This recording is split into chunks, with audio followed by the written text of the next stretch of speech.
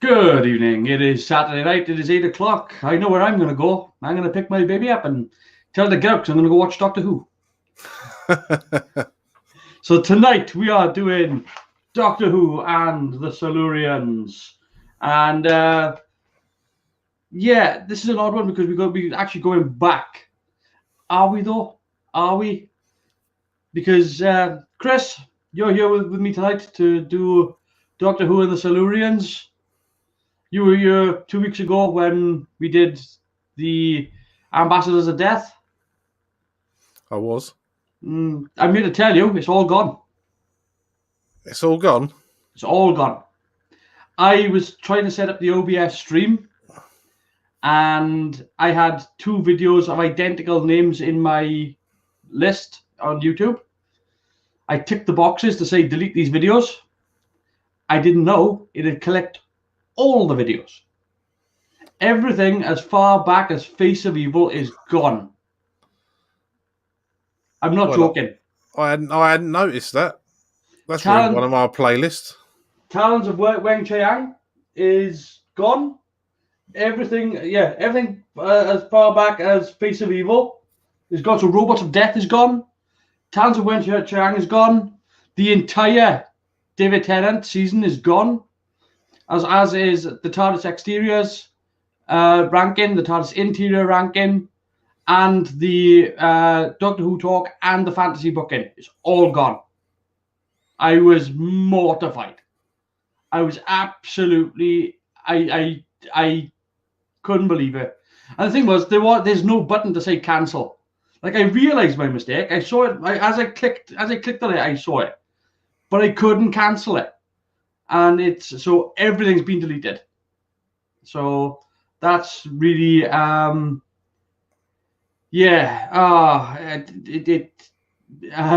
just put down it's the BBC whiteboard all over again. Oh no, we've got missing episodes. Someone must have recorded them. I know. Yeah, we started to find them in Africa. I couldn't believe it. But anyway, that's my drama. How are you doing, Chris? Well, I was doing all right until you told me that. Man, I couldn't believe it. I genuinely couldn't believe it. I don't even know how you go about getting them back. I've looked into it, but apparently, you got to have YouTube partnerships, and you got to have like representatives and things like that, and you got to talk to people. And I'm just like, there's at least 30 videos gone. Yeah. I'm just looking on my vids with friends.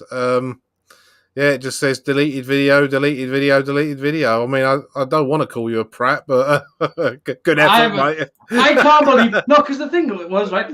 These 2 videos were in their own separate category because they were upcoming streams, right? But they were upcoming streams but why then were all the videos linked into one block? Like, I clicked the little box, and instead of just having these 2 videos, it highlighted the entire row. And I was just like, and it was only when I clicked, yes, delete, of course, delete. I'm telling you to delete them. So I clicked delete, and then it was just like, no. I would send YouTube an email just in case, because once something's on the internet, it's never truly gone. Yeah, I mean, do them again with UCG does a giant monster or something. I am not watching Love and Monsters again. No. I tell you, I mean, the good thing is that we still haven't done the season 2 review, but that'll be something. So that'll be a small recompense, I suppose. But I couldn't believe it. It will be until someone watches that and thought, oh yeah, I'll go back and watch their reviews of that series. Yeah, I'm absolutely. I don't tell. Like, literally, this happened about an hour ago. When you told me you'd made a terrible mistake, I didn't think it was that bad. I'll tell you what, I used to work at a stationer's, and we used to have someone from Merthyr Tydfil from Triumph deliver to our thing, and his catchphrase was, "I think I've dropped a bollock," and you have. I gutted Fantasy Cast of Doctor Who was one of my favorite videos. We had such a good time making that video, and I think we done. It wasn't just that we had a good time doing it. It was good to see different ideas being bandied about, as well as not only that, but it was a love of the show as well. There was no, but they wouldn't do that these days, or it was just us shooting the shit about Doctor Who and basically just having a good time talking about what we would do, but putting ourselves in the situation of producer and saying, look, this is what we would do and why we would do it, and we had multiple options and choices, and it was just good fun. That was a good evening. See if you can get on the YouTube, mate. See if it can be saved. Never say never. Yeah. But I mean that was one of the videos that just made me. Again, that was good. But I liked the TARDIS interior videos as well, because we all had different ideas as to what the TARDIS interior should be. So it was just I couldn't believe it. Well, again, I will email him. I will send him an email and say, look, Chris made me do this. Please. I bloody didn't. I didn't know nothing about it. So yeah, absolutely mortified about that. But anyway, we're gonna move on. So if you at least your mic's working properly, so small mercies. I mean, the good thing is that now Ambassadors of Death is not in the wrong order. So that's a bit of a bonus. So we are going to do Doctor Who and the Silurians tonight. Chris, what are your memories of Doctor Who and the Silurians? Well, I always get it mixed up with the Sea Devils, and I'm not the only person that does that. Well, funnily enough, I had mixed it up with the Sea Devils because I thought we had already done it, and we hadn't. We had done Sea Devils instead of Silurians, but it turns out it doesn't matter anymore anyway. I also know that this should have been called the Silurians, and whoever it was that done the titles decided to actually call it Doctor Who and the Silurians. Yeah. So I think that's the only time that's happened in the show's history, other than the films. No, they used to do it quite a bit in the older series, and mainly in the William Hartnell ones, I think. Did they? Oh, I thought that was the first. But this is one that I have actually seen before. It has been a while, but this comes straight after Spearhead from Space, doesn't it? Yes. So this is like we've set out the Third Doctor's stall in as much that he's stranded on Earth and now he's working for UNIT. And as I remember rightly, he's not quite so dapper in this episode. He spends quite a bit of time in a boiler suit. I mean, yeah, there's a few things going on in the story. Again, look, it's John Pertwee bringing what John Pertwee does to the role, which is I think he wanted to ground the character out. Yeah. I think he wanted to make it much more of more like Avengers, I mean, the John Steed Avengers, as opposed to doing it this sort of big, broad space sci-fi. And I think that he wanted the character to be a bit more down to earth, as much as possible for the Doctor, whilst still being this sort of alien vehicle for telling the story. What I think about Doctor Who and the Silurians, though, is the fact that I think it's a great story because it's a story. I guess it's a story that starts out being mainly about. I want to say about refugees, but I think it's also about conservation as well, because it's such a broad narrative that I think that it paints it with such a broad brush that I think that it can be about all these different things. You can take from it multiple things. You can see it as a story that is about refugees, or you can see it as a story about preserving wildlife. It's that broad of a story. I think looking at how the Silurians are conveyed, though, it's kind of like we're the alien invaders in this story. Yeah. And I think that's quite a good twist, I think. That they've done it so that they were here before us, and then it's how the Doctor kind of is trying to see this point of view of, what do we do about this? Because I mean, obviously, UNIT come up with their own solution, which is what you would expect. And I'm not entirely sure what you would make of the solution. It's a difficult one to juggle, really. I mean, we'll get to it when that happens. I don't think it's going to be a surprise to anyone as to what happens to the Silurians and in this, thanks to UNIT. But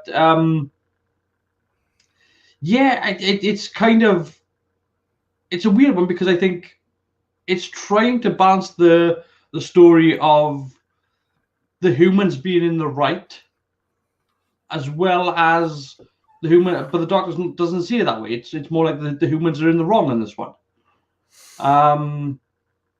So I think it's a bit of a fascinating story. I think that, I mean, where do you think of with like later stories with the Silurians, including modern era as well? Well, in the modern era, they kind of wake them up again, don't they? Except like it's a separate.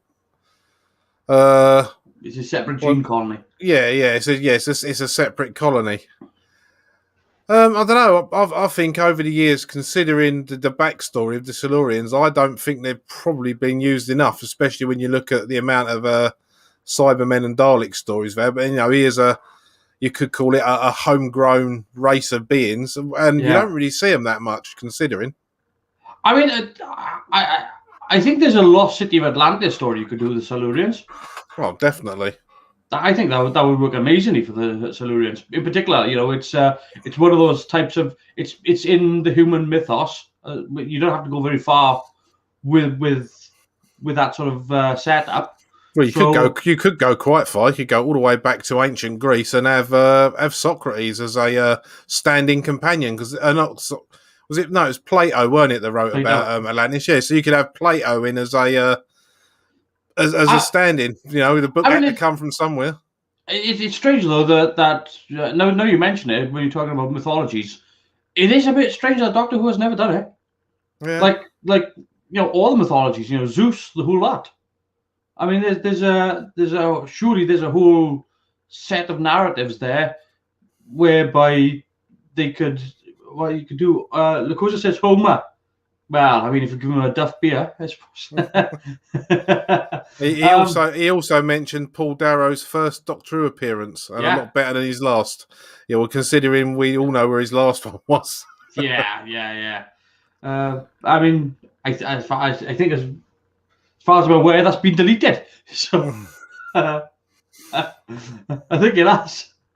I think that's part of the list that of episodes that was on the delete. So you can go back and watch Time Lash if you want to. It's been put in the Time Lash, literally. Yeah. The whole of the Sixth Doctor has. Oh dear. I'm still trying to get over it. Anyway, we're 14 minutes in. I'm getting ready to string myself up, to be honest with you. Don't do that live, for Christ's sakes. No. That'd be a different video, wouldn't it? But anyway, I'm getting ready to click play. If you're ready to start, I'm ready to start. Yep, I've got a slowly, almost faded in Doctor Who Third Doctor background ready to go. Well, I'm hoping, because I've got my new little DVD player here, so I'm Blu-ray player, so it might make a bit of a noise. I don't know, but hopefully it won't. But I'm getting ready to press play in 3, 2, 1. Bingo. And it is. Yes, I've got it. Yay. Lovely picture. I've actually seen somebody on YouTube who's done a reconstruction of the Third Doctor title sequence, but with all brand new graphics, copying the method of, sort of, what's it, like an infinity mirror type of effect. Looks really good. Well, isn't this actually considered a lost episode because the BBC haven't got the masters? It's just other sources that they've got this from. Probably, it wouldn't surprise me. I think some of the restorations that they've done as well whereby they would take a black and white episode, find the old color source, and then overlay it over the top. Because they would generally, most of the cameras that they had back then were 4-channel instead of 3, so you'd have RGB and chrome, and normally the chrome output is normally the one that survives on VHS, and it's normally the RGB that craps up first. So they probably did. They probably had all this in black and white, and then somebody had a color version somewhere, and they probably just put it over the top. Yeah, I mean, the version I've got here, I really should run it through OBS and do some color grading on it, because it's quite low contrast. It's watchable, but it looks like the contrast's been turned down a lot. Oh, I forgot about the T-Rex, and if you want to call it a T-Rex, it's up to you, but I'm not going to go that far. Yeah. The thing is, they didn't show it there, but later on you are going to see it. Yeah. And somebody approved it. Yes. I think we can probably call it Bodzilla or something. The thing is, it's all part. Do you know the inflatable T-Rex costumes that people wear these days? Or the inflatable raptor ones? It's not even that good. I know. Yeah, and first episode with Bessie, even though we saw her last week, even though it don't exist anymore. It doesn't exist anymore. Yeah. You can fix that. Try fixing this problem. I reckon you'll be able to get them back, and if you do get them back, I will relentlessly take the piss out of you for at least a month. if you don't get them back, I'll leave you alone. Let's just watch the episode. Yeah. Make the most of this, viewers. It might not be here next week. You gotta laugh, mate. What else can you do? No. Again, this is interaction with the doctor as well. She's not in the most appropriate attire. Yes, she is. No, I'll rephrase that. She's not in the most appropriate garage attire for working on a car. No. The only thing that I didn't like about Bessie and all of the vehicles is having like who 1 and who 2 on the number plate. Oh no! I don't mind that on the number plate at all. What I don't like is the Who-mobile. Oh my word! Like, I know that people had some decent ideas in Doctor Who, but they were always bad ones, and they didn't filter out the bad ones. The T-Rex, they hadn't realised that with the CSO, it didn't need to be life-size.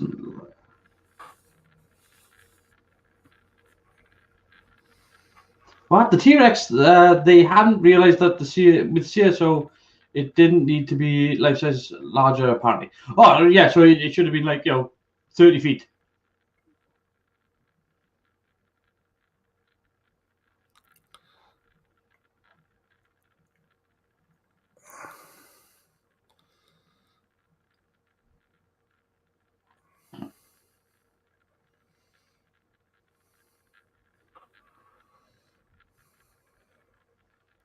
No, he was Naida, wasn't he, in Genesis, wasn't he? Yeah, he was, wasn't he? Always played a slimy villain.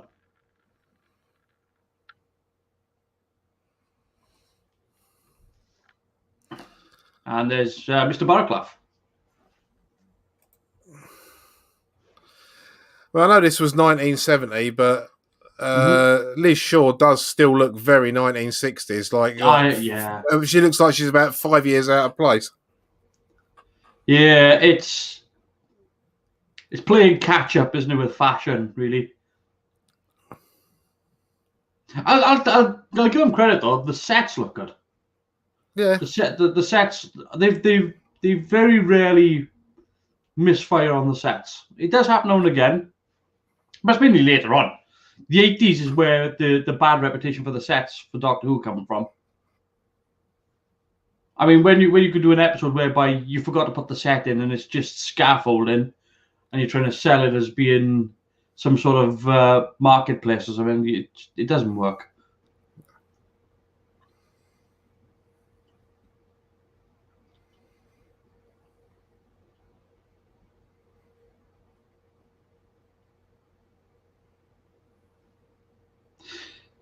So, on a side note, here they're talking about problems with nuclear power and everything. And last night, I was watching a documentary all about Chernobyl, and they were actually on about the fact that they had to get to one of the nuclear cores from underneath, so they had to employ miners to dig under the station. I'm like, nah, start doing that for a banknote.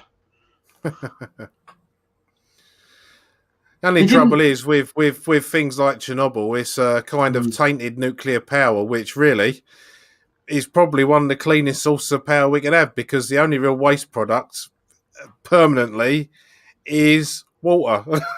Yeah, but I mean, like, I was terrible at Chernobyl, and it wasn't just the actual. Like, I don't know if you remember this, but I had forgotten about it as well. But on the news, while they were reporting at Chernobyl and trying to put out the fire, one of the helicopters flew into a crane. On live on TV, and I was like, "Oh my god!" Because there was no coming back from that. There was nothing. They flew straight into the cables, took all the blades off, and that helicopter just fell out of the sky. Well, yeah, I mean, I'm of the generation where I was a school kid. I think I was 14 when Challenger exploded on the launch pad. So, I do see these things. And our parents' generation had Lee Harvey Oswald being shot live on telly. So it normally happens once every decade. Yeah. Oh, again, like I said, when it came to Challenger, I remember exactly that happening, because we go home from school and it was, what was it, 20 to 5 in the evening. We're sitting down having food, watching it live on TV, because it was one of the first broadcast live launches of a shuttle, and because people didn't even know it had gone wrong. No, the crowds were clapping, weren't they? It was like, yeah, because they thought it was like separation or something. But anyway, back to Doctor Who. Yes.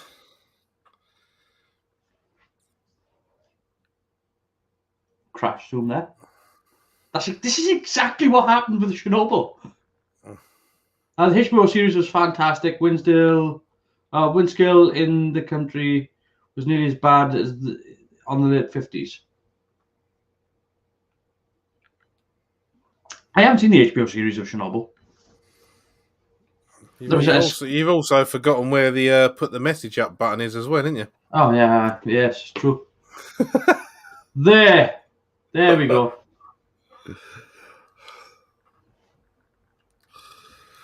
Well, I honestly thought after my practical joke the other week.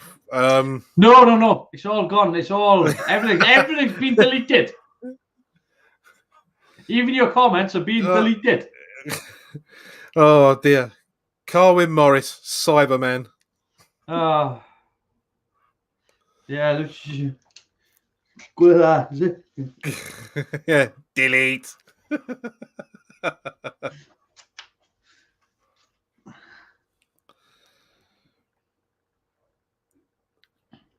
I find it interesting that in this one, considering that we saw him in Ambassadors of Death, whereby he's a bit more forceful in having to be on site, but then wins people over. In this one, he's a bit more welcomed.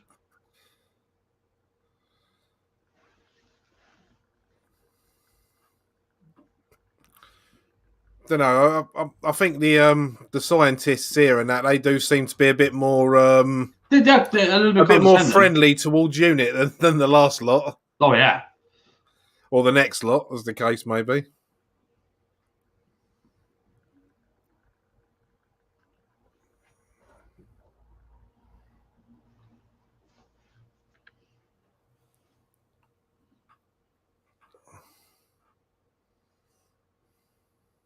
Did he really not? He couldn't have turned around and said, "There's no glass in that."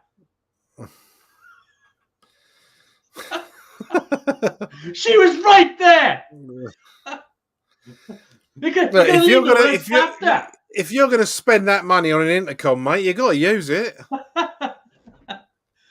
That's gratuitous use of technology. That is.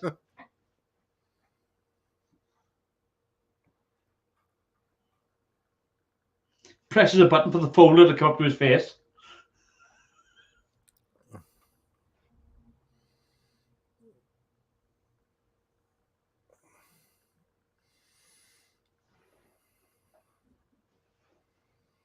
Oh dear. Dear, oh dear, oh dear.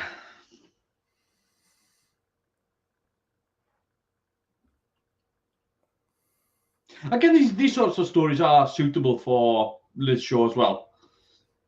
For somebody who can keep up sort of on the Doctor's level, and then can talk, so they can talk openly and frankly about sort of like nuclear power and things like that. Yeah. Like you could have never have done this with Rose. You know, she wouldn't have been able to keep up. She'd be dragging on the Doctor's coattails like. Yeah, I mean, she can throw a punch, but yeah, I don't think she does science particularly well. I guess she muddles through, doesn't she? I mean, it's not just her. I mean, Sarah Jane would have struggled with this one as well, I think.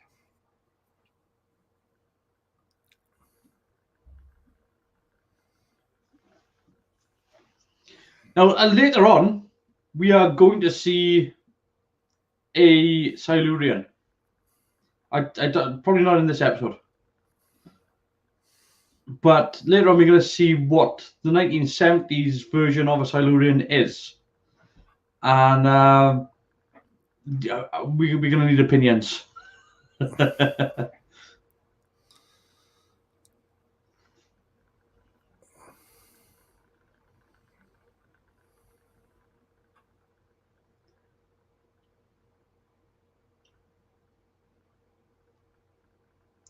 Kick him in the nuts.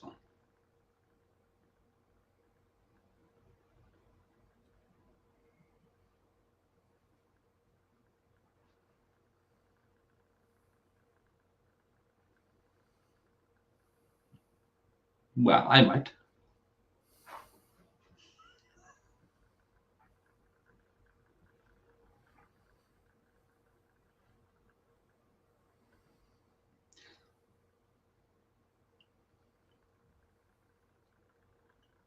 I think there's only one kind of fear. I don't want to pick on the script, but I don't think you can have some kind of fear. You've either got fear or you don't. I don't think it comes in different varieties. I don't think you can have purple fear. No, but I mean, you know, fear of ducks is different to fear of spiders, surely. No, because it's just a phobia. Surely the phobia is still the same, regardless of what one it is. Yes, it is. Just stop calling me Shirley. There's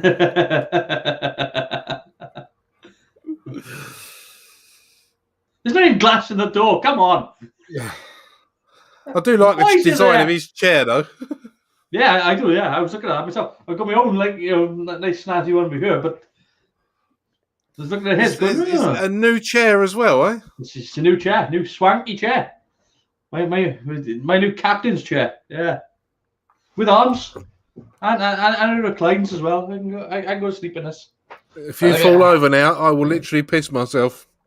No, I done it when the first time I set the chair up. I forgot to tighten the torsion underneath, and I went back and it nearly went down. I nearly went over.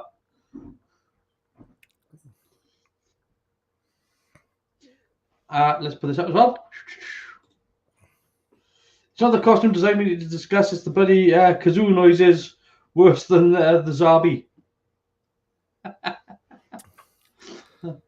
Yeah, but is it as bad as a Vuvuzela? That's the question.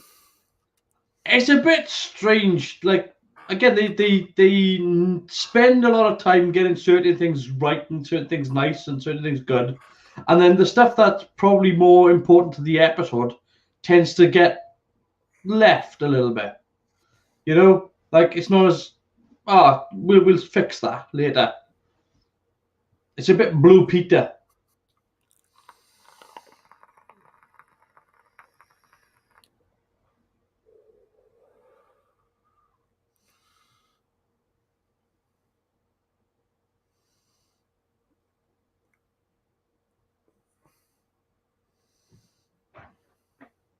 I love that little moment with Nicholas Courtney there, whereby he's basically like, you know, I've been through enough crap with this guy to know, like. Yeah. I mean, how cool is the Brigadier? I mean, oh yeah, even Freddie Mercury based his looks on him in the 80s.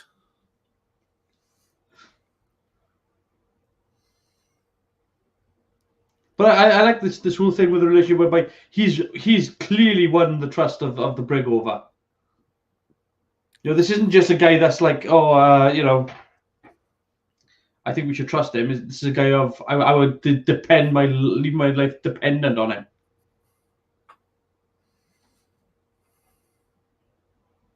Now he's calling the guy there by the door.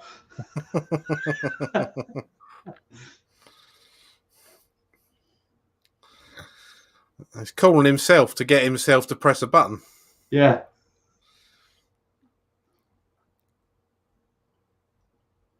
But see, it's quite a good set though. They got working monitors and things. Yeah. I mean, I think that's only a visual test card up, but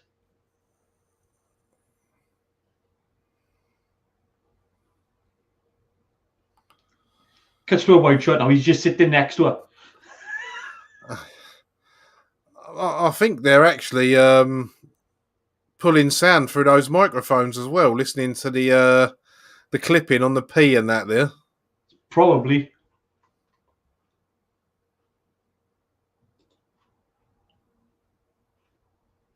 You can insert any dialogue over that look. Anything at all. You're going to just put over like, maybe it's peas and fish and chips for dinner tonight.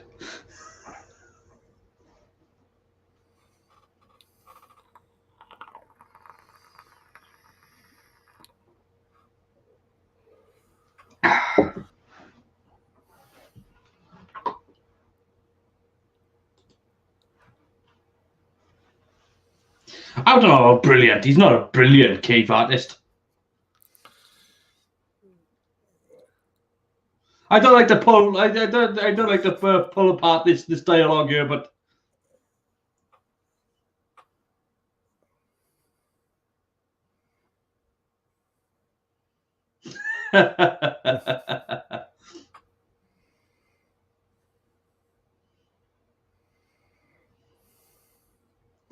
I don't think he's used Watson in that relationship. No, but to be fair, when it comes to that, the Doctor started it. It's nice to see the Brigadier kind of being his equal. You know, when they lock horns verbally. Yeah, very much so. That's quite a nice effect as well. Well, it's better than the dial from Hand of Fear, anyway. Yeah.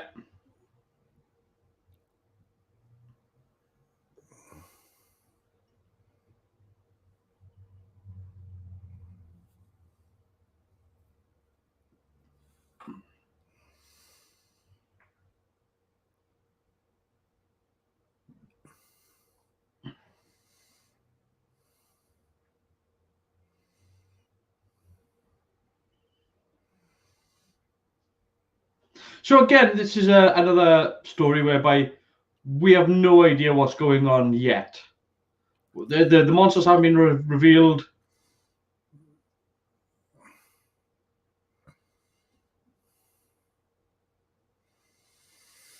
Yeah. This is another one of them stories that builds. I mean, we've got 7 parts again, haven't we? So it's a fully rounded story rather than rushing the plot through and spoon feeding you what's going on. Yeah, exactly. It's left you with a mystery.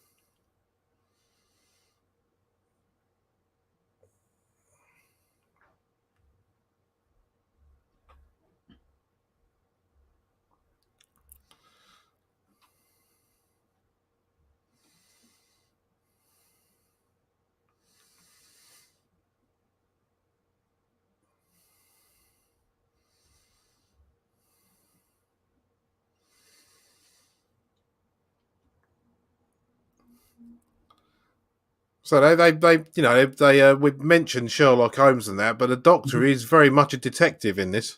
Oh yeah, but again, that's much more of his character now. Anyway, is that Yeah, he is much because he can't be this spacefaring traveler. He's much more of a detective. This is much more of his type of series now.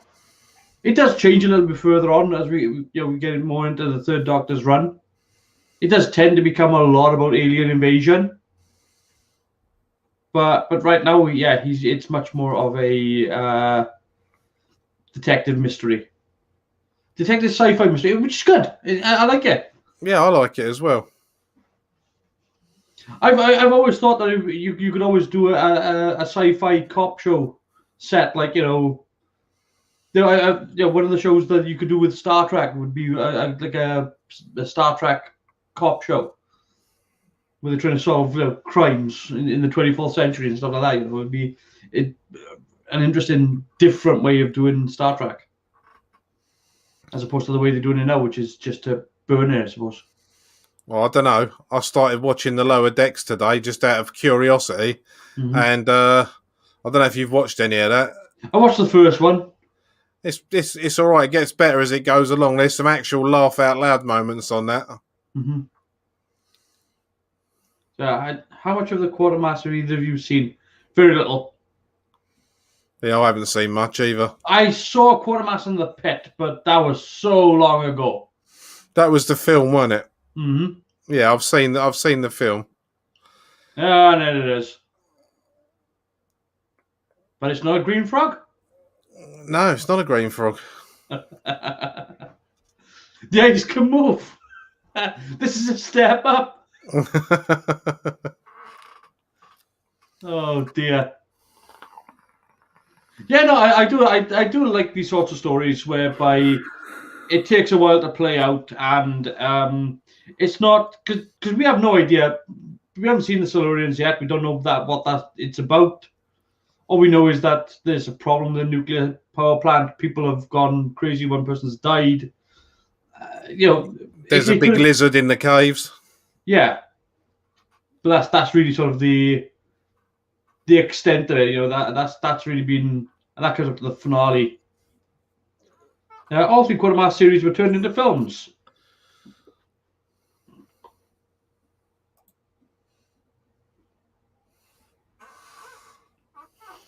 All right, we are straight into episode 2. It's strange how we've never watched any of these before, isn't it? Like, I would have thought we would have watched like Ambassadors of Death or something before this. It's amazing.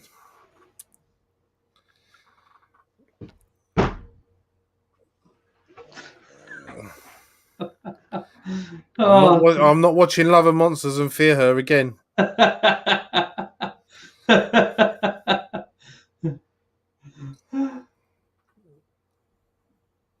suppose it's an opportunity to redo other videos, I suppose. Or Timelash. Oh, speaking of as well, yeah, I am actually working on redoing the visual effects for Ambassadors of Death as well. So even though I have no reference anymore, but I sent you a couple of my progress pics, Chris. Yeah.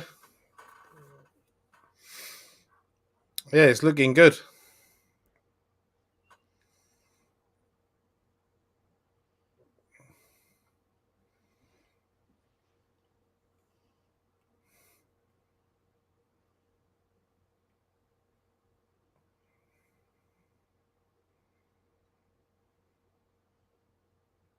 It does make me wonder though how you can do like a nuclear power plant set and make it look so good, and then do like all these sort of other sets and make them look quite snazzy, and then do a cave and make it look like it's made out of paper mache. Well, I mean, the buildings are already there, aren't they? I mean, I mean, apart from going on location to Danny, I'll go for somewhere like that. I mean, where'd you get a decent cave from? No, but I mean, like, they don't have to. Like, they've had other cave moldings before, but I don't know whether or not it's the drama department in the BBC, but where Doctor Who's sitting right now in the position that it's in, I think that it's not quite being taken as seriously as people would like. No. I think there's still a touch of a stigma about it. And everybody the shame is that everybody that's working on this is working as best as they can possibly do to deliver it as the best product they can. It does feel like they're having their hands tied a little bit.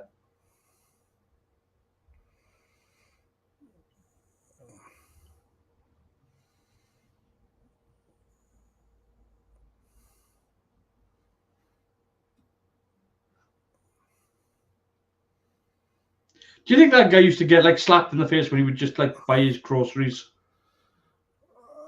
Oh, his voice makes me want to slap him.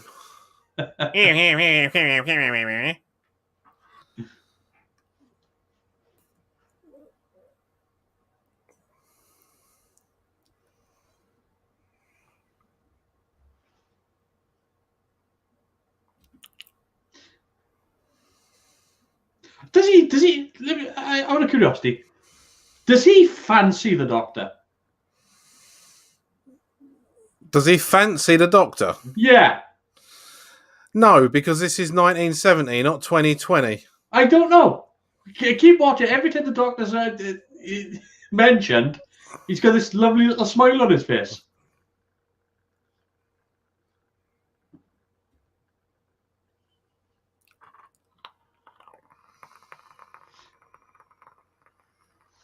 The thing is, as well, and let's be honest about this, gay people were not treated. They were treated far more with flamboyancy in the 70s. I mean, you had people like, what's his name? Oh God, I'm trying to go through my brain now. Like, Larry Grayson. Larry Grayson. Are you being served? John Inman. I mean, all these sorts of characters. They were taken for their flamboyancy. They were treated as figures of fun, weren't they? Really? Yeah.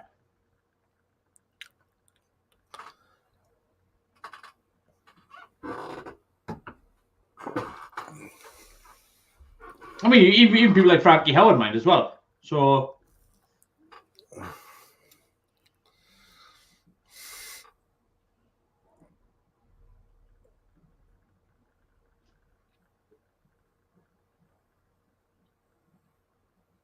Yep, it sounds about right for unit. Yep. I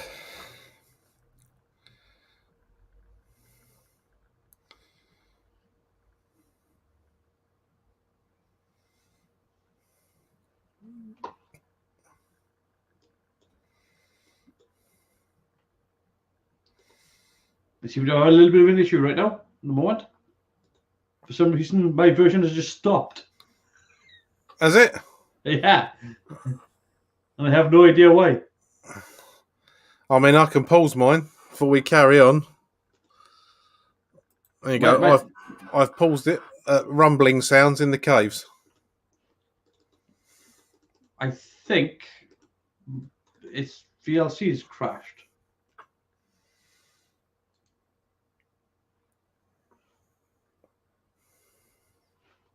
Something's crashed. I can't get the window to close.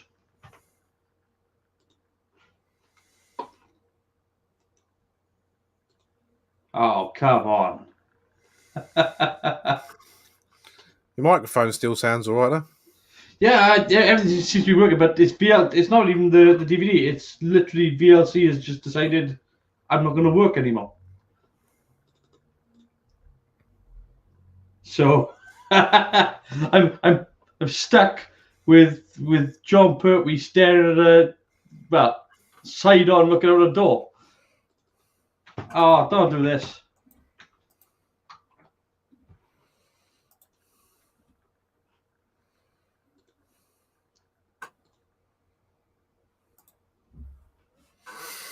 Right, well, I've gone back to where you've just said so.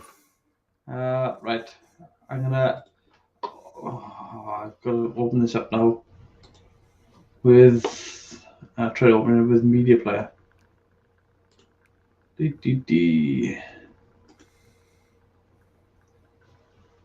Let's see what happens. It doesn't like it. I don't know why. You're not having the best of Doctor Who days, are you? Not really, no. There's no reason why they should be doing what it's doing.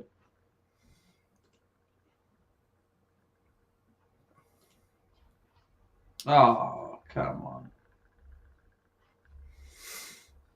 For some, just say File Explorer is not responding.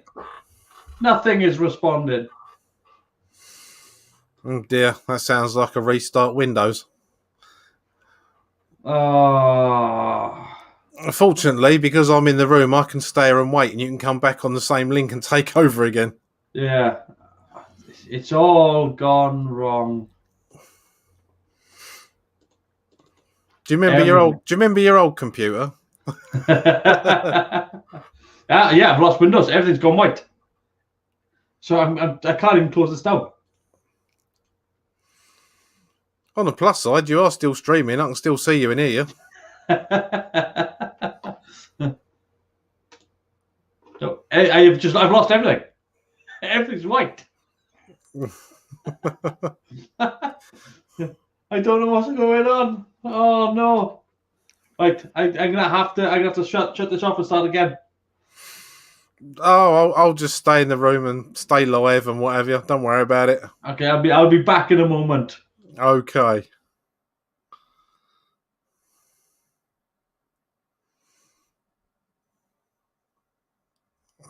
Working out if he's paused or if he's just doing a police squad.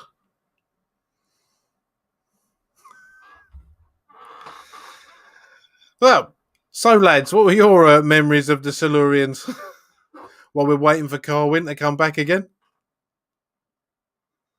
I'm sure he's here in spirit, but I can't put your comments up on the screen. Can I play the spoons? No, because that would mean going and getting some spoons, Ian. I can play the vape. I can't even do that, really. It's not loud enough. That's typical. He's done all that. Got a whole new computer set up. It's gone as wrong as the old one. Still, at least if his picture's gone, that means he's managed to log out, so he should be able to come back again in a minute. I was enjoying that.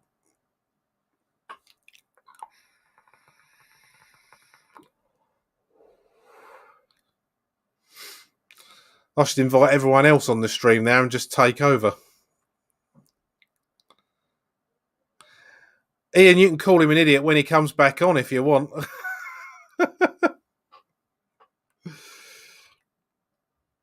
He's not having a good day, bless him.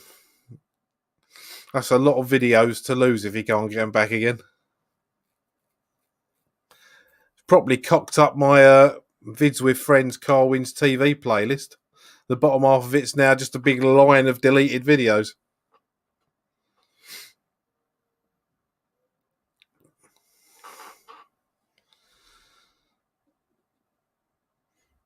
Yeah, it's definitely not going well. Still, I'm alright. Sat here in my TARDIS.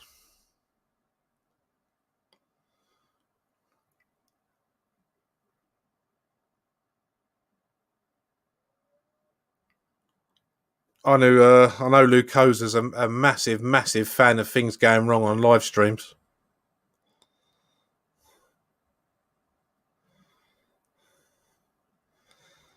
Going nuts after lockdown ended. Has it ended? Mind you, saying that, I don't think the latest lockdown even bothered bloody starting, did it?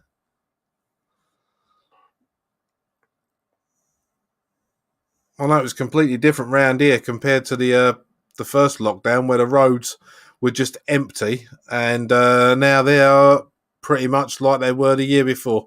It's like nothing's happened. Yay! Hey, there there he is. Right then. I lost everything. It just all went off. I've never had that happen before. I've been kicked out of the stream, but I've never had my entire PC just go, do you know what? Screw it. I'm just gonna go to sleep. Teething problems, mate. Yeah. I think I'm in the right sort of place now. 6 minutes I'm at. 5 minutes and 35 seconds into the I am episode. I'm at 5 minutes and 36 seconds. So resuming in 3, 2, 1. Do. Well, good luck. We didn't take the piss out of you much while you weren't here. That's okay. I deserve it. The wanderer returns to Kosa.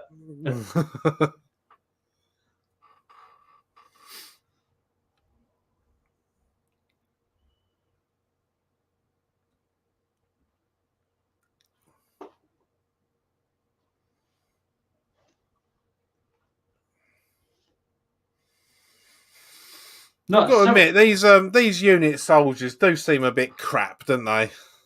Mm-hmm. I've lost it again. You've lost what again? VLC. You stopped working again. It's crashing my computer. Okay. I mean, are you using the 32-bit, 64-bit one? Probably. Okay. It's gone dead.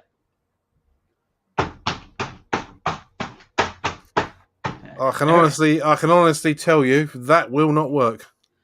Everything. If anything, that will break it more. Well, everybody.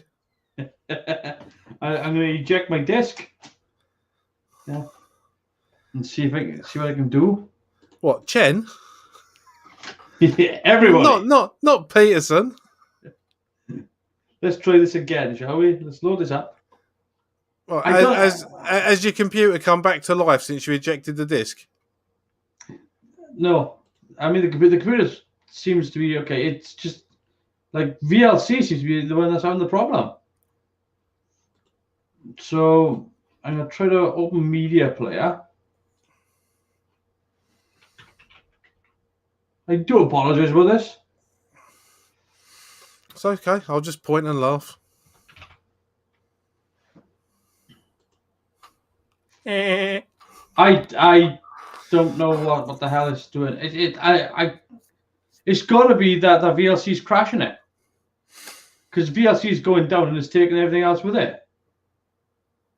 Have you got the latest version of VLC, and have you got the 64-bit one to go with 64-bit Windows? As far as I know, yes. Right, well then I don't know. I don't use VLC Player that much. I only use that if Cyberlink won't play the file I've got. Well, normally I normally play stuff with media player, but it automatically plays with the DVD, so I can't really. I've lost everything again. Nothing is working. Okay, that's pedantic Hoovian. That's quite exciting. Yeah, this.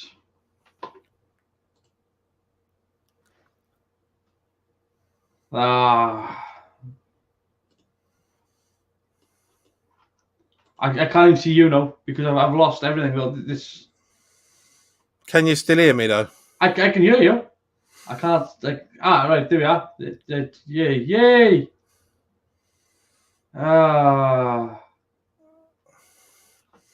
It's all very well saying BritBox for the strong, mate, but when you've got it on DVD, you don't want to pay for BritBox to watch the episode you've got on DVD. Yeah, exactly. Oh God. Nah, it's all gone tits up.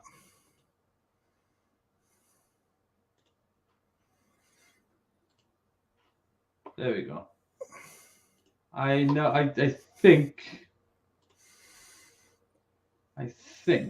Luke Oza's saying, have you got Corsair ICUE software installed for your keyboard? Is it a Corsair keyboard? No, it's a Microsoft keyboard. Oh, I know, because Luke Oza had issues with some keyboard software, but if it's not Corsair, then it's not that. Cheers, Pedantic. I mean,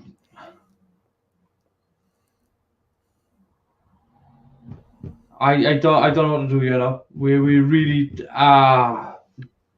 this is frustrating more than anything else. I'm gonna try to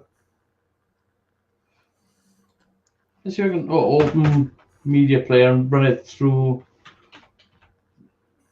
Windows Media Player. There we go. Thank you. Let's bring you over.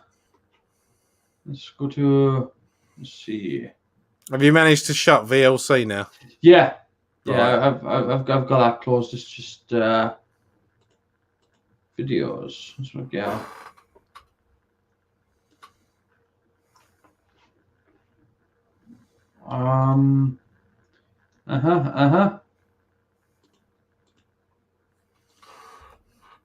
We got to 6 minutes and 28 seconds that time, if it helps.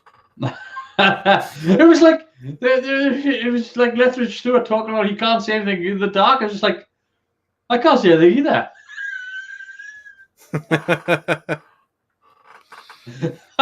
Jesus. Like, oh, we're all in the same boat. Oh my god. But I have to be able to do this.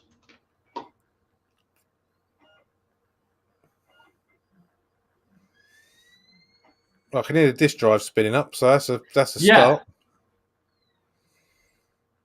I hope so. It's trying to do something.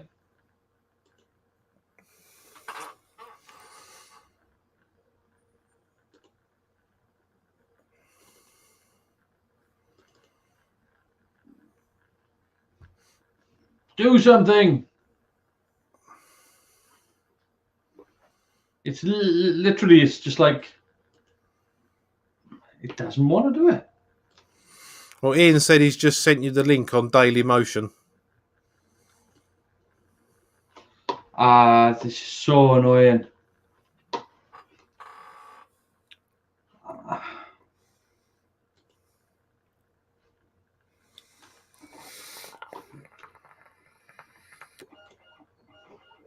There's nothing I can do to help you, mate. All I can do is sit here and take the piss.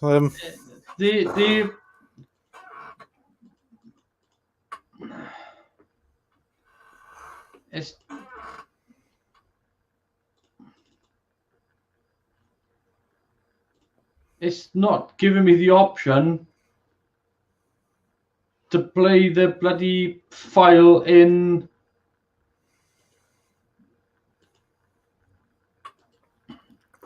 What the hell is that?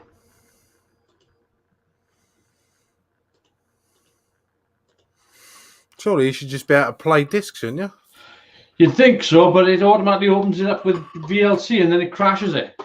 So what about Groove Video? Does that play discs? That's the new iteration of Media Player in Windows 10. I don't know. I have no idea. That's Groove Music. Well, I'm going to have a look. I'll tell you what the video thing's called. It's called. I don't know what it's called at the moment. That's useful, isn't it? It's ridiculous. It shouldn't be this difficult to play a disc, for crying out loud.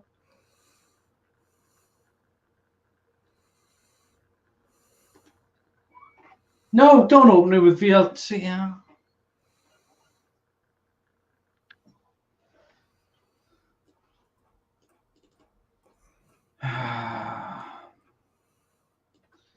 Now I have it open in VLC.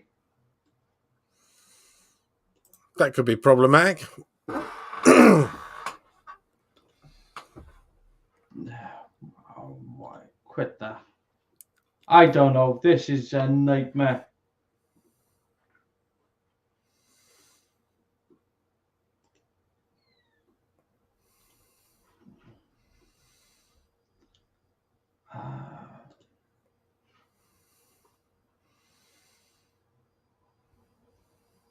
No, I don't want to find a new DVD app.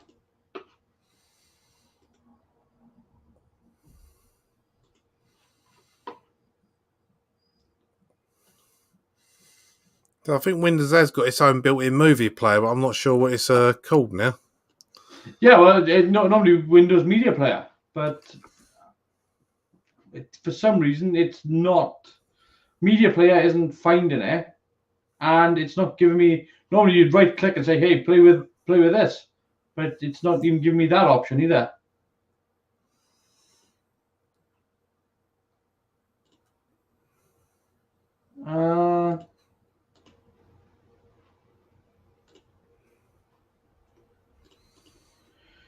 Oh, I do apologize. This is.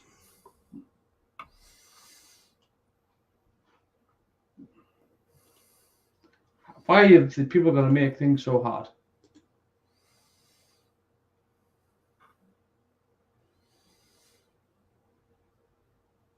Again, there's no reason why it should have stopped. I mean, I'll check the disk just in case there is an issue with the disk.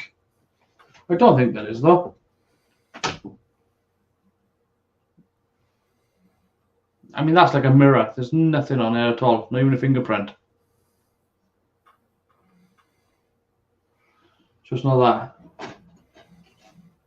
I could scratch it up a bit, but I don't think that's going to help. No, that's probably not going to make things better. Your input can't be opened. VLC details. Close. Close that.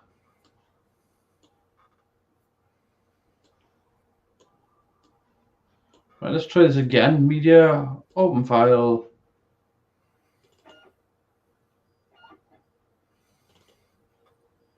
I hear disk activity.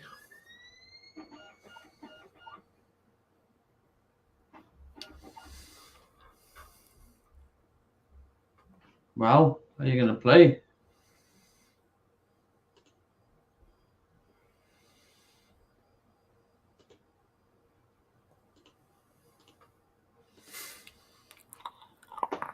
Oh.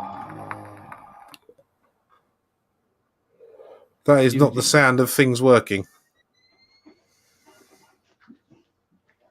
Hey, there we go. Right then. Episode 2. 5 minutes, 36 seconds, I think. All right, I shall go back a bit then. Actually, I'm going to go to 5 minutes and 40. It's a bit where they were in the cave. Yeah, another footprint over here. There we go. Well, Doctor. There we are. That's where I'm at.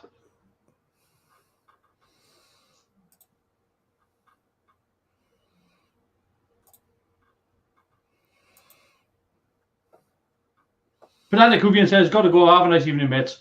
Thanks for stopping by.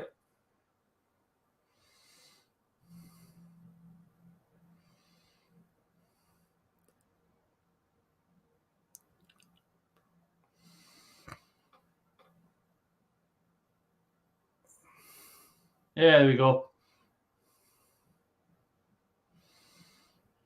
That's terrible. It's not a rubber frog. But this is my point. This at least has the excuse.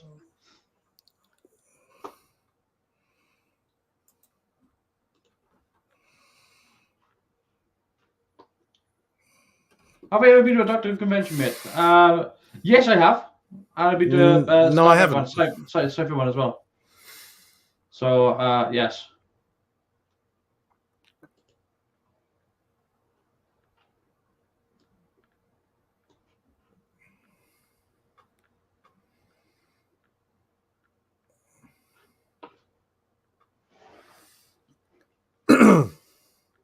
I once spent 5 days at a sci-fi convention.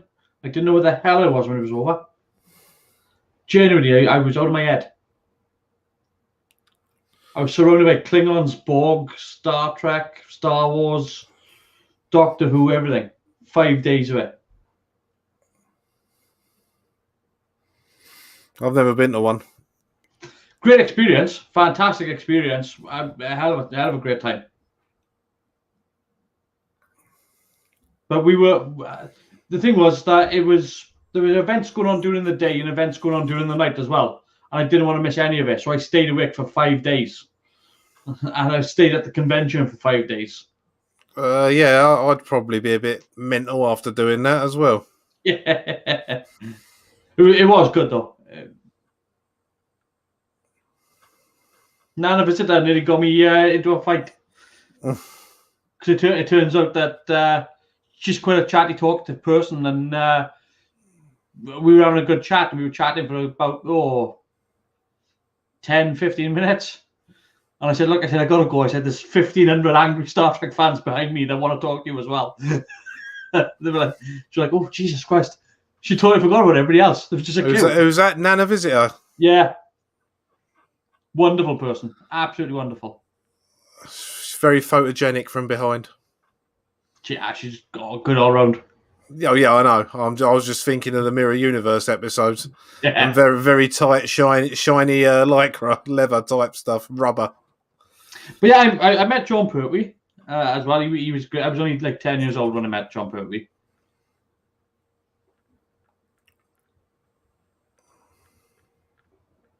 He was actually playing Spotty Man in a live stage performance of Super Ted. A live stage performance of Super Ted? I'm not making it up. The play was called, you can look this up, it was called Super Ted and the Comet of the Spooks. Oh, I don't disbelieve you. It's just the fact that John Pertwee was doing it.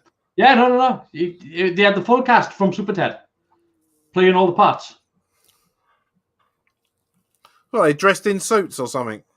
Yeah, they had Super Ted on stage. He even flew out over the audience as well. Yeah, he was dressed up as Spotty Man.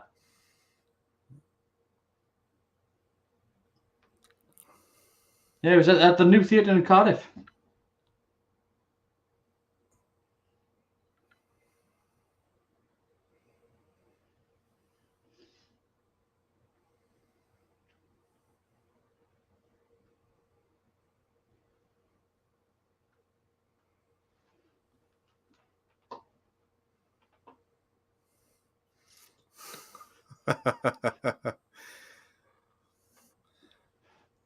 Are you talking about meeting or being photogenic from behind, Chris?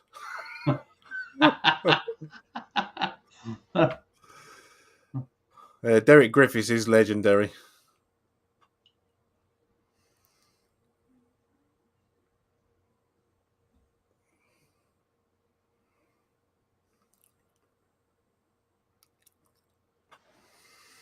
You can hear on this bit where they got the idea for Darth Vader, can't you? Either that or selective phone calls.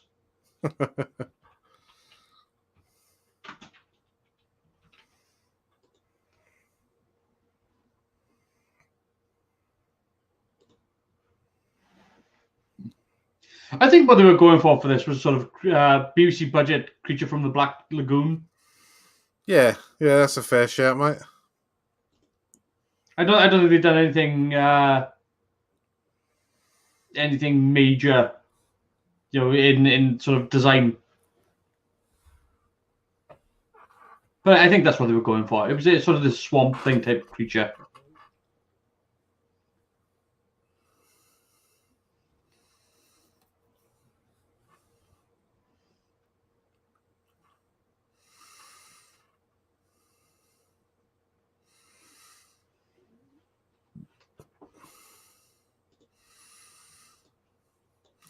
Oh, he's a proper miserable twat, that bloke, isn't he?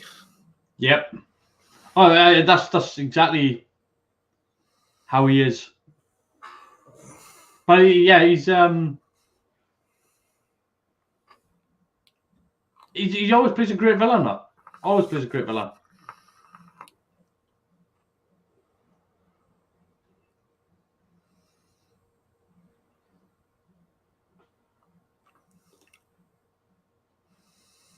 But to answer your question, though, Lucosa, yeah, I did. I met Derek Griffiths as well, who was the voice of Super Ted. So, yes.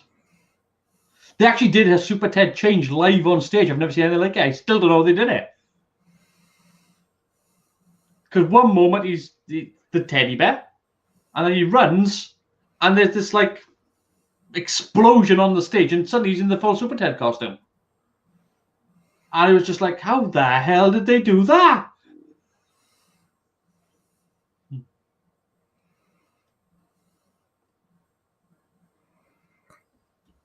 It was a very impressive show. I was very impressionable as a kid. Super Ted's coming back, by the way. Yay! They're bringing it back. Yeah, but would it be the same without John Pertwee as Spotty Man? No, of course it won't be. I think they changed it. They done like a later Adventures or something, and they changed the voices in that as well. It wasn't right then. Last thing I heard of Derek Griffiths, he was doing adverts, one of them payday loan companies. Oh God, he's got a massive career, Derek Griffiths. Yeah, I know he has. Coronation Street, Hilda, 2020.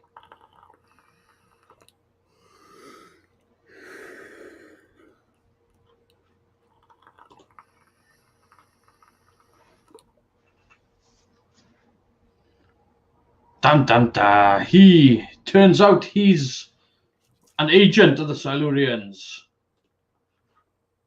Up.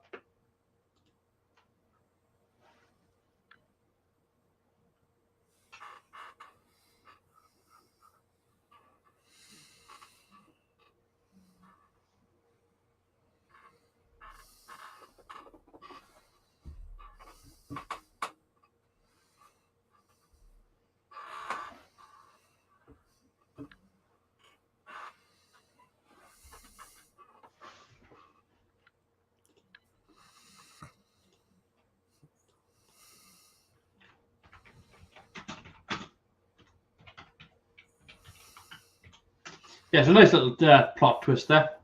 Yeah. They've got this agent working for them, the human agent. They've done it before with sort of like Daleks and things like that, but I think it works better like this, as it's more of a, this person's got multiple reasons for doing it. It's almost like, this person's doing it of their own free will, but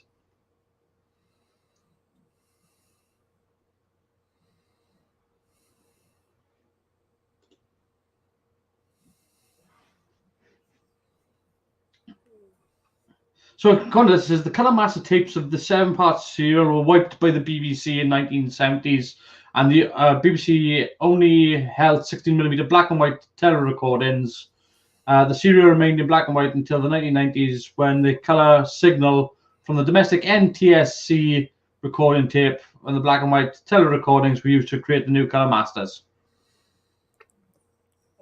Well, yes. I mean, it's not, but because of the lack of contrast on the version I've got here, some parts of it do look black and white, but like distant shots, it's not. But yeah, I think I've got an early. Someone's made a digital copy of an early VHS one or something. It's pretty good considering.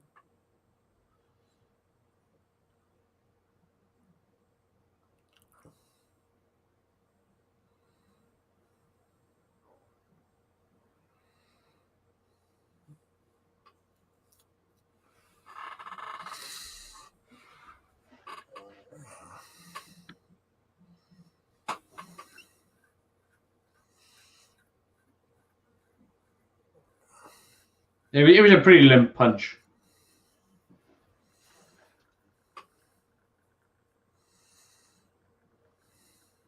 So this is quite high up on the Doctor Who fan list as well. This is number 33 in the countdown.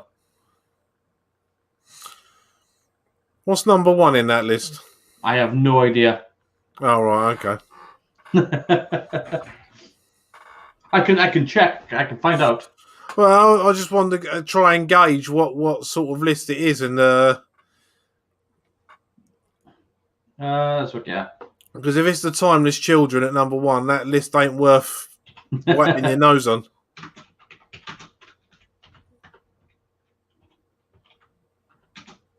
So it's voted out post Gallifrey, so I'm assuming.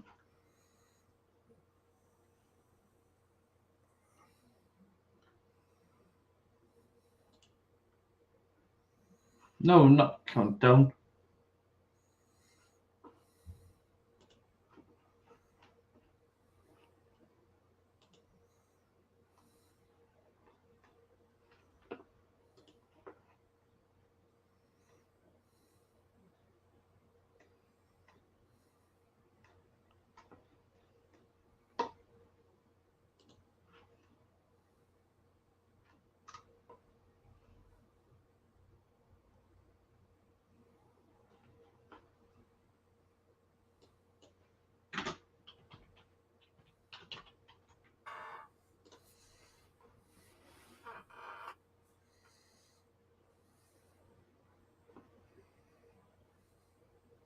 Nah, I will find it. Day of the Doctor. Day of the Doctor's number 1. Yeah. Well, it weren't a bad story, but I don't know if I'd put it anywhere near the number 1 spot. I think it's got a high production value. Yeah, it's got a high production value, but it's still not the best story. I mean, it's they had to quickly write in a new character because Chris Eccleston said, "Nope, I'm not doing that." Yeah, that's what it says. Yes. Nope, my thing has stopped again. Blu-ray stopped again. Seriously? I'm not joking. I have Nicholas Courtney on screen looking like he's just been kicked up the arse. I've just paused it. I've got him on the telephone, but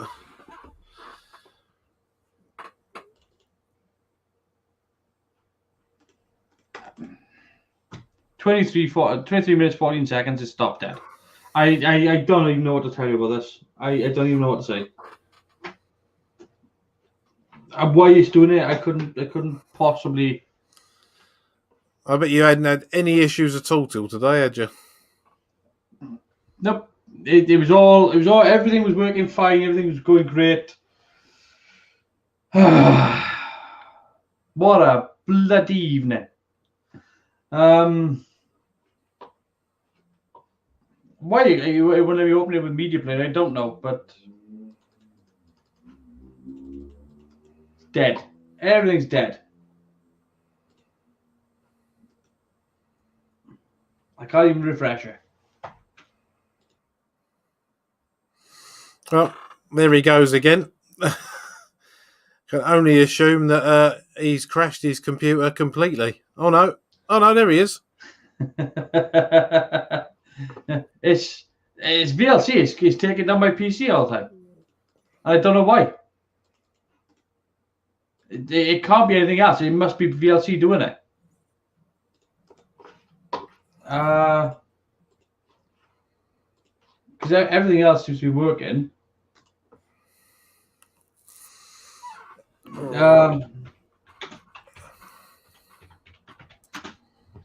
So talk amongst yourselves. No, I'm trying to help you find a solution.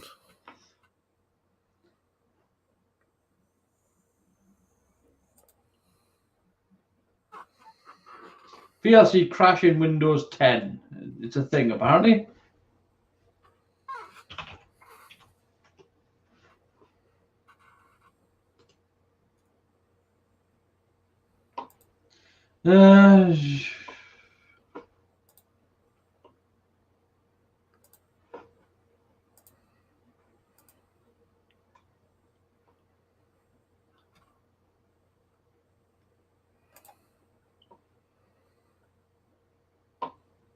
VLC player crash when trying to load and play the DVD mounted. I'm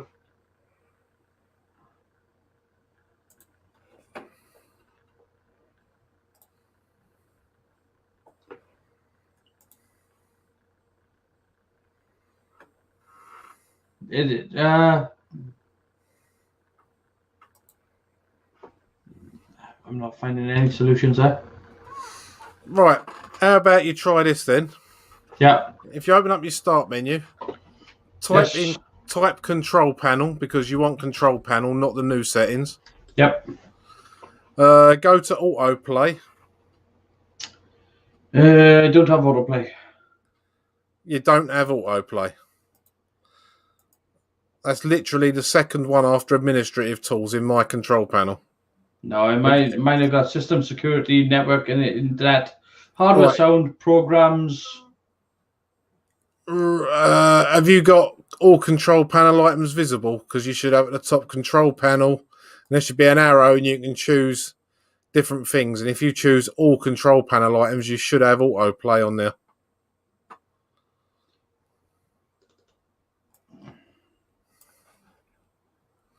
No. Right, here we go. I know what I'll do. I've had an idea.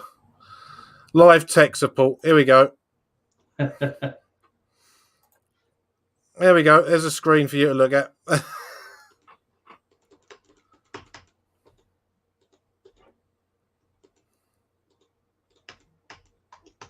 Nothing is. I can't. It's okay.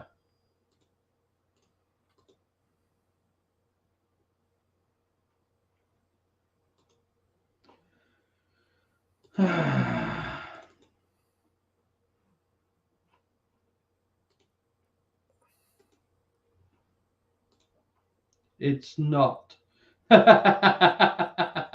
General, it says this device is working properly. My ass.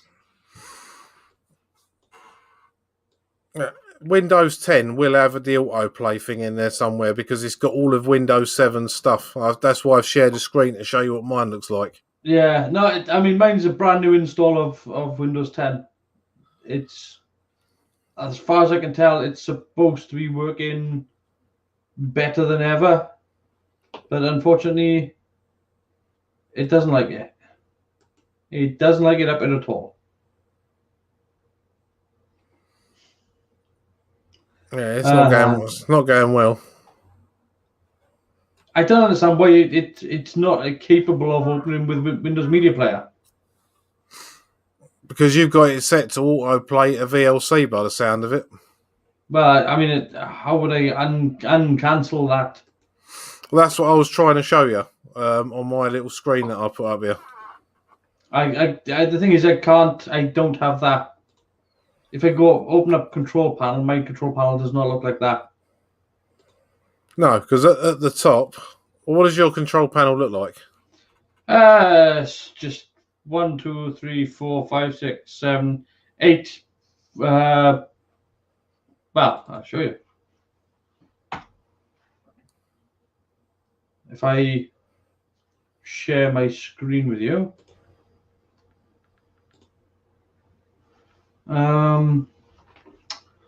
Which one? What have I done here?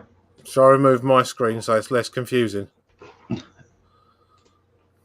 I share my screen.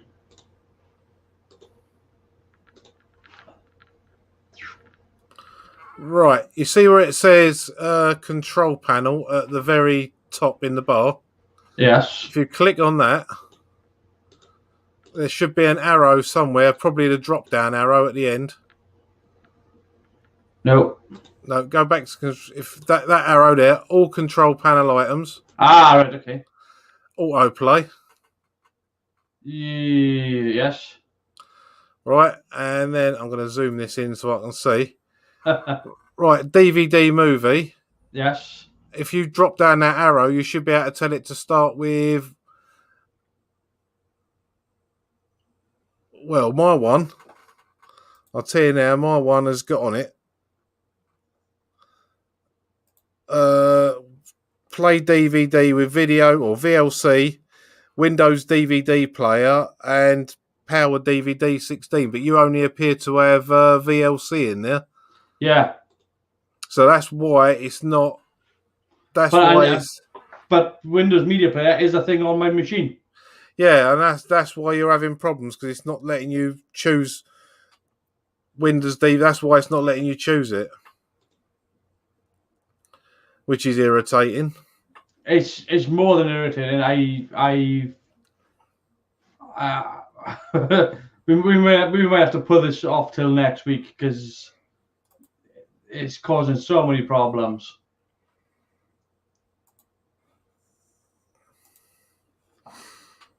That's fair enough. We'll have to start from the beginning again, though.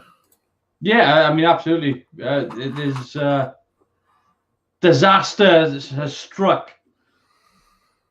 Tonight was the Titanic of streams. Lucosa says Windows Media Player needs a DVD codec installed separately. Well, I will see if I can find that.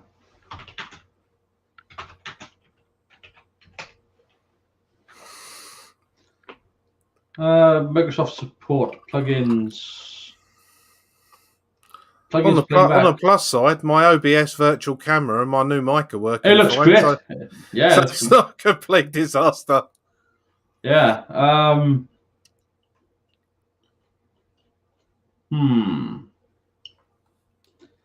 Windows Media Player, DVD playback plugins and add-ons.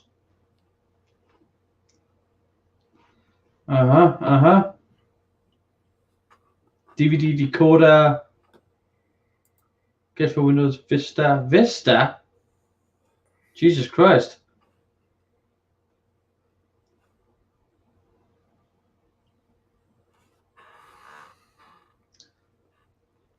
I just want to play a DVD. And you got a telly nearby. Compatible Windows Media Player 10. Sorted. I'm going to get that. Free download. Are these people trusted? I don't know. It's Windows. Was any consolation, mate? Your mic sounds lovely. You're not breaking up like you were before. It's been technological. Hang a sec. It's been a technological. Just put one thing after another, and I'm just glad that it should have been a completely different stream tonight, but things just went completely wrong. We should have been going through OBS. We shouldn't have been doing it through StreamYard. All of it. And then when I lost those files, it was just like, do you know what? I'm just going to go to bed.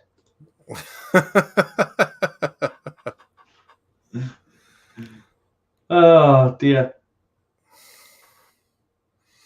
Right, the corner of this is support from Microsoft, so this should be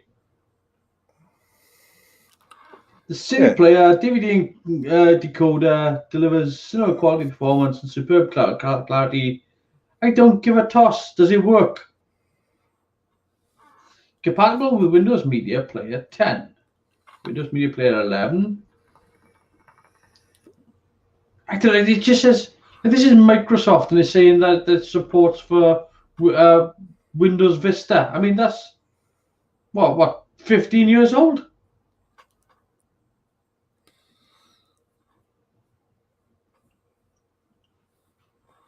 But the Windows DVD Player app is available for Windows 10 Premium.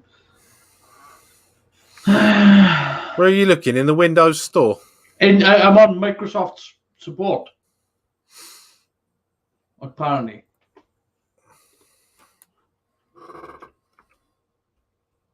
I'm at supportmicrosoft.com.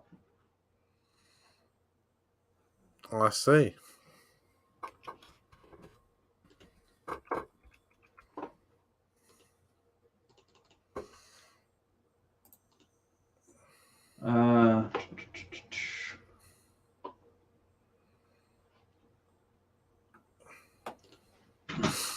Well, I was going to recommend you get Windows DVD player for Windows 10 from the store, but it's £12.49, so I wouldn't bother with that. Well, at this moment in time, I've got an entire Windows bloody DVD collection here, which I can't watch. So, well, there is a free trial on that one. It's actually on the Windows store, Microsoft Store, that you can get to through Windows. Well, looking at it as well. The issue, let me close this as well, by the way. The issue apparently with VLC is a common one. Looking at it, it's not an unusual issue by any means.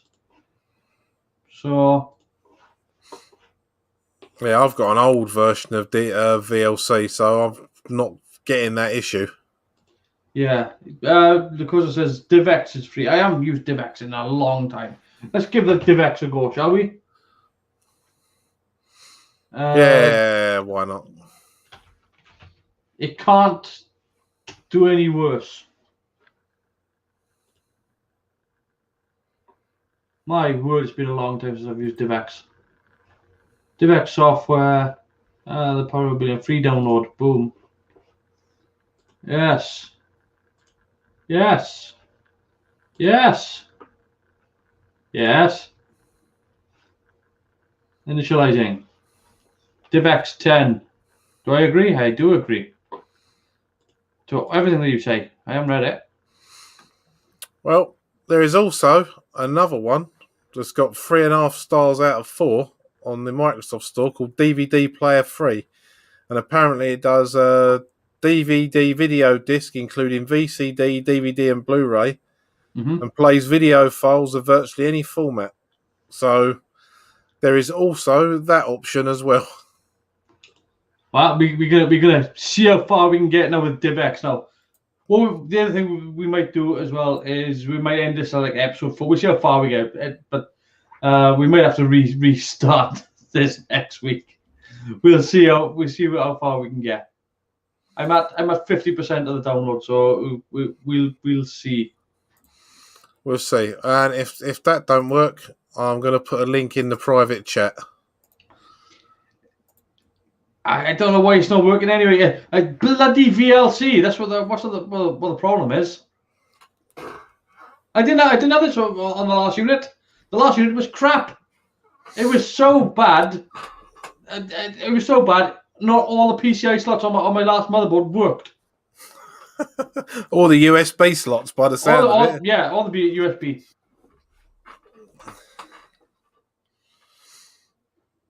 Rubbish, as you say. It was. Oh, what's this now? The hell is this? This is turned into a very different stream to the one I was expecting. It's great. Yeah. I don't know what that is. So called Vidoc just popped up. I never heard of it. Stream to your TV. I just want to play a DVD.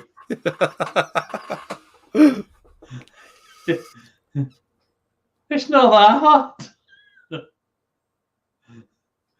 Connect the cloud storage? No. Oh, good grief.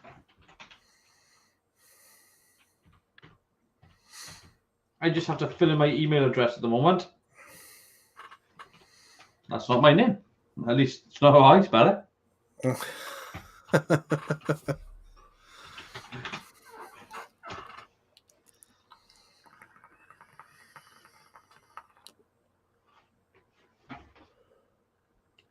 Thank you. You are now installed. Am I?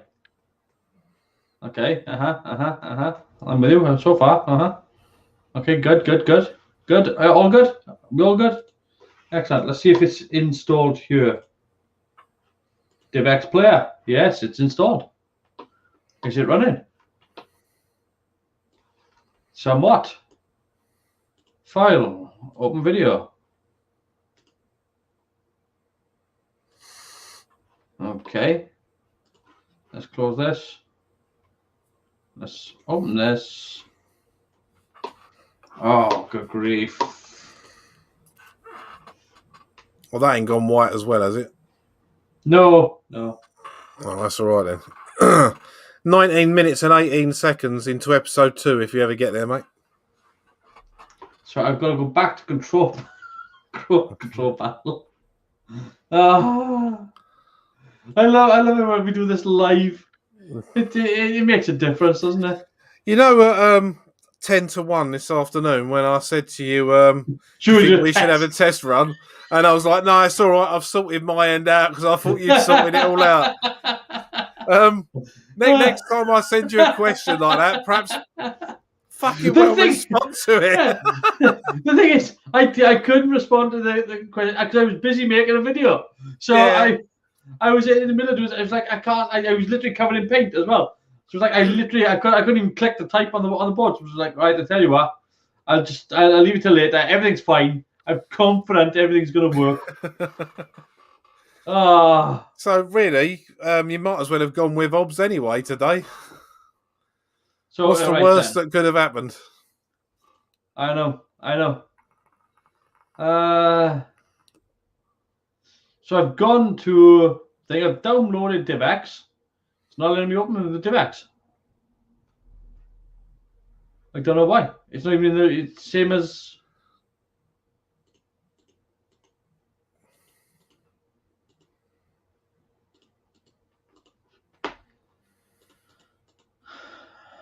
Let's have a look. Is there not an option to open disk? There is. There's one in. Hang on a sec. No, I'm just thinking about sending Lou Koza the link now and getting him to come on and talk you through it. It shouldn't be this difficult, though, should it? No, video. It shouldn't. So look, yeah. Are you gonna work? Can hear sounds. The problem is that you click on the disc and it opens up into audio and video instead of just opening as a DVD, because it stores them in two different file types. If you open the video up, you should be able to open the first VOD file, and that should be all the menus and that. Yeah, it's trying. It is cycling away. He's very trying.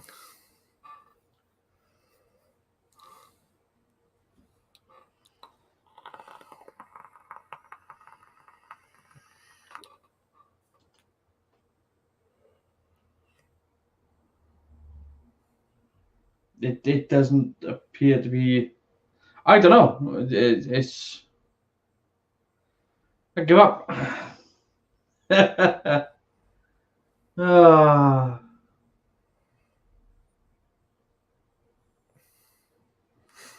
Well, there is. If you want to install something else, I sent you a link in the private chat. Process?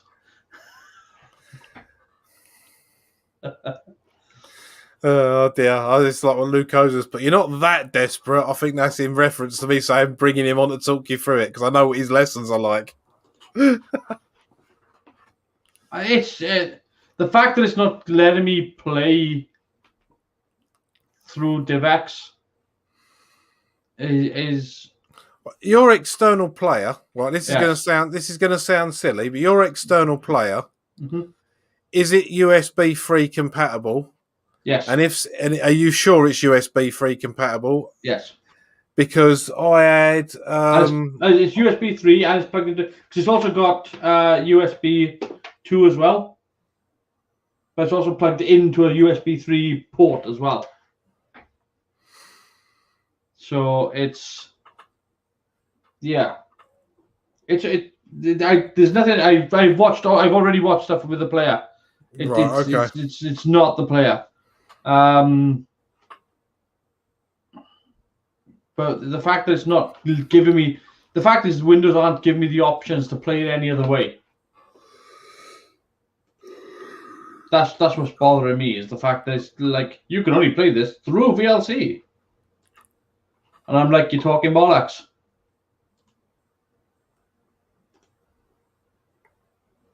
See, open autoplay. Find new DVD app. Like, what do you want to do? I've already got DivX. If you click on find your DVD app, will it let you go through and find DivX then? No, it opens up a bloody Windows App Store. Oh, right.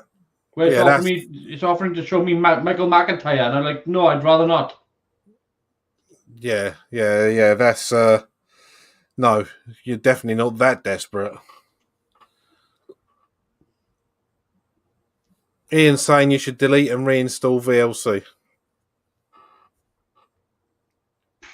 I don't know. They've got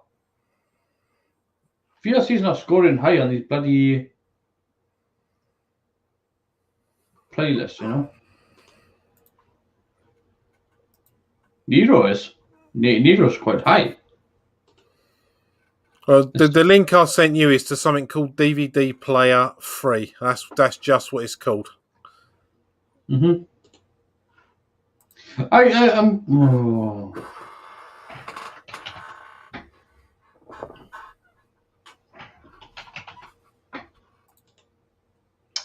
Oh God.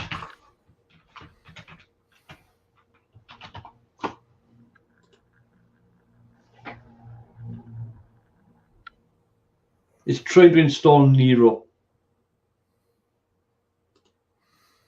Do you not have to pay for Nero? It's free. Well, that's always a bonus. But it's 5 stars as well. All the others are like VLC and all that are always 3 stars. But Nero's got really good ratings. Again, it's one I haven't used in a very long time.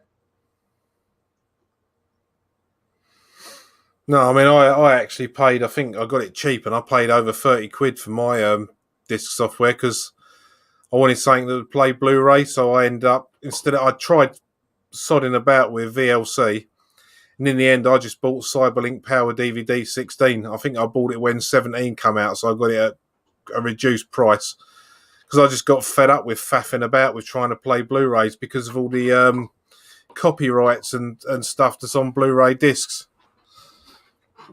So It is a pain. Something's going on here. I've got something. Ooh. Ooh, that's fancy. I like that. Wow. Yeah, but does it play the DVD? It's playing the DVD, yeah. That was like bloody THX in my ears. That's quite fancy. 19 minutes and 18 seconds of episode 2.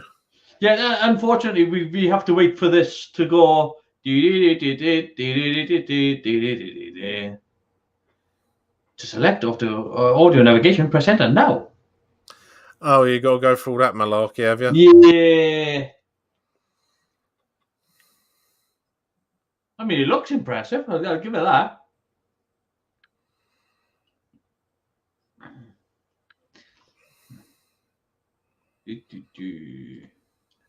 So episode selection, episode 2. Episode 2 we're gonna be here a while. Welcome to Neo DVD Player. This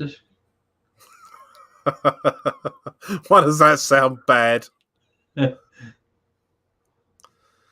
carry on, please put £2 in your USB slot.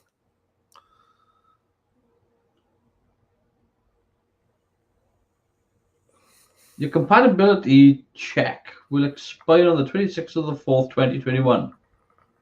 I don't care. There. Right, where are we? 19 minutes and 18 seconds.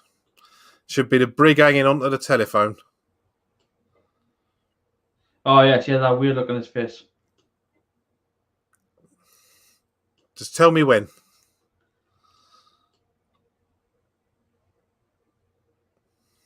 Oh, God. Let's see if we can get to the end of episode 2. I've accidentally pressed menu instead of...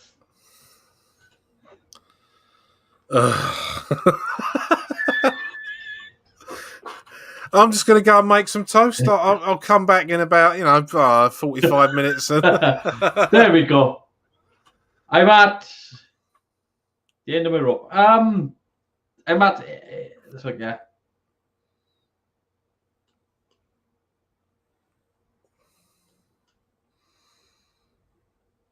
"19 minutes, 22 seconds. Play in. Police. I asked them to let me know if any unusual occurrences. And there we are. Jesus Christ. Right, I've just said poor chap. Poor chap, yeah. We're up and running again. Hey. Oh, wait. Don't jinx it.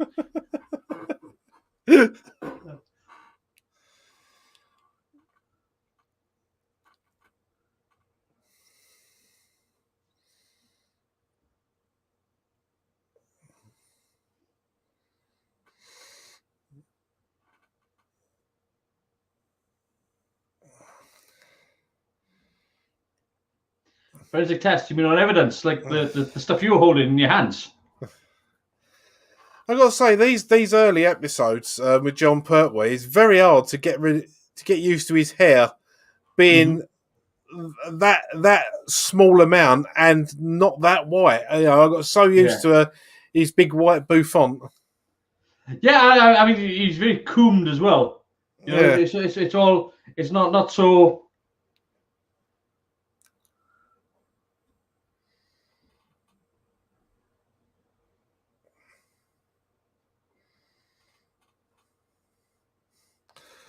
I love the way the Doctor orders to bring about in this bit. Give me that chart.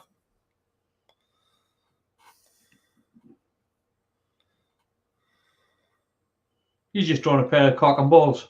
Do you look like this?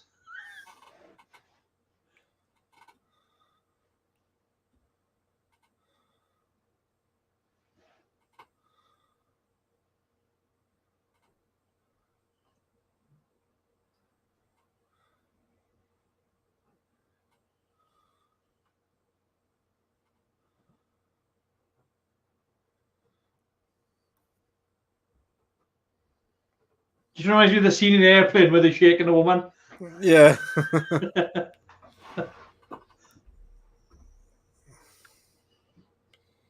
Oh.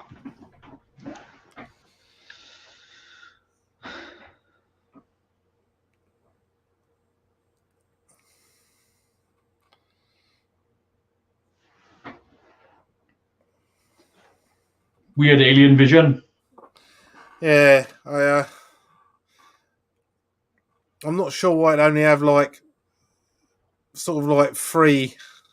Well, it's only 2 there. Well, yeah, it's 3, isn't it? You're seeing of her. Yeah.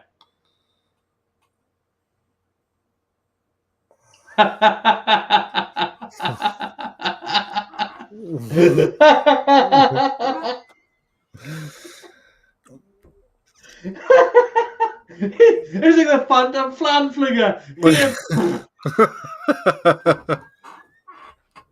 Oh, Jesus Christ. You gotta laugh. You have got to laugh.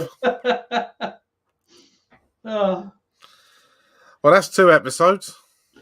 We're going to be here for the rest of our lives. Oh. Barry Newbury designer. Produced by Barry Letts. Oh.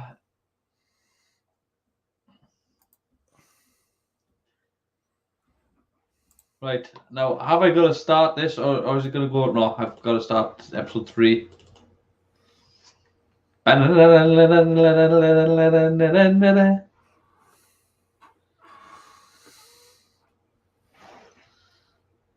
There he is, John Pertwee. What's the name of the show? Oh, yeah. Dr. Oho, apparently, to start with. Yeah. That's the Eric Moulton version. Dr. Oho!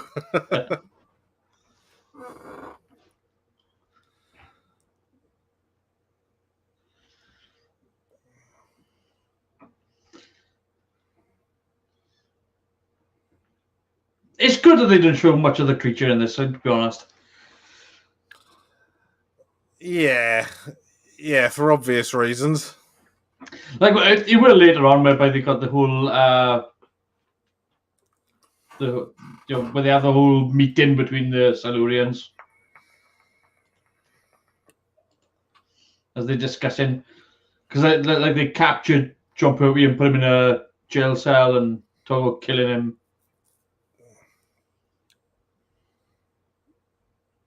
It's not the right sort of noises, I think. It's just a heavy breathing lizard. Yeah, I'm not that over keen on the vision thing either, really. No.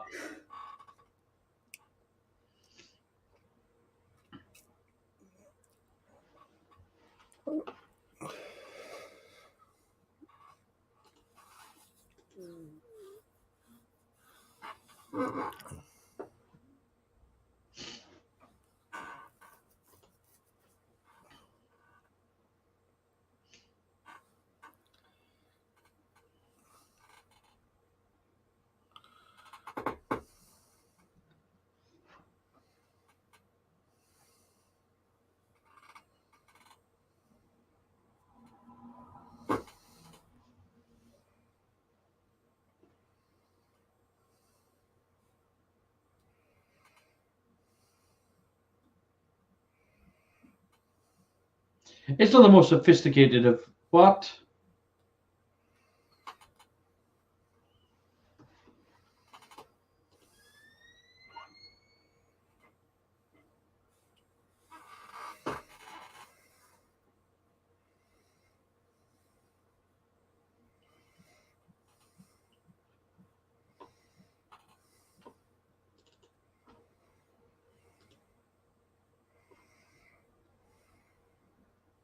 Yeah, it's not the most sophisticated of props.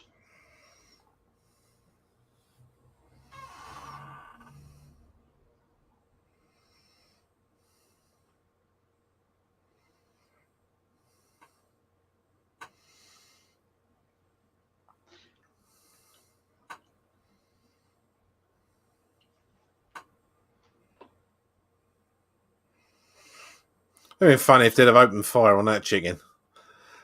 It would have been very funny for the chicken, but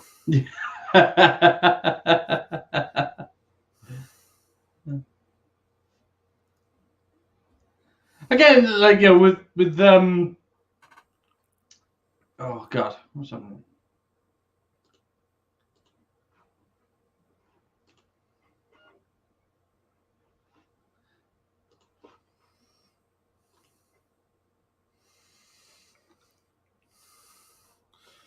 is this the only episode that we have Paul Darrow playing that part? I don't know. I have no idea.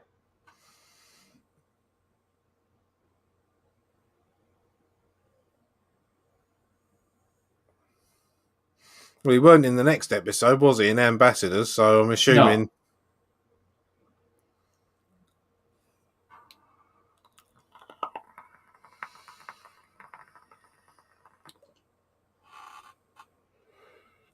Some fantastic cars in this.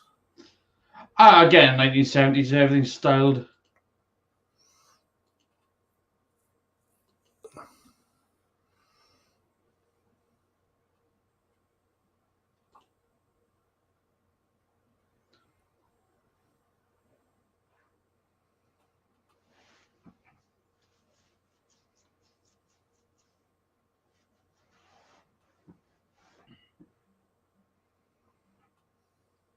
Yeah, Paul Darrow in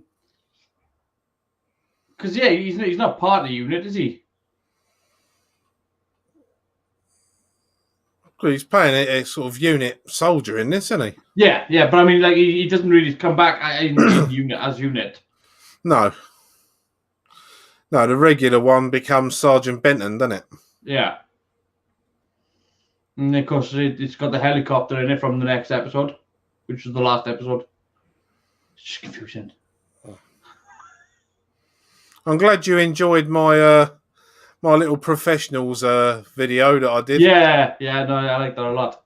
I did that straight after the show. I had to download because I was replacing the music. It was the old music was too loud, so I had to download a lorry sound as well. So I put that over the top and all. Completely redubbed that part of it. Worked well.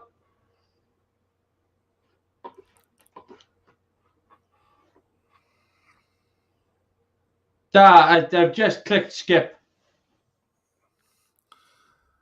What are you doing?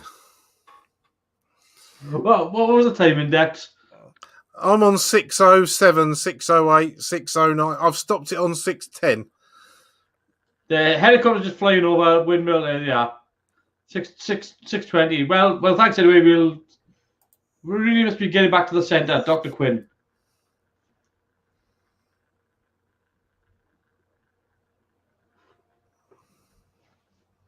There.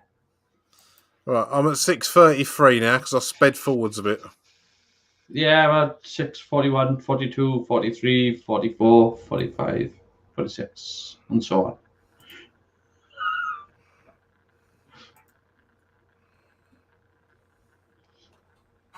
Now, Dr. Quinn isn't the medicine woman.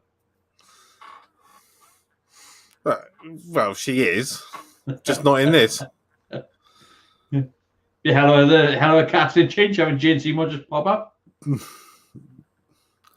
In 1970, you wouldn't hear me complaining. No. I was watching the original Battlestar Galactica a couple of days ago. The proper one. Starbuck is a man. The only problem with the new one was season 4 just went to balls. I didn't watch it. I don't tend to watch a lot of remakes, to be honest. Season 1, 2, and 3 of Galactica is really good, but season 4 just fell apart. It all just became religious. A mate of mine calls it Hollyoaks in space. Again, first 3 seasons, really good. But season 4, it just gets a bit god-bothery. Yeah, I mean, I was never that much of a fan of the original Battlestar Galactica, really. Oh, I used to love the original show.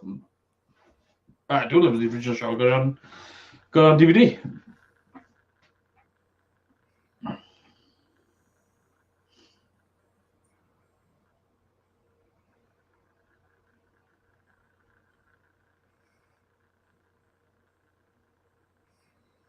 He's got a very light voice in this, isn't he?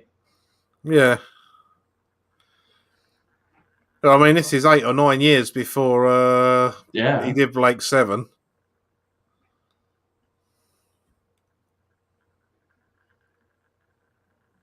Meow.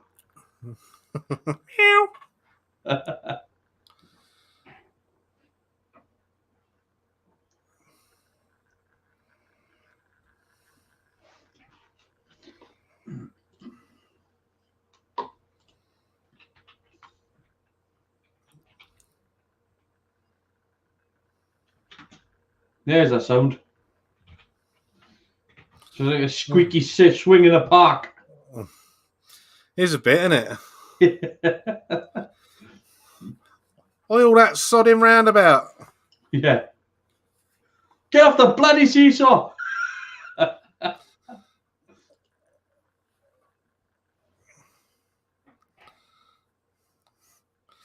It sounds like it's saying Figaro very fast. Yeah.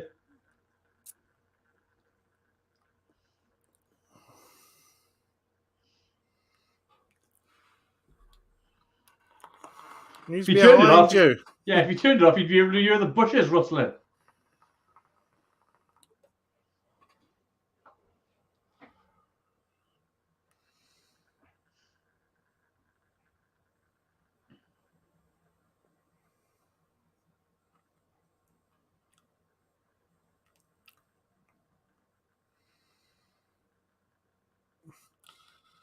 It's not the sort of car you'd imagine taking off road. That is it, really? I know it's got good ground clearance. Like it doesn't really got the widest of tires, but yeah, I mean, great ground clearance. I don't know, those tires are pretty chunky.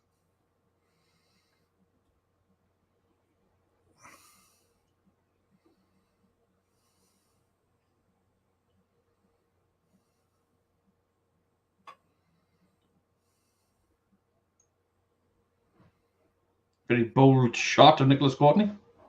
Yeah.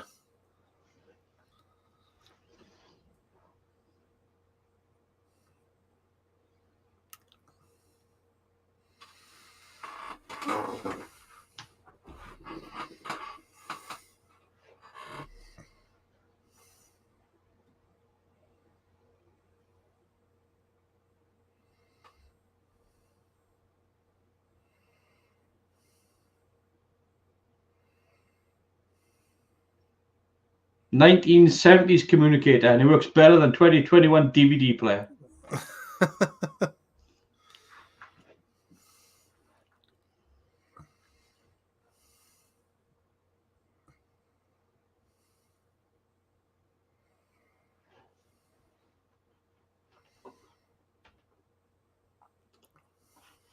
Have we covered the rather cringy reason why the Silurians no longer have the third eye ability in War is the Deep?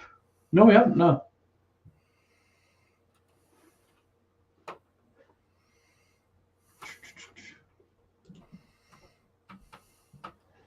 I mean, it was just like, I mean, these days they just explain the differences by gene pool, don't they?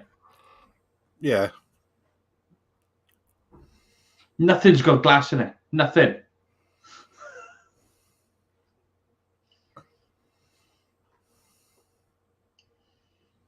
Like, if they couldn't put a glass in it, they should have just like boarded over or put paper there or something.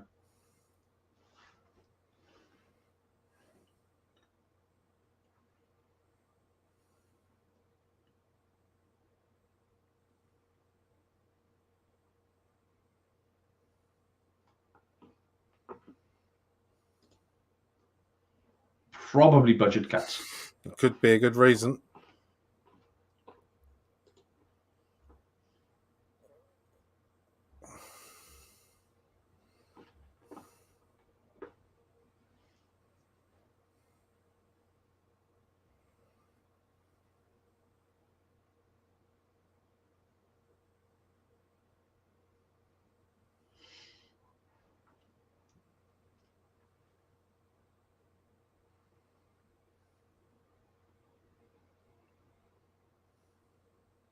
Newfangled invention, central heating.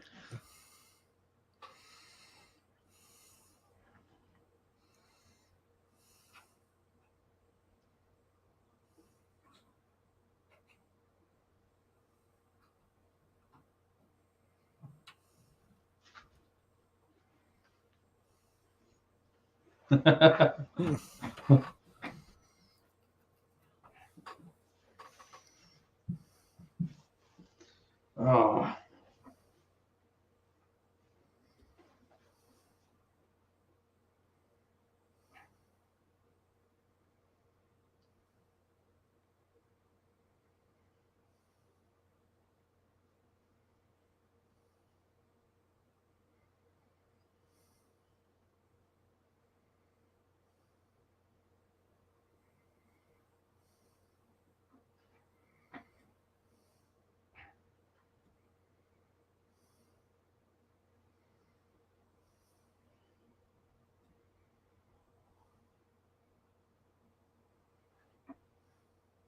They don't catch things. No, not unit. No. It's got to pass.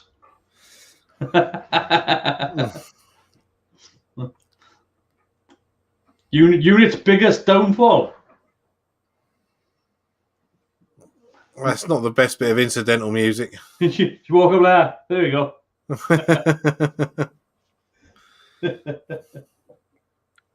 You don't even need psychic paper with a unit. It's just paper. Is your Rani's TARDIS still there? It's not in shot anymore? Yeah. Oh, right. I had to swap things around. So, yeah, it's just there.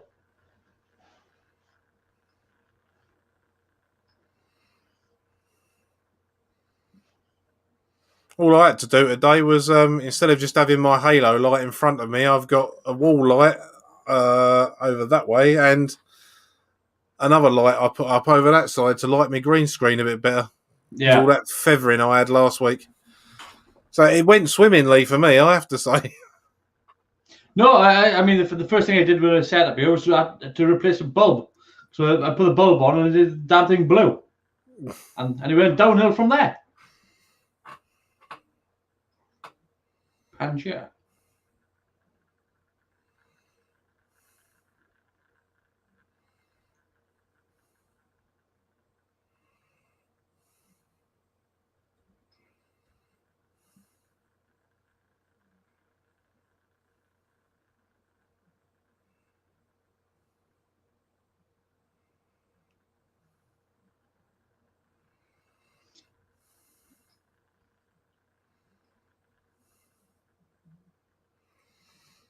So it's an interesting idea, showing Pangea. Yeah, and I also like the way that the Doctor's slowly twigging what's going on. Yeah. Again, it's much more of the detective in him now, where he's piecing it all together. Yeah, and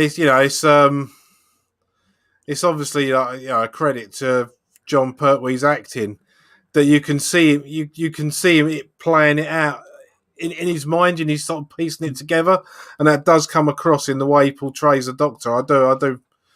I mean, I wish I'd watched more of these, so I'm glad we're doing them. Yeah, I mean, the thing I would say about Pertwee's performance is that he is this actor whereby you can see the cogs turning. Yeah, You know, he's got that ability whereby he can convey a thinking person. yeah, and like we've discussed many times, his use of props and that Oh, is superb. yeah. I do wonder if fate hadn't befallen Roger Delgado, how long he would have stayed in the role for, because that's pretty much why he left, wasn't it? Yeah, I mean, what was he? 6 years in the role, I think.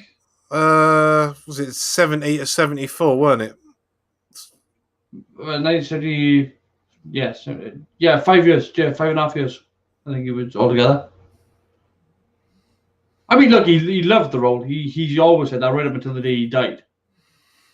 You know, it Yeah. was he was always the doctor. You know, even when he wasn't.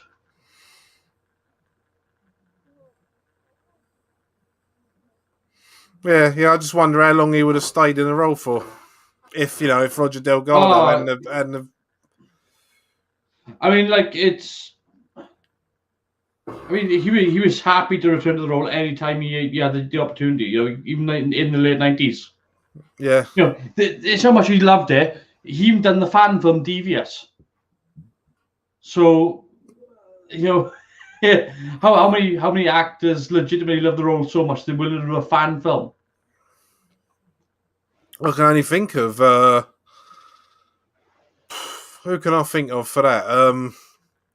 Well, it's just Star Trek actors, I suppose. Walter Koenig, Nichelle Nichols, Jules Takai, and the guy that played the captain in Enterprise B, the actor who's in Ferris Bueller's Day Off. John Harriman, yeah. I've seen them appear in fan films, but it's not many.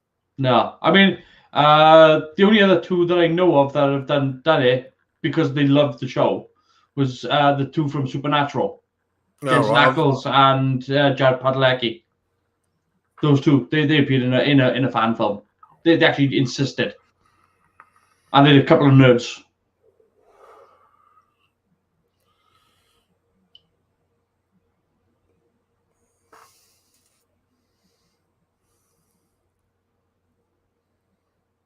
That's the way. Put your foot down, Brick. The doctor's just waving him off.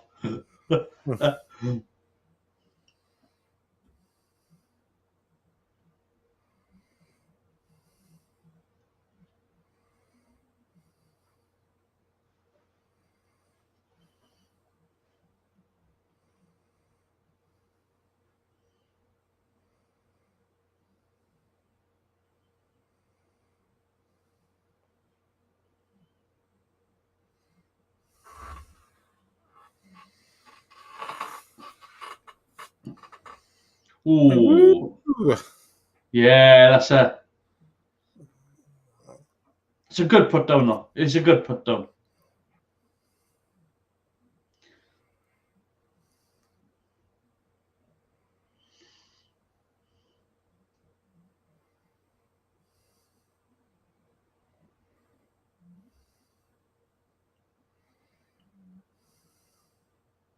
We haven't really talked much about the music in this, by the way, but it's better than the next episode, I should say. it's very, very minimal in this, isn't it? Yeah, Although well, this you this don't need this much. creepy bit of violin music's quite good.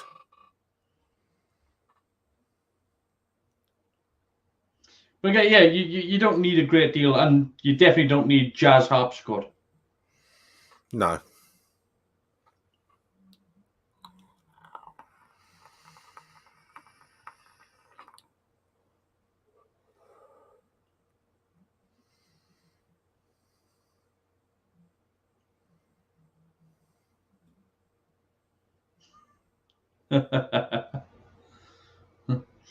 They always do it. It's a little trope that you always see the fingers or something in the hand.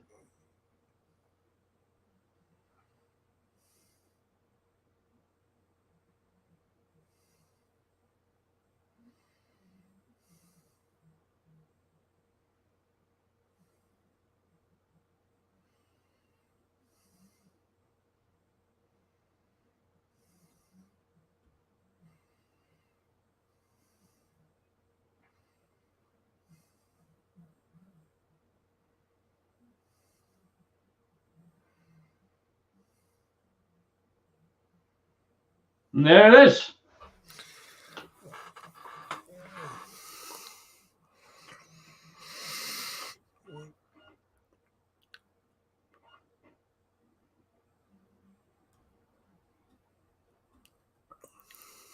What episode was that? That was number 3. Just checking. It seems like episode 12, but it was episode 3. Now, I've got a because I had to do an episode selection. It's not playing automatically, so I've clicked on it now. I'm at 16 seconds. Oh yeah, I'm still playing the title music from episode 3. I can pause it. I can pause it. It's not an issue. It is an issue. I mean, it's not supposed to be an issue. It shouldn't be an issue. Right. Where are you at? How many seconds? Mine says 23 seconds now, and it says I've paused now, and it says Doctor Who and the Silurians. Okay, I'll tell you when mine says 23. Okay.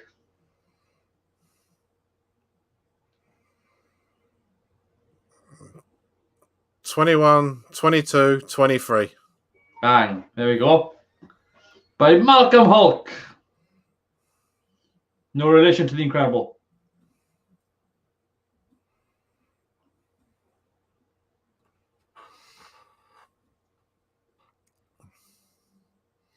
Again, live fire in the background. You wouldn't be allowed.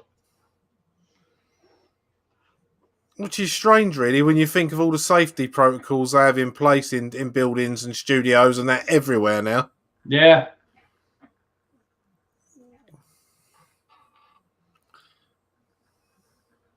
You can do it for stage and things like that. It's just you've got to get so many permits.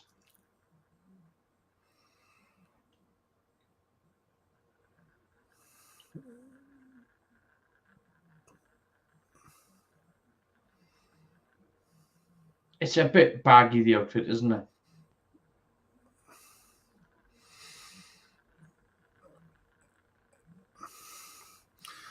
I did like the way in the new series Silurians that whole top front piece was like a mask. Like a mask, yeah. Yeah.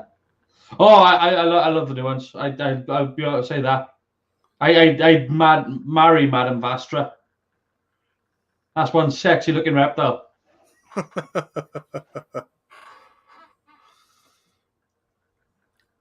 very good looking. It's very beautiful makeup. I'll add that to your case file, sir. Yeah. Yeah. No, but it's very like they've done it well so that it's reptilian makeup, but it's not grotesque.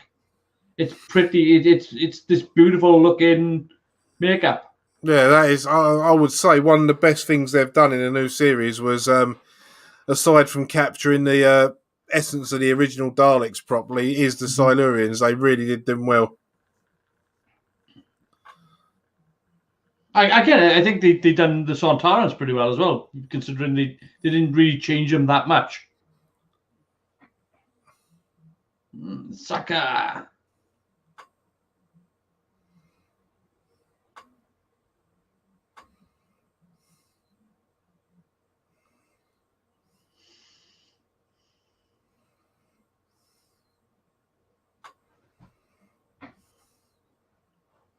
I love these put downs.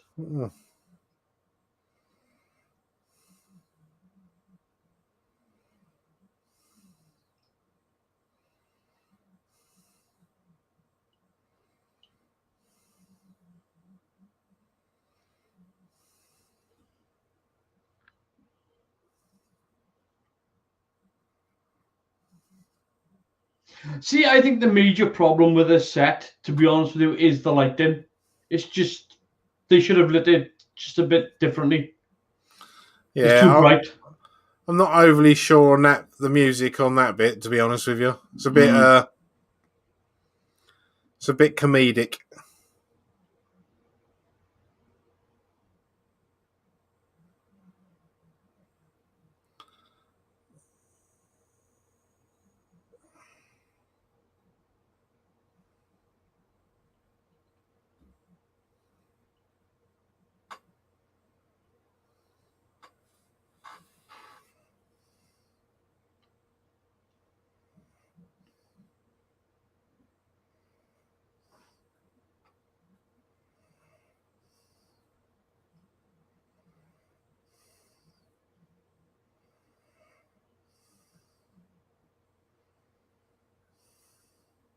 dead.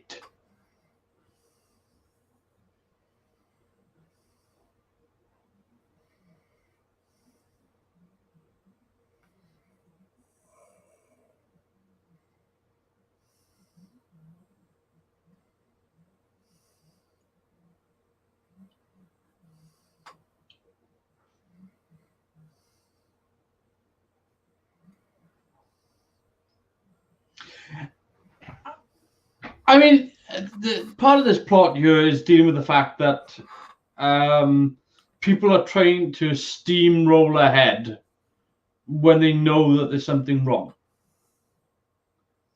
And it's one of those parts of the plots whereby having just recently watched a documentary about Chernobyl, I can totally believe. Yeah. Seeing as we've just seen it in the episode, what is the rather cringing reason for the Silurians no longer having the third eye ability in Warriors of the Deep that Lucosa asked about? Because I'm not sure about that myself. I can't remember. I'll have to. Lucosa can probably tell us. I can't remember. Yeah, Lucosa. If you know, do tell us, because I really have got no idea.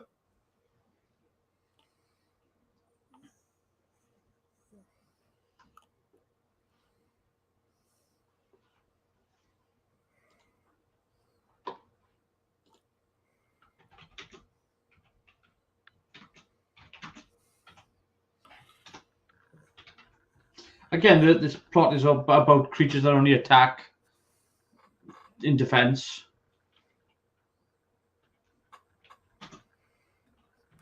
Her hair looks a lot more realistic in this episode, doesn't it? Yeah.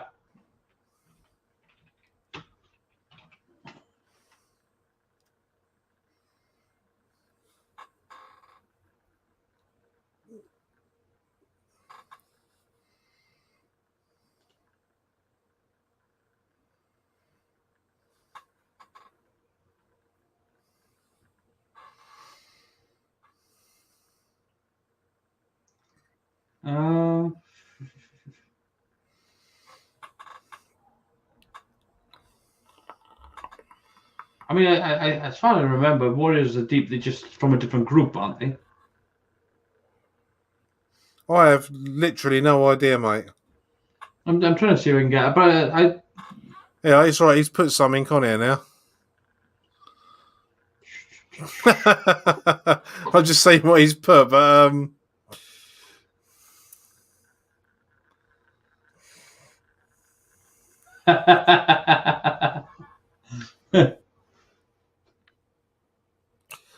I thought there was going to be an actual reason.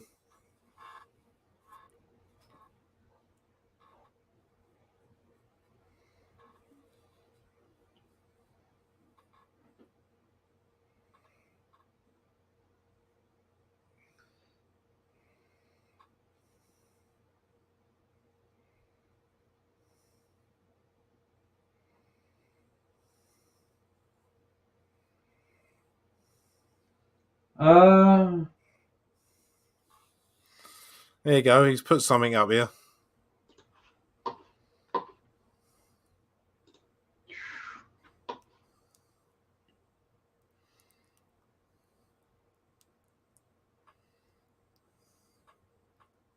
okay.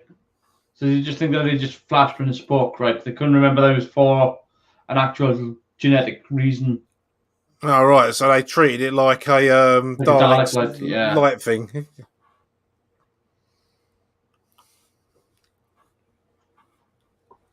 Yeah, it is quite poor, because you would have thought the scripts would have survived on that, wouldn't you? They have. They've got right. So, usually that people don't know about how when something like Doctor Who's made, they have the tapes and everything, but all the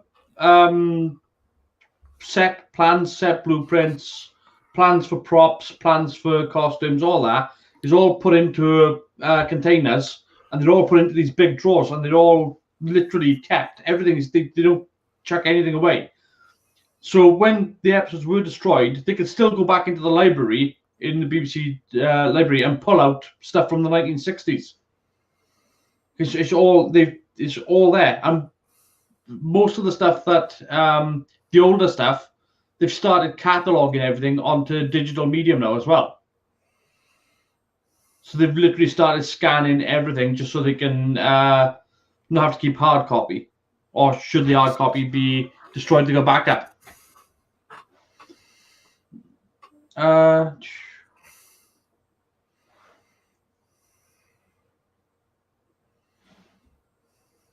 Can't be a different group. The Doctor and Ithka were notably each other referring to the story. Yeah, it's probably just a mess up in production. Yeah, like you said, the production team couldn't remember what the third eye was for. Yeah.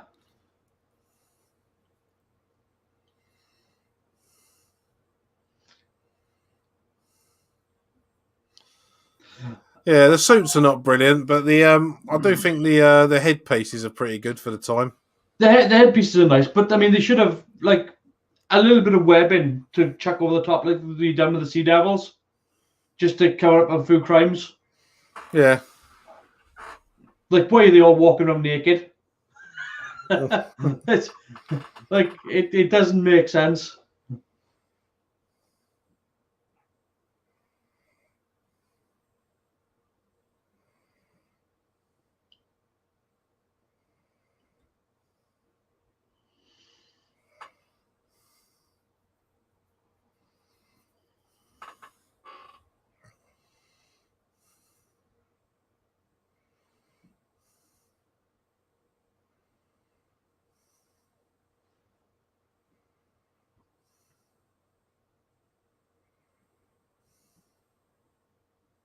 I think the other thing that they done really well with the new Silurians as well was the underground city. Yeah, that was good. I thought that was very pretty.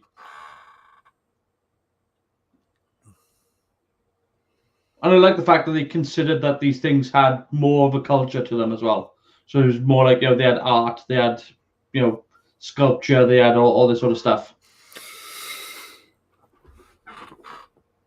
It felt more like a rounded nation.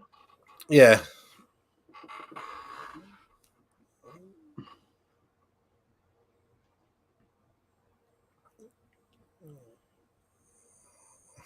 Luke Oza said at least they move faster than arthritic walruses, unlike in Warriors. But I mean, again, there's a part of the BBC production there whereby, again, it's just that they don't. Some people just don't believe in the show and they don't take it seriously. And it's hard. Like, if you get a good director, then you get somebody who is invested, and all the actors are invested. All the actors believe in what they're doing, but to get a drama department involved, which is what this is run through as well, BBC Drama. So, to have them not be as invested in the show,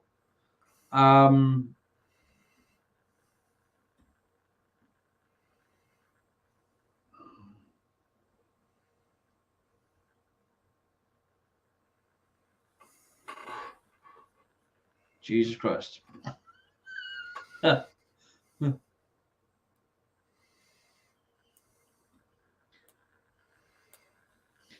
can just tell where Invasion of the Dinosaurs was going from. Yeah. It's bad though, isn't it? The Doctor Who has never done a good dinosaur story. Well, not even dinosaurs on a spaceship. Not even dinosaurs on a spaceship. Even Simon Williams couldn't save that one.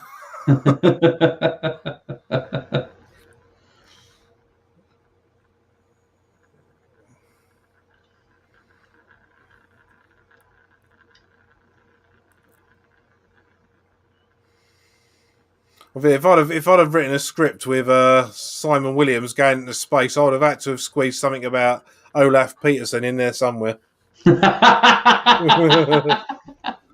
Yeah. Because that's where I know him from. When people say, "Oh, it's Harry Potter's," it's Harry Potter," it's like, no, that's Peterson from Red Dwarf. Yeah, same here, man. Yeah. You see that, or you used to do the Fast Show? Yeah. Someone else we've lost recently there. Yeah. brilliant actor as well. Yeah.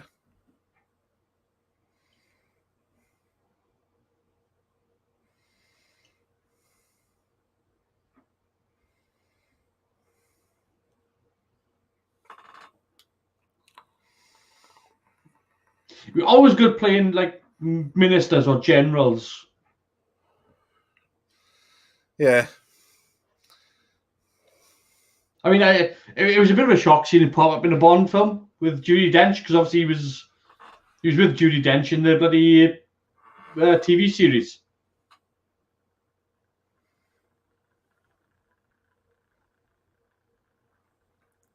What's it called? Waiting for God, was it? Yeah, he pops up in Blackadder 4 as General Haig, didn't he? Mm-hmm.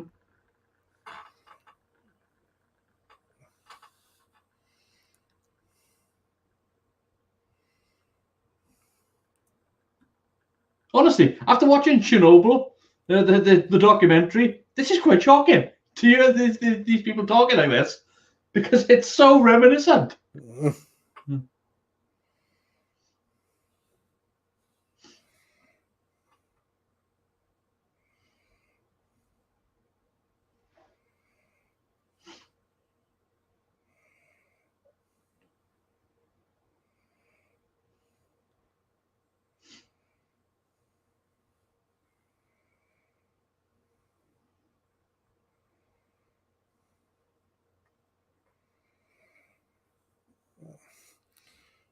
I was just trying to work out if that was him talking or you talking then about technical issues. Yeah, it's all striking home.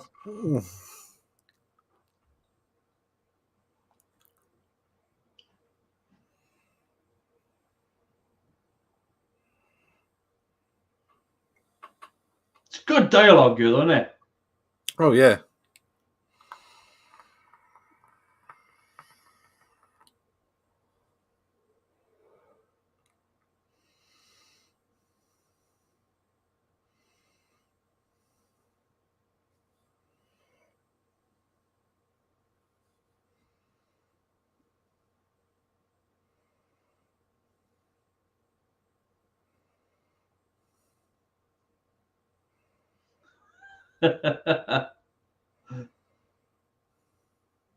Everybody's coming from a different angle. It's brilliant.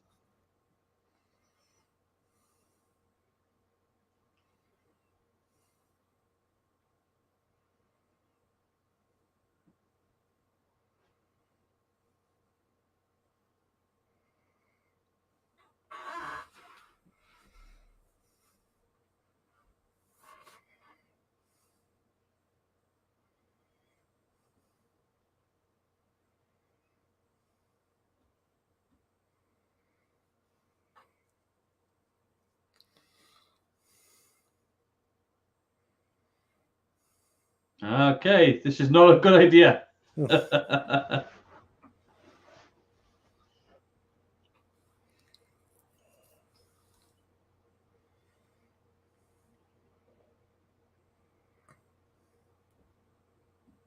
that's debatable.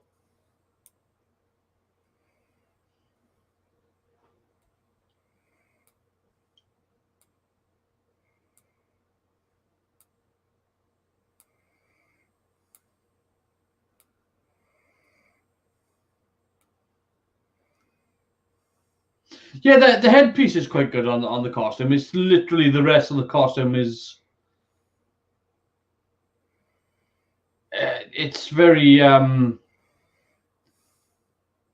it's supposed to be skin, but it looks like this sort of loose, scaly, rubbery. Yeah. Well, it's the sort of thing that people poke fun at with Doctor Who, the early stuff. For the budget they were on, they're serviceable suits. It's like we've said before with things. You imagine the story's good enough that your imagination can fill in the blanks. Again, I think I would have just, having seen it on set, I think I would have put like webbing or meshing or something over to cover it over it. You don't want to show it all. Yeah. I think it would have been a lot more successful.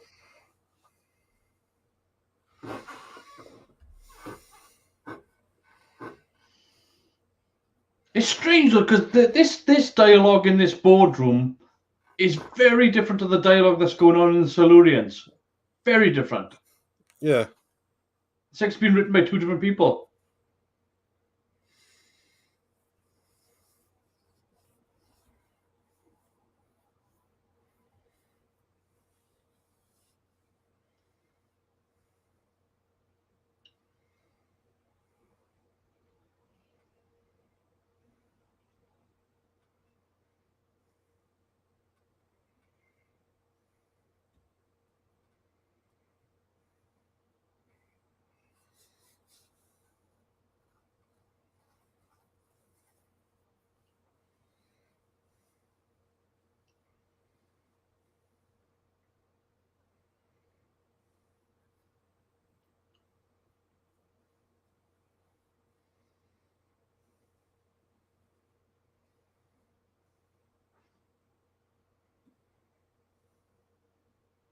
Yeah, it's a bit of a pickle.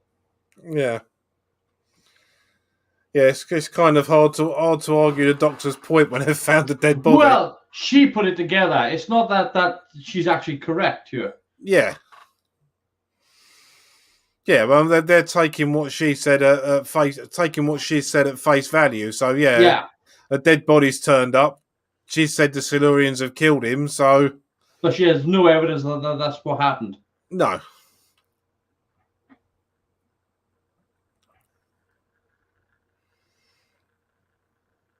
She could have walked in and said Benny Hill killed him, and then they would have been off like, well, let's get Benny Hill. Yeah, cue the amusing music and a little bald bloke being slapped on the head. Scantily clad women chasing him around the country. Oh, great. I've just got a mental image now of people dressed as Silurians running round after Benny Hill. And Jackie, whatever his name was.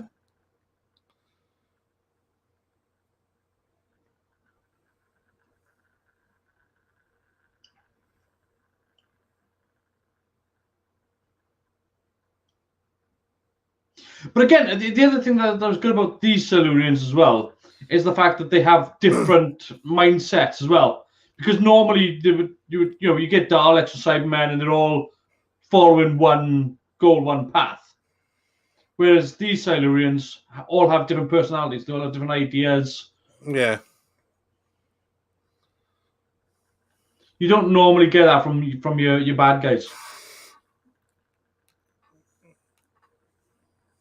Again, they're not technically bad guys, but like I said to you before, there should have been a few more Silurian stories because it's such a rich source of story ideas. Well, I think what's good with it is the fact that it's part of the Earth mythology. Yeah. Of the Doctor Who universe, so I know they tried to sort of do it with the Zygons, but it works so much better for the Silurians. Yeah.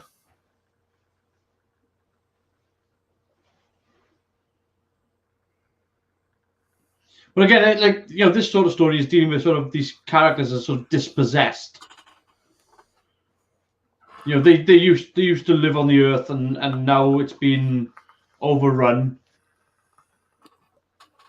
And what do you do from that? You can't go back home. It's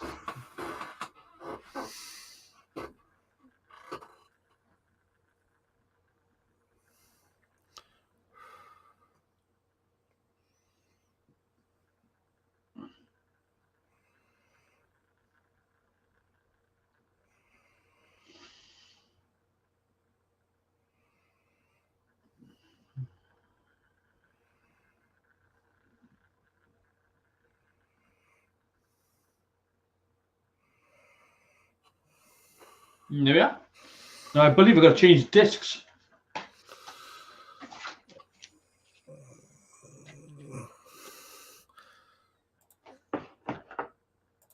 I will leave my next episode paused then at a lovely blue and pink shape that will turn into Darth Vader.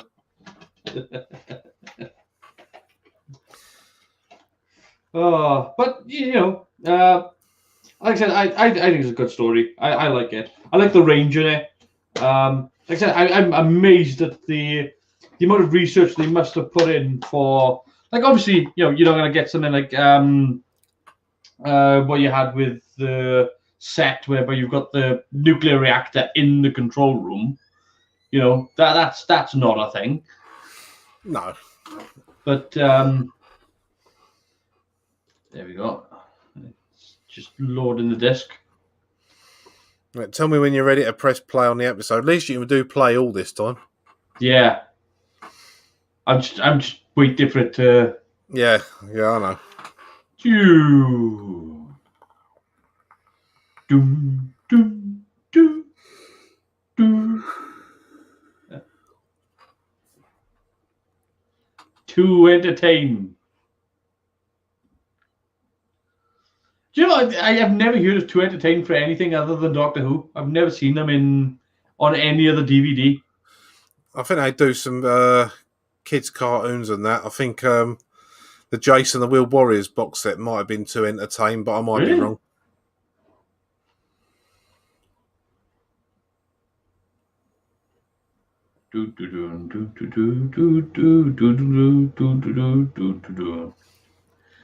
I'm just doing the whole menu thing at the moment. Okay, you get pulled for copyright. Play all! Yay! There we go. Well, you press play, have you? I have pressed play, and we are now at 5 seconds. 6, 7, 8, 9, 10, 11, 12, 13, 14, 15, 16, 17, 18 comes next. Well, I suppose over having 2 weeks off of doing this, you've learnt to count, so well done. No, I haven't. I was just reading the numbers.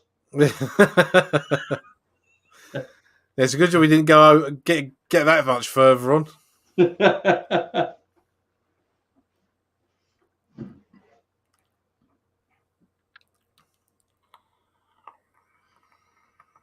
No, I do like how thorough they've been with this storytelling, though. You know, again, these Silurians got different personalities. You've got some that are on board, some that are against. You know, this one here is the leader, or thinks he is. See, I mean,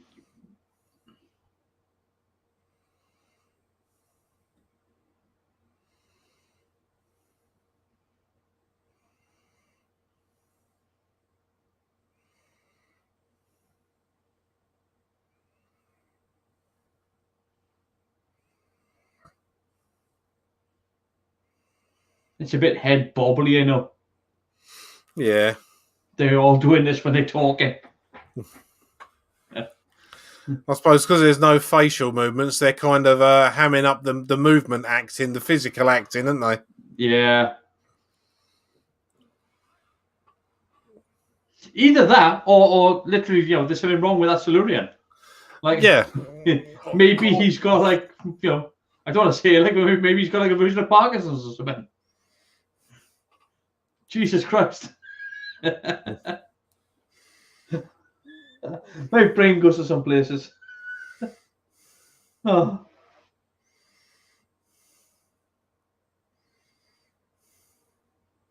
I mean, it's entirely possible that you know, just because they're alien species, that maybe they have got some sort of defect. Well, yeah.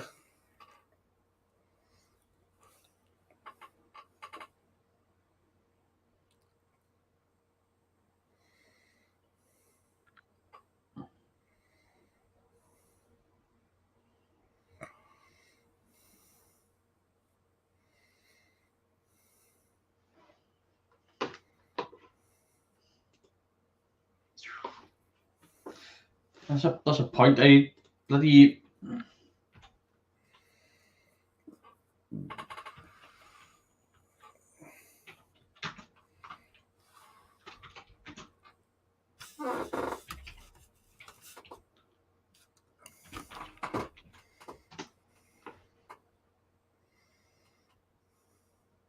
There.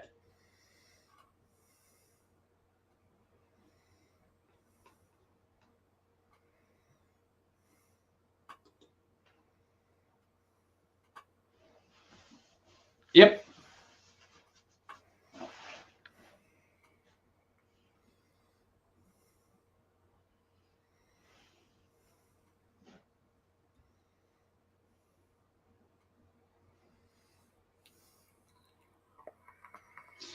So it says here that this is the first of 2 John Perry episode serials that Peter Miles appeared in. The other one being Invasion of the Dinosaurs.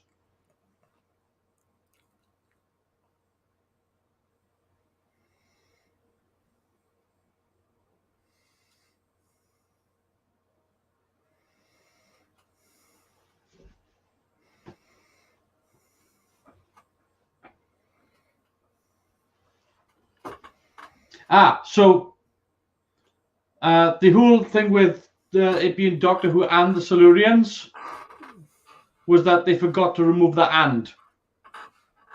That's why it's Doctor Who and the Silurians. It's literally a production mistake. Yeah. Like they've done like Doctor Who Invasion, Doctor Who thing, but the reason why it's Doctor Who and is because they've literally forgot about it in production. It's a title that works though. Yeah. Well, it's probably because we've got used to it. I mean, you know, no, I mean, 50 years. I think there are plenty of Doctor Who and stories that they could do. You know.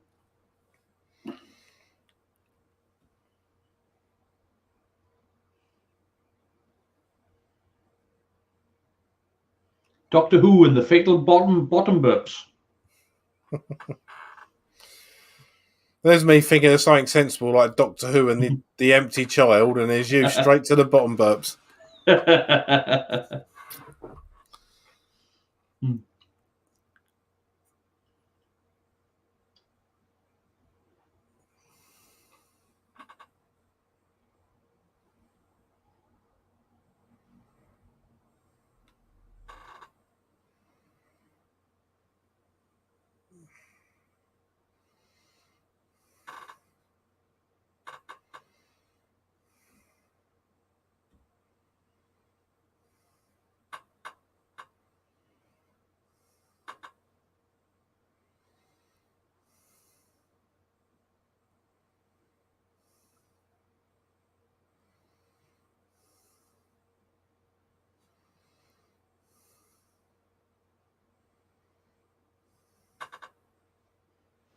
Yeah, it doesn't really sort of talk too much about how their biology is different in terms of, you know, like they've been shot by the gun before, but they've only been injured. So how much are they tougher? Are they stronger? Are they you know? Or was it a glancing blow sort of thing? Yeah. Yeah, I must admit, the more you see the Silurians on the screen, the more the well, it's not even a join. The overlay of the headpiece starts to look a bit ropey. Yeah. Again, a small cover, clothes or something over the top of it would have a shawl, a cape. Yeah, or just some sort of jerkin or something on the top. I mean, you know, Silurians in togas. That would have worked.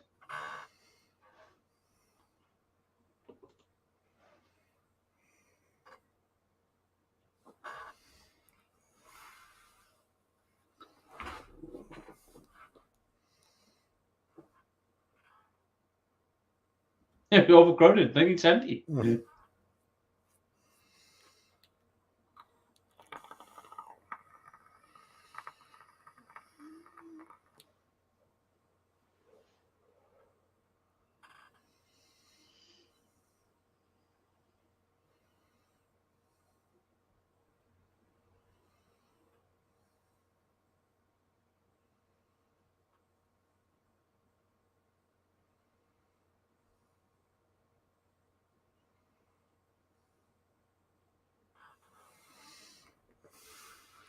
Oh no, no! Don't go down that route.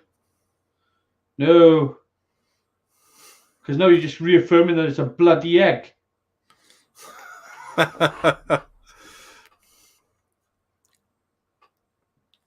If there had been a story back in the 60s, I wouldn't have had much of a problem with it, as much as I do today. The only problem I really had with that story was the thing hatched out of it, then it laid another egg with exactly the same crater marks and markings on it, and that was my problem with that. You know, I Well, know and with some stories you have to suspend disbelief, but it can only be suspended so far. but the other thing with that story as well was the fact that up until the point whereby it was revealed that it was an egg, it was a bloody good alien story. It Yeah, was it was. it was like, the moon was infected by these parasites that had to be killed, and then it was just like, oh no, it's not that at all. It's an intergalactic space dragon. It even hurts my brain when I say it out loud. I can't believe you said it out loud. To be honest with you, I'm shocked and disappointed, Colin. Well, I mean, the part which shocked me was the fact there were no F bombs in it.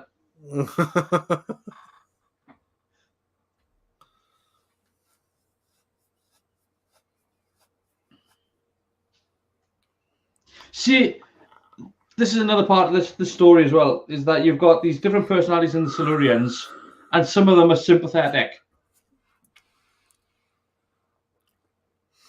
Well, that portrays them as being intelligent, then, doesn't it, rather than just monsters? Yeah, but that's what I mean. You don't really get that with a lot of. I want to say the villains, but the Doctor Who monsters and the creatures. Normally, Daleks are like-minded, Cybermen are like-minded, Sontarans. They don't really have individual personalities, and this really does, and I think it's good. Yeah.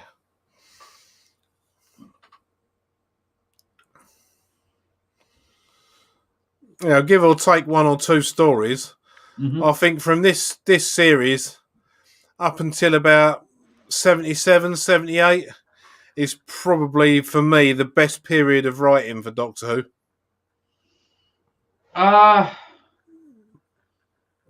Yeah, it's difficult not to agree with that. I mean, they short, to me, like, as well, with like my era for Doctor Who, really, if I'm looking at what my Doctor is, which is Troughton, stories like The Mind Robber, Enemy of the World, things like that, they're all brilliant stories. Yeah, they are. So to come through, I mean, one of my favorite ones is the Heart and Epsom Space Museum.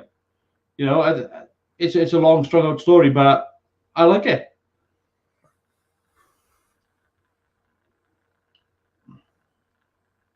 I think where it starts falling apart, I don't want to blame John Nathan Turner for it, but it stops becoming about stories about things and starts becoming stories about bad guys.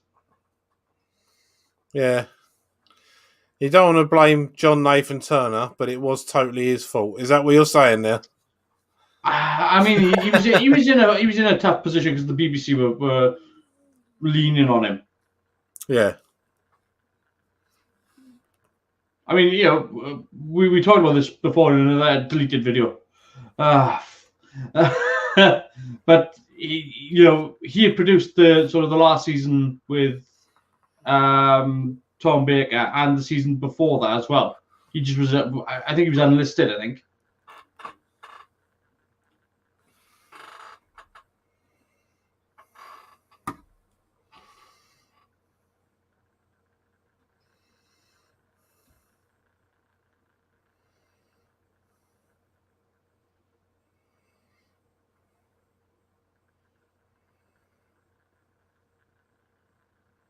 I can't hear you.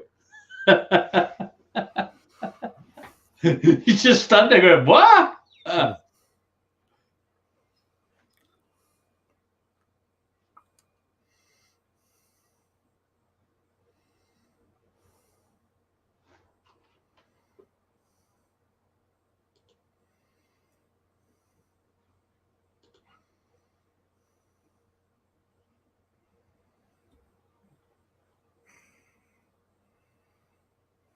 Any good sort of zombie-fied acting there?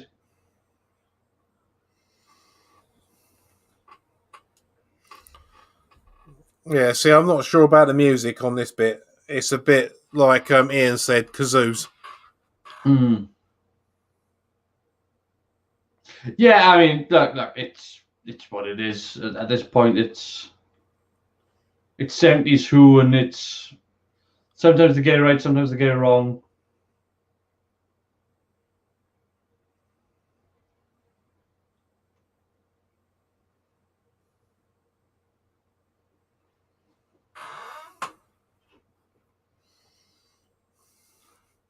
It's a very solemn table, isn't it?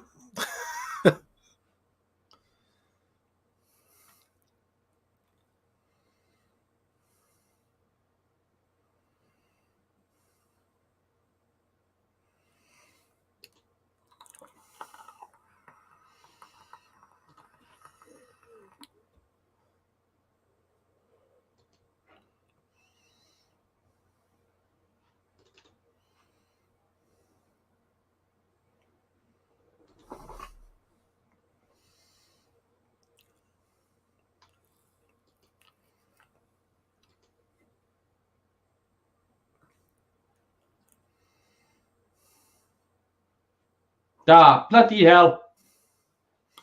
What you done now? Well, I had the pop-up again on the screen. I went to click off it, and I've clicked the chapter forward. Not the on the bar. I'm on 17 minutes.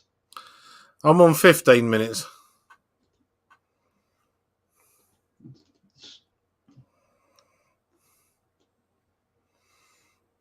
I'm still on just over 15 minutes. How you doing?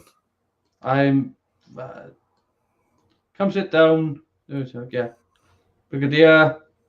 Lost a lot of men in those caves, Dr. Lawrence. Have you brought the doctor back? Isn't he here? Tell me when you get to 15:25 and I'll press play again. 3, 4, 5. Boom.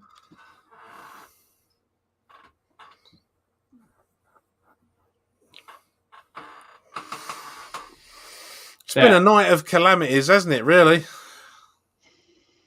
I can't believe it. I genuinely. I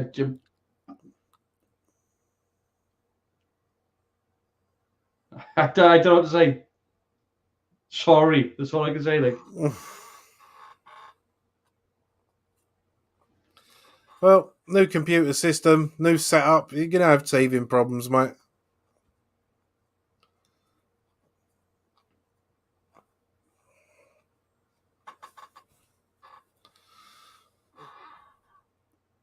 And I can end up just like buying a new bloody TV and DVD player, just put it in there.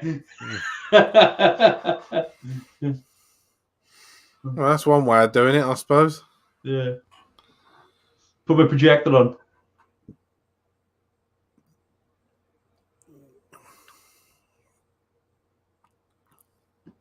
See, that's better lighting for the caves. Yeah. That's a lot better.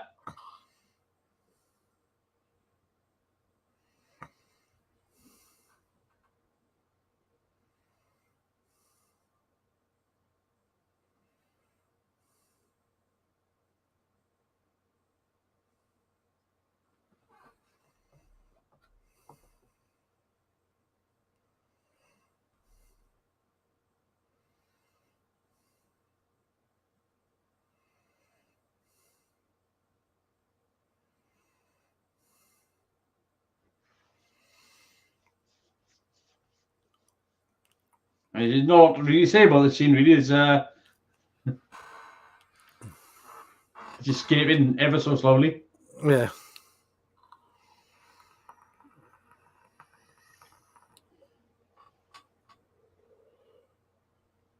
So he's planted him with a virus. He's hoping that the virus will spread amongst the population. Again. Topical. Yeah.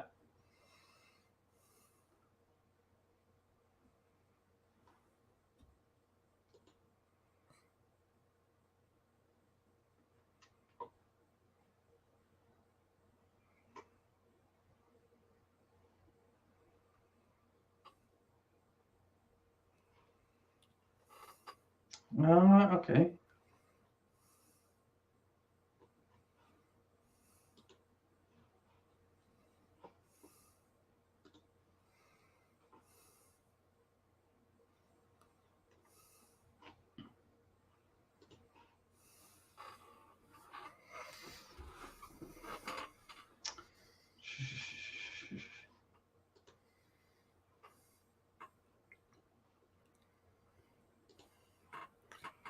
I mean, it's a good place to start. Yep.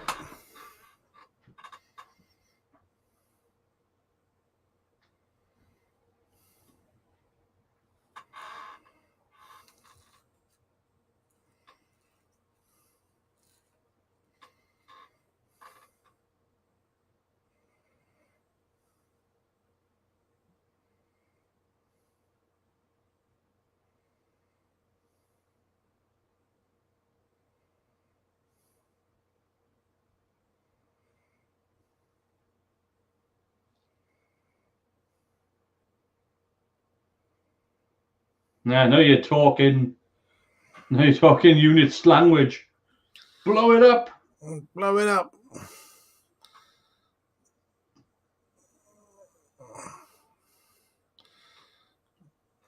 There you go. John Pertwee's doctor.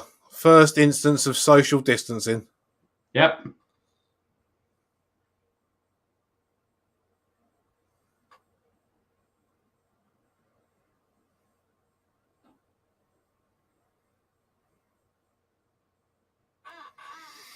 You notice that in sci-fi, whenever anyone gets a disease, it's nearly visible. always starts on their wrist. Yeah. I think that's just a sci-fi trope, isn't it? Because it's soft, fleshy bit of skin. It's something you can see. Well, I mean, you can't imagine them going, I dare you to bend over, pull your trousers down, because you're going to get a rash on your ass. Well, obviously.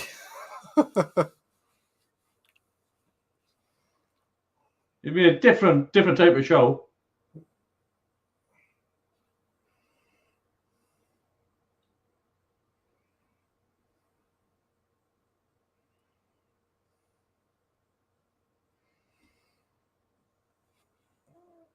Jesus Christ, that's terrible.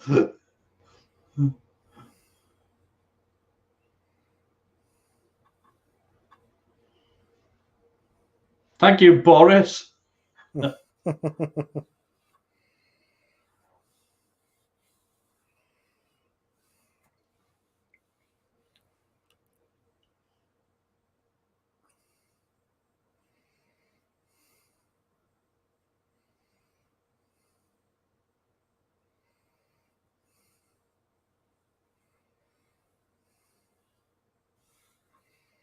Jesus Christ.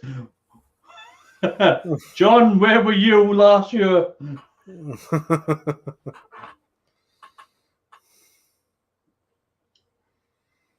Where were you, Brig? We need to close this place down. We need to quarantine this place. We need to stop this from getting any worse. We need to take care of the people first.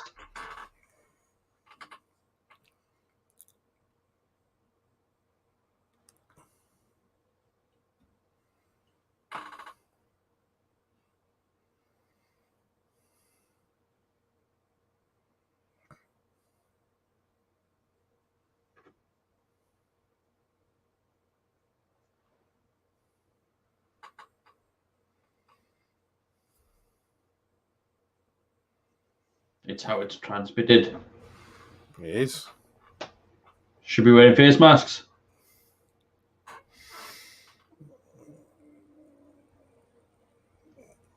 Yeah, well, they're all right for forwards. It's the sides and upwards. They don't really stop.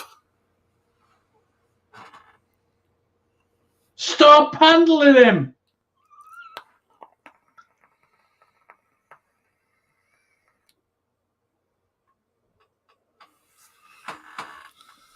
Who were? That's the end of that weekend.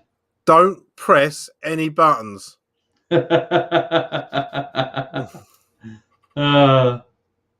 yeah, very topical.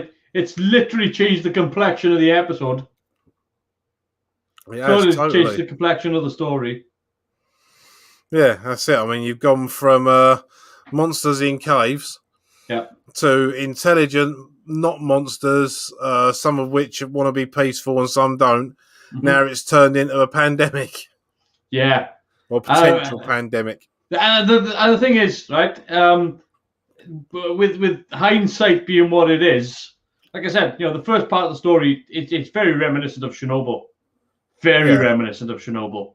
So the fact that it goes into a, I know they've got the Silurians painted, as the back structure for this, but then the fact that it turns into this pandemic, like, geez, I mean, so diddling, diddling, diddling. There we go.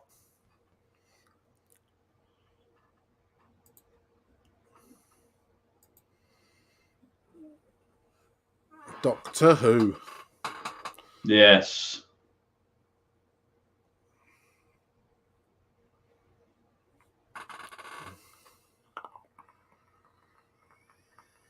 By Malcolm Hulk. Episode 6, Return of the Jedi.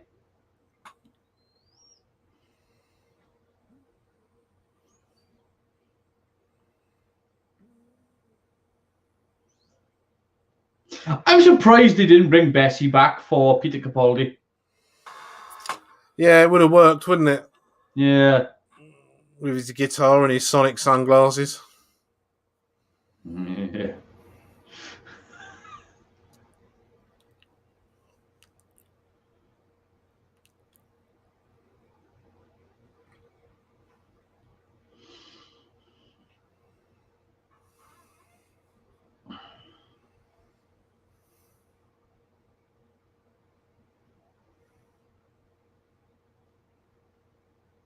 Well, that's not quite true.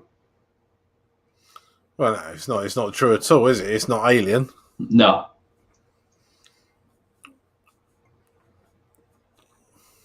No, did you just see that on screen? Because I just had the words directed by ghosting on the screen. I didn't notice it. I think it's an artifact of the episode. It could be, but I didn't notice.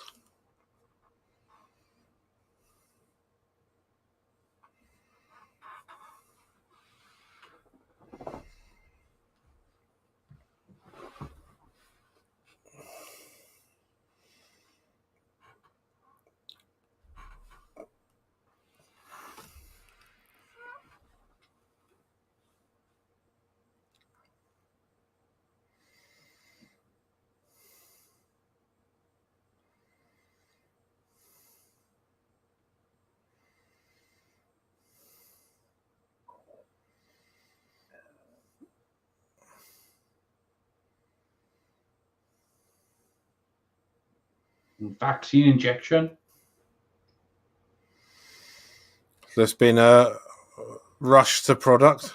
Yeah, yeah.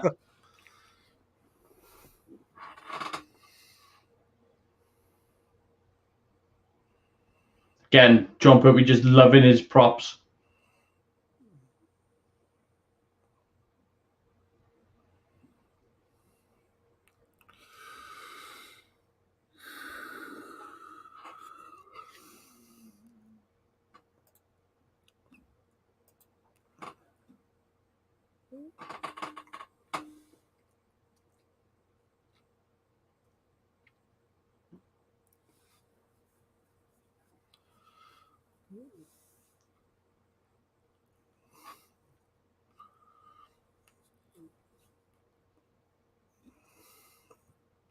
No, is this the episode whereby they go onto the subway?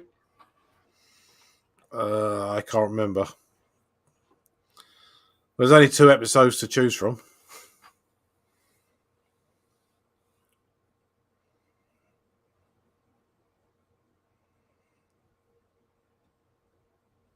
Yeah.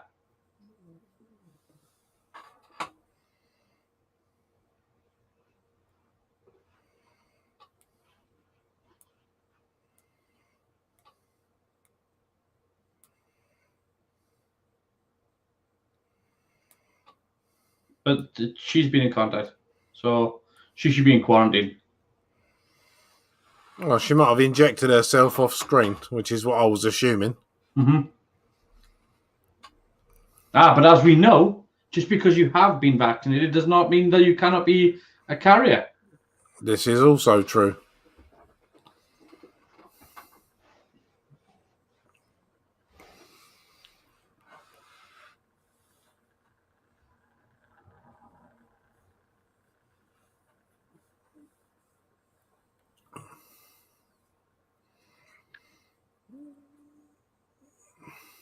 It's a hell of a place to film from. Quite a long distance.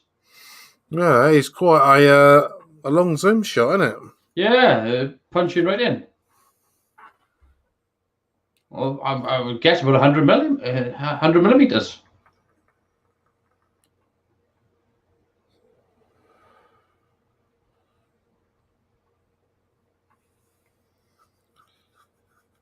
Here's where you start inserting the sound effects.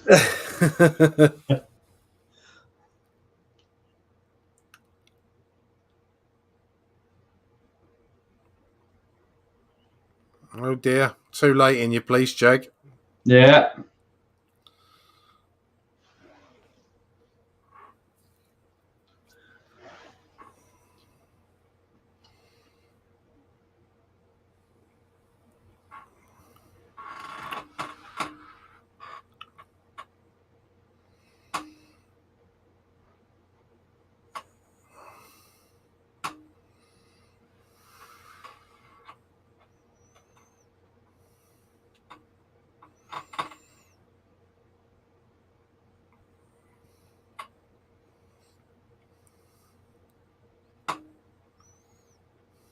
The can.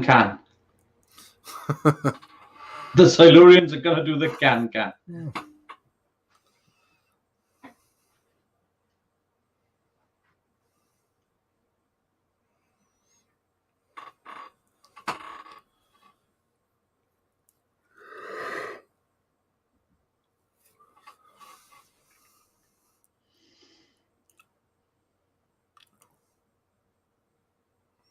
What do you imagine the brig's going to go do now?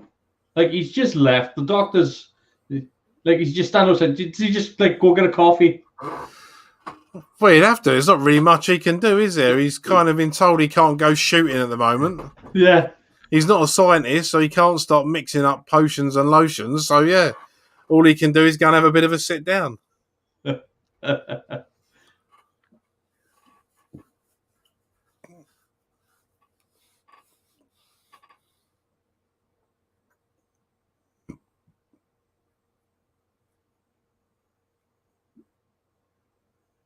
Who are you talking to? There's nobody there.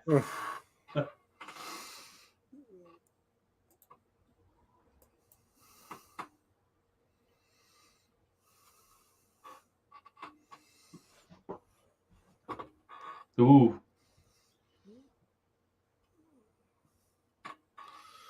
It's handy they've got a camera in that room, isn't it? Yeah. I want to know how that works. Science fiction.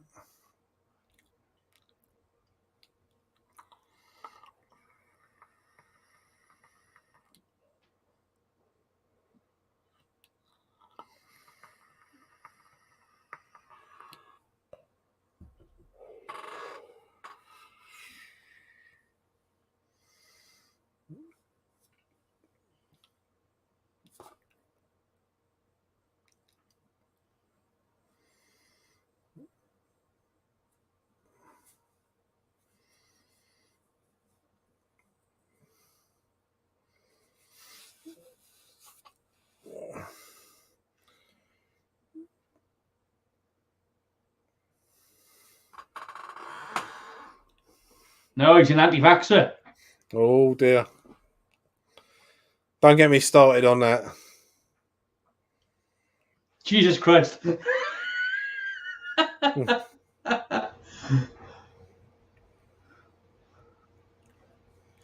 I mean, this is just...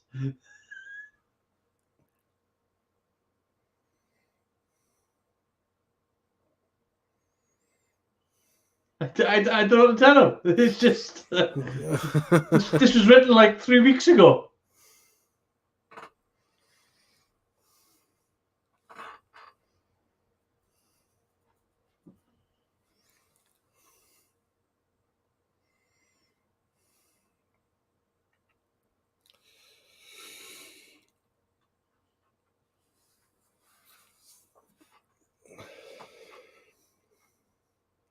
Wrong number.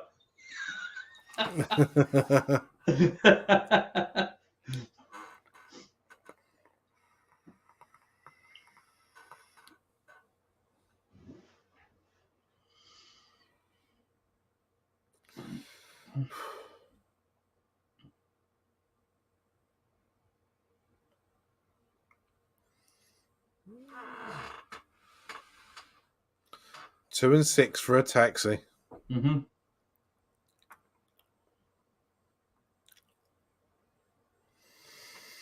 What was 2 and 6? When that like? I can't remember that. Well, no, nor can I. That was the year. That all changed the year before I was born. So I can remember half pennies. is it 2 shillings and sixpence, which is basically Two shillings, I don't know, 10p, 16p. 16p, yeah. Yeah.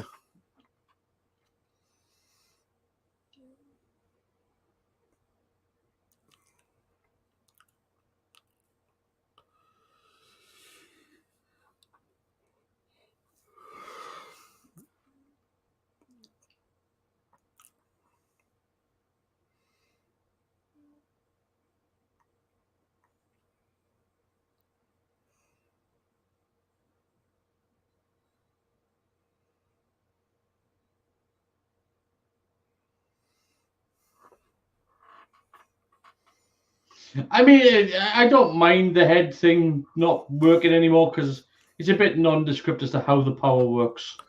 Yeah, it's not very well explained. It's some sort Yeah. of mental attack, isn't it? It appears to be.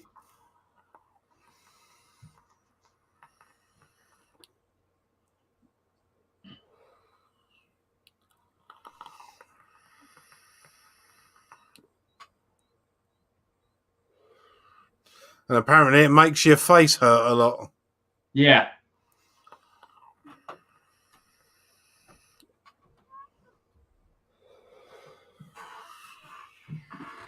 I mean, it's potentially artificial. Yeah, potentially.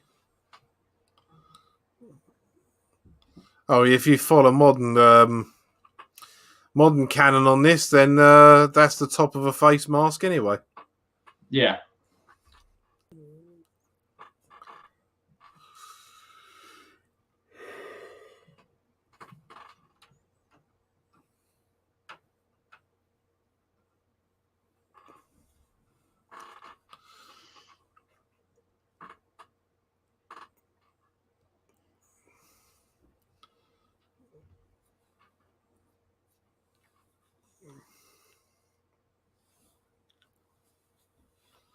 I'm gonna go with Pfizer. I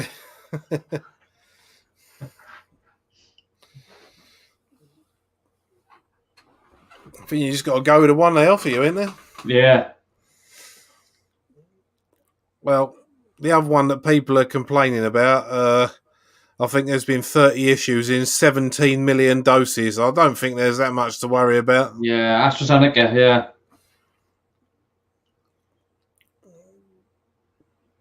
It's risk and reward, mate. I mean, I was pretty much on the fence. I didn't know what to do, but I am an asthma sufferer. You know, I get offered the flu jab every year.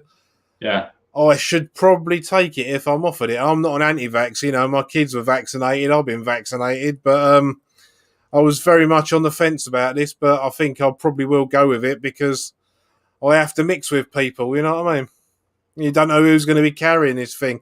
It might affect you. It might not. It's Well, madness. I know of one person who had the injection and um, he had some nasty side effects to it, but he said, you know, it lasted for 3 days and that was it. Like, you know, he's.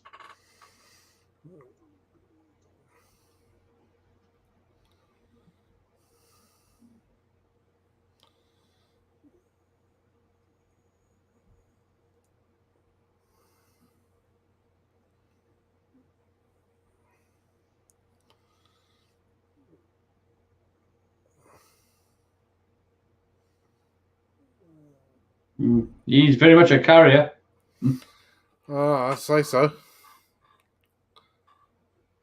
And so is that lot now. Yeah.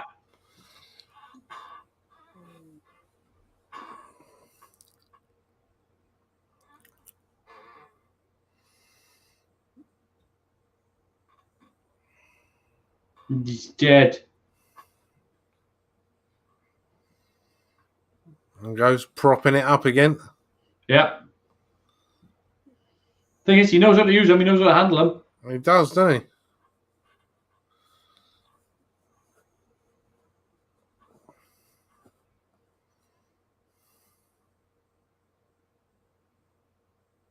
I mean, he's even put the rinse in it.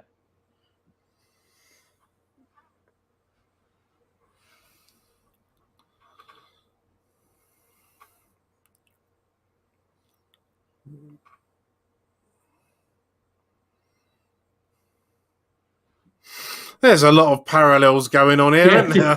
I was going to say, Christ, this strikes home.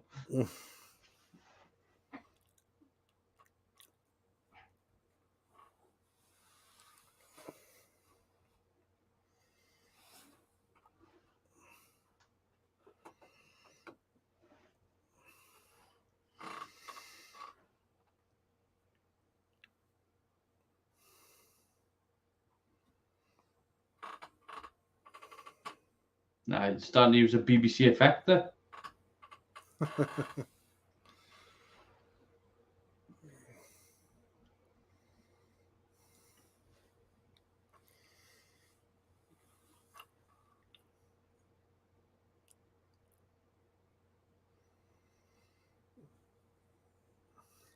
How many episodes were there where the Brigadier gets to talk into two phones at once? Because I'm sure I've seen him do that in more than ways. Yeah. Always got plenty of phones on hand, that boy.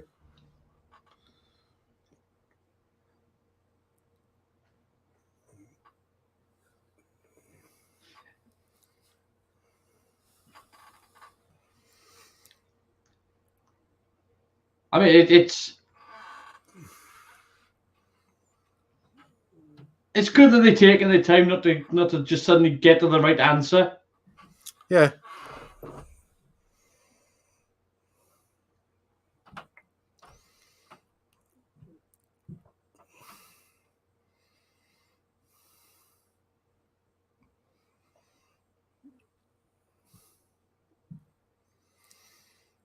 Yeah. Also, I like the fact that they're showing the Doctor experimenting and going through a whole host of different drugs to try and find it, rather than we found this one, this works. Yeah.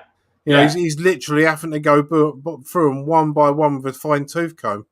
And it's not only that; it's the fact that Liz is also. I mean, she's very much proactive with this sort of solution. She's she's effective as a companion. She's not just there to ask, "What about this, Doctor? What about this?" She's actually offering things.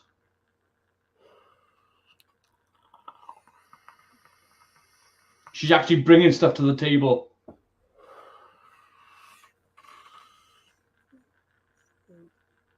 But I mean, I would say that a lot of the Doctor's companions do that anyway. I think some of the Doctor's companions get a bad rap for just being there as eye candy. Yeah.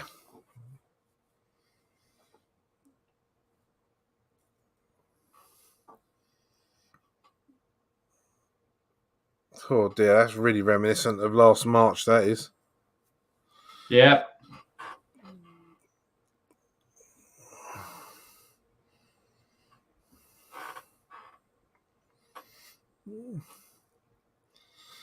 Look in a mirror, man.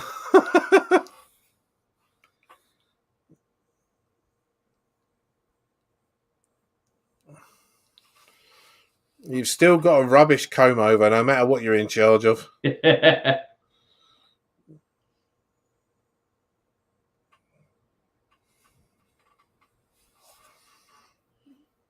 he's gone a little bit over the top. Yeah.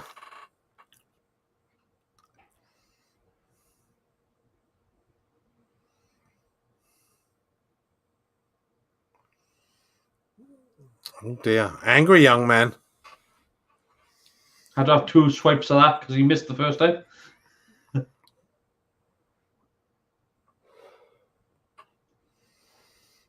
He's ruined his comb over. Yeah.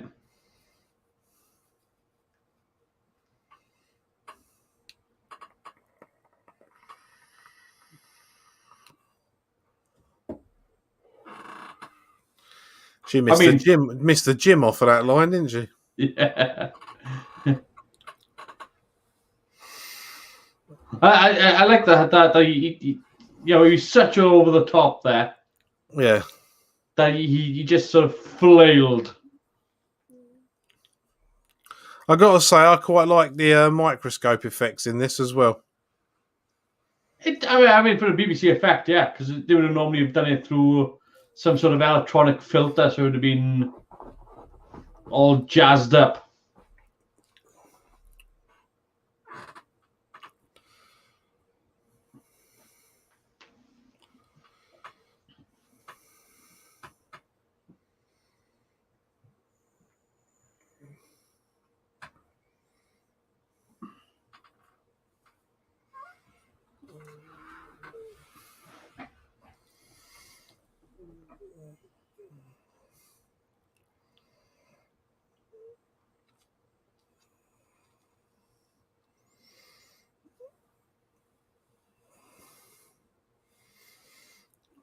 That's quite a nice effect.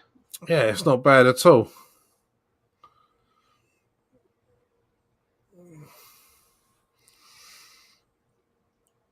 Again, it's a shame that they've been quite nondescript about how those headlights work. Yeah, it is a shame I didn't go into more detail with that, with the one that was helping the Doctor earlier in the serial. I mean, if I had to guess, I would say it's some sort of microwave. Yeah.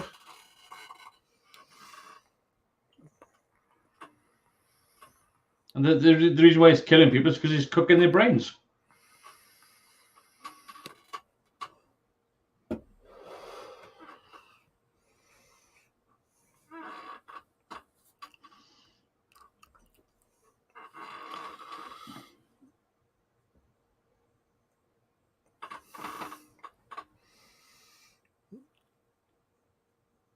They're advancing everywhere in groups of 2. Socially distanced, just in case.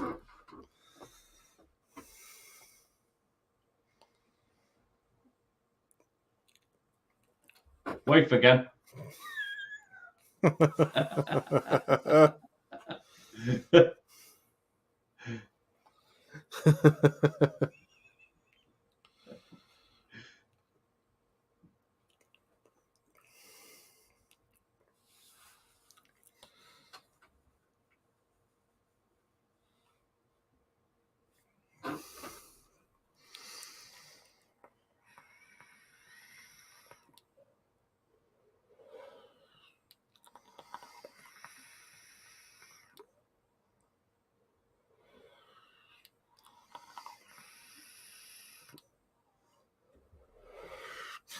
John Pertwee does that face well. Right. He doesn't have a choice, it's his face.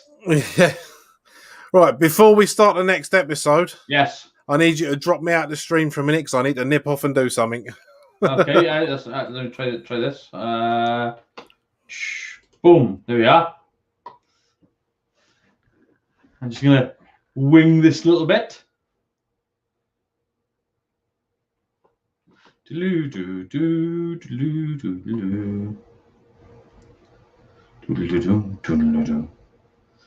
voices.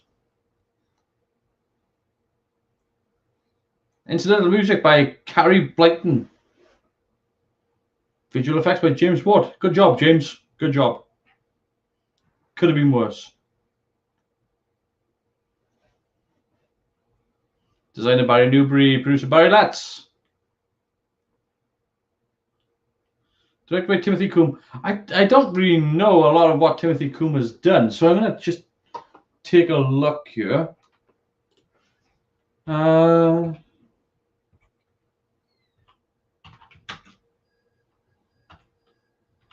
Timothy Coombe. Let's have a look to see what he's done. Timothy Coombe, IMDb, Doctor Who, Angel's Brothers, Z-Cars, The Doctors, Mind of Evil. So yeah, Doctor of the Silurians, Evil of the Daleks. Yeah.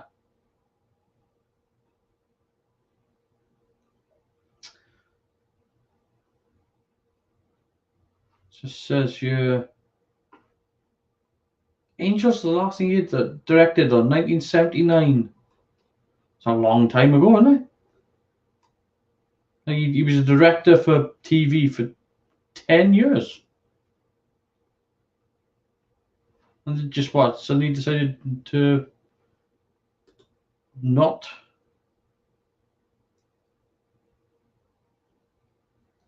I mean, as far as I can tell, he's still alive.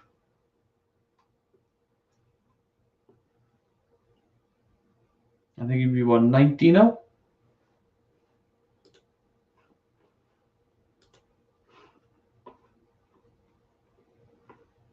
Uh, 84. 84 years old. So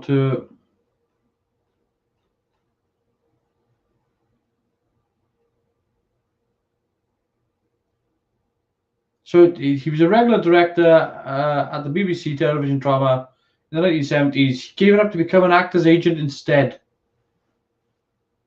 And yeah, he looked like he was having a really good career as a director.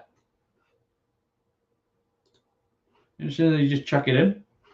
Just in your pick, the failed 1939 Dig at Devil's End. Yeah. Oh, you sent it in my email, is it? Let's have a quick look.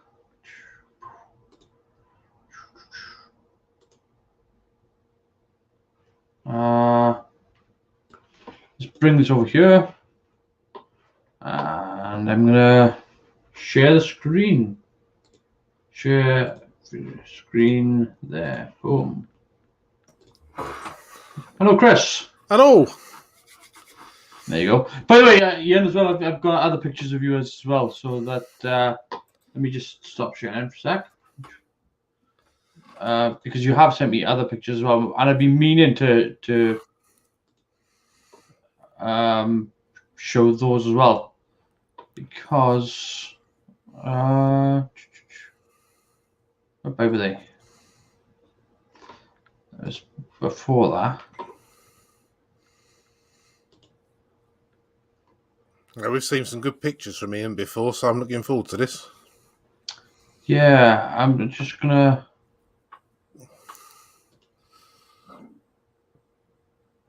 Yes. Here we go. Here's one that.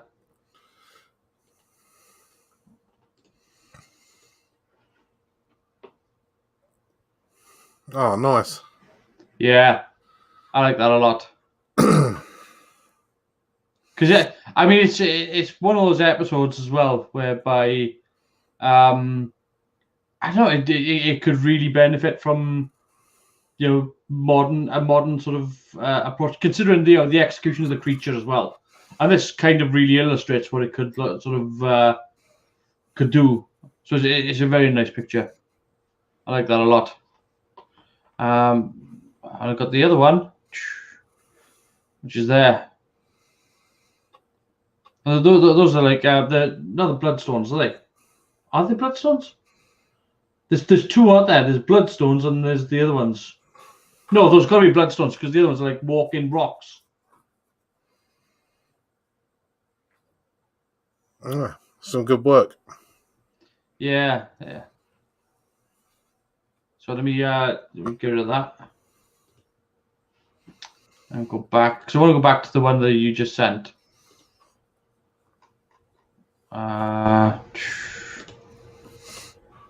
Which is this one here.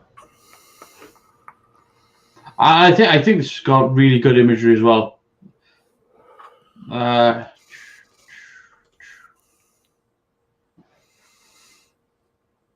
Yeah. It's very vivid. I like that.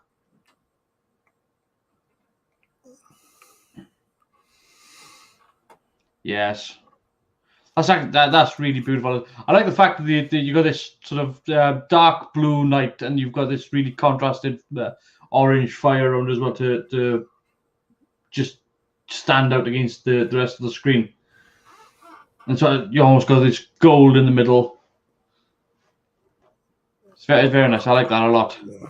Yeah, it's good.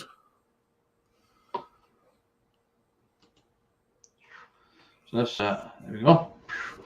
And let's get back to doing some Doctor Who, shall we? Yep, episode 7. Yeah, I'm at the end of episode 6. I'm at And it says 0-0 on So- episode 7. So I'm just going to press this and see what happens. Here we go. I'm at episode 7 starting now. Dee dee dee dee dee dee dee dee. I don't know if mine will actually screen share that, because I know it doesn't like to. Yay! Look at that. That's where I'm at. Yeah, I'm at exactly the same place. There we go.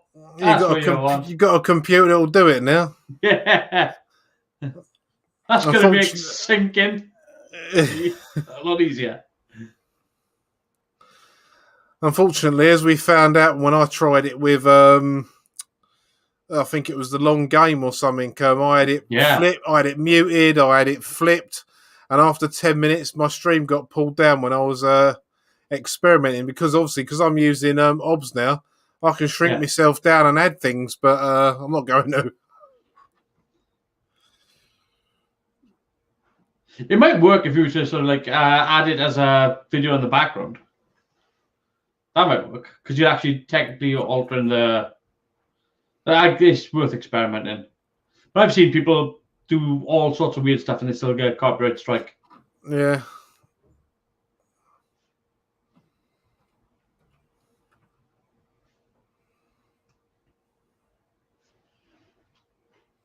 Like, can I do a? Nope. Nope. Nope. No. You're just messing about now, aren't you? No, I was just curious as to whether or not, because if I was to share the screen,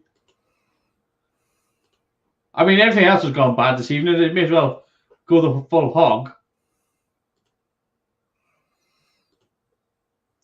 Oh, look at that.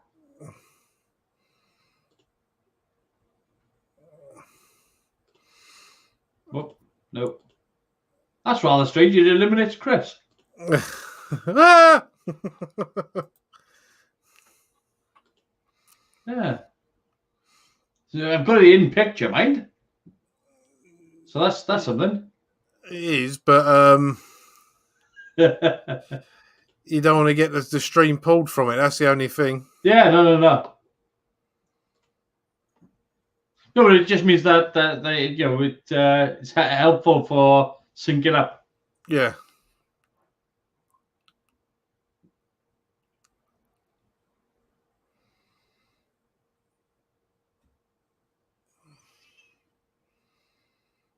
Well, I'll say he's running into a problem. Just a slight problem.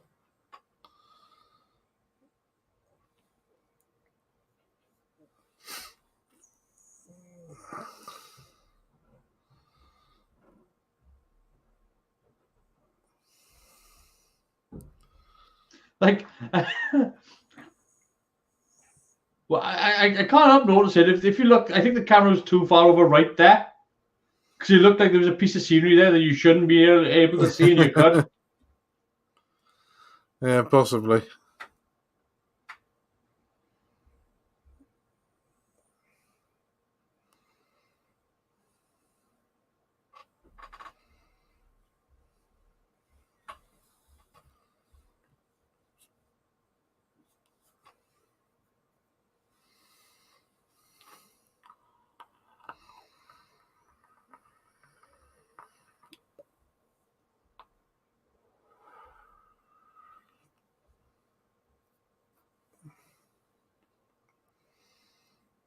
Just playing this on a stylus.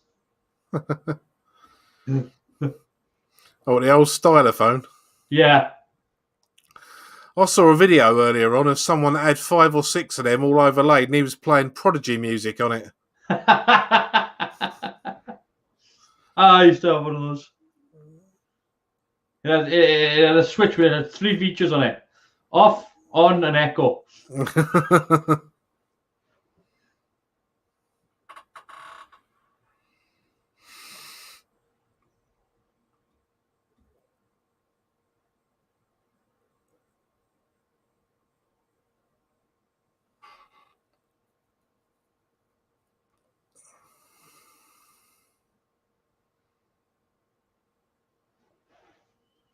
Yeah, helps if you look at it the right way up.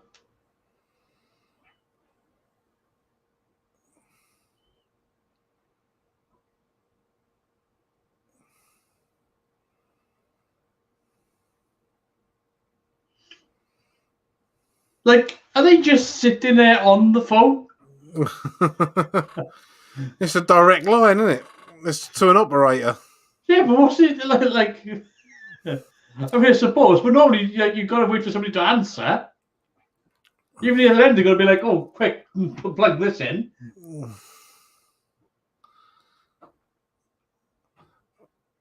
Perhaps there's a switchboard with someone with a headset on, like what we're wearing. Well, that's the job. They're just plugged into everything.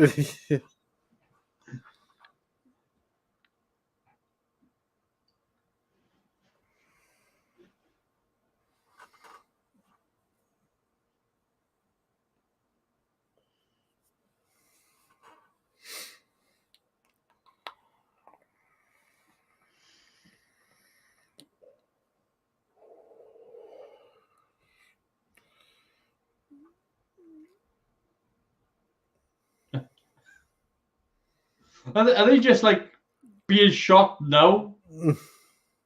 Just having a conversation while being shot, like.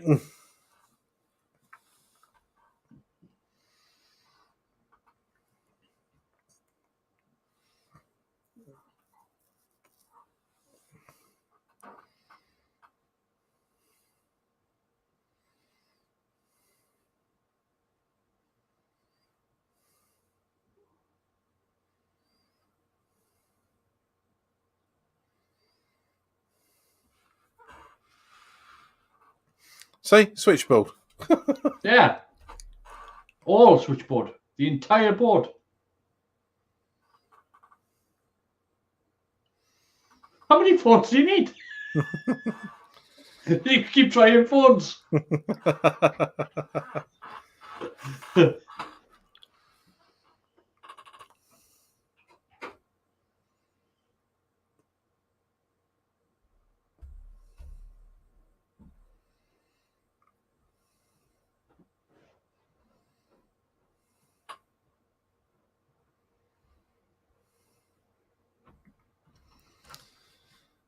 Cool. Give your head a wobble.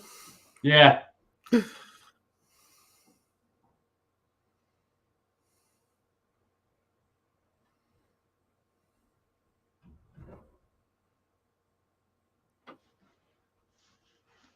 Oh.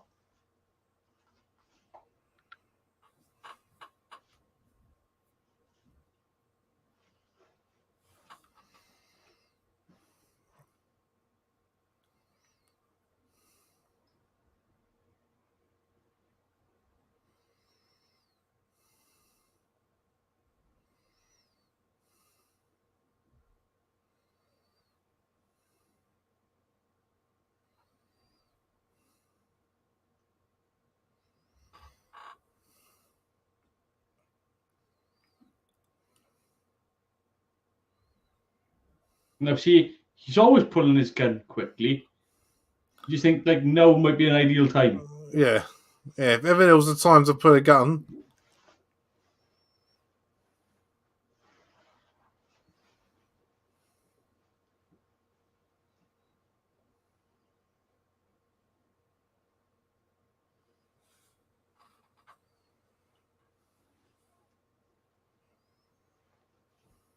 Don't see many headshots in Doctor Who.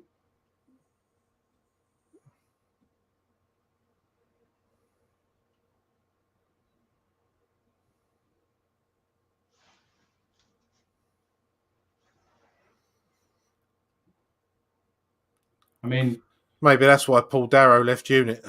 yeah.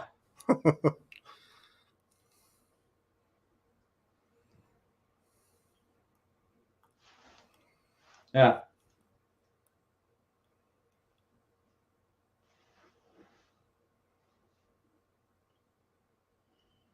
No, I'm going to run. I'm going to run for my life.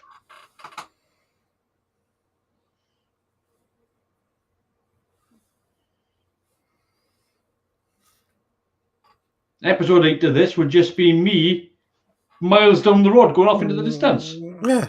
Yeah, you and me both.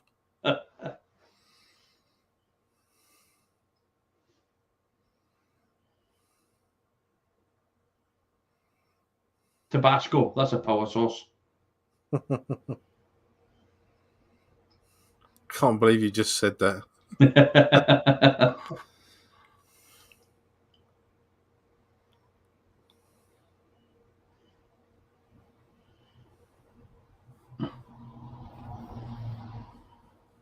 You made that up.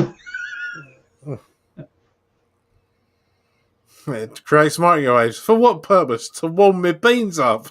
Yeah.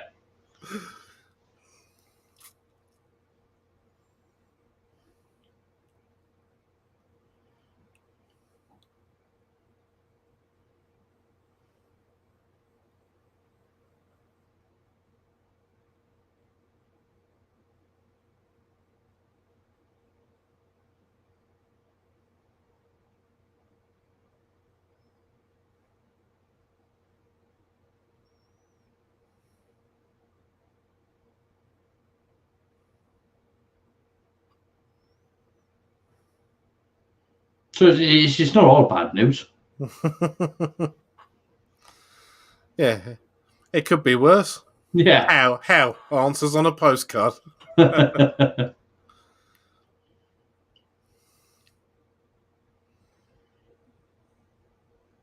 It's a hell of a direction to give, isn't it? Jiggle your heads. Jiggle your heads.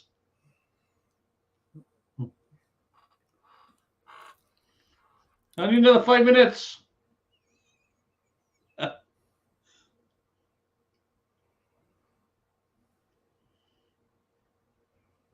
My word, John, that's a luck.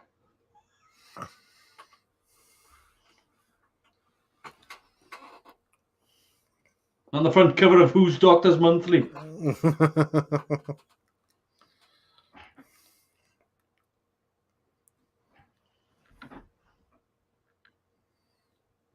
You feed your uranium into the...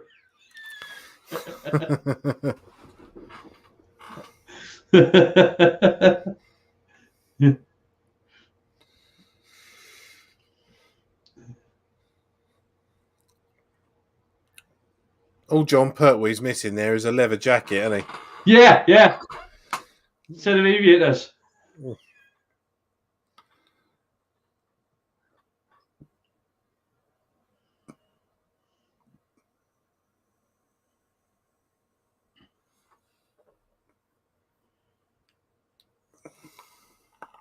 Check and mate.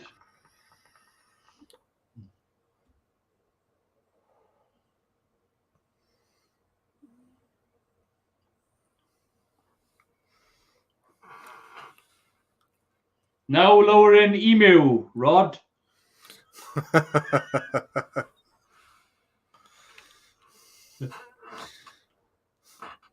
Bring on Jane and Freddie, Rod. Yeah, you don't hear many Rods these days.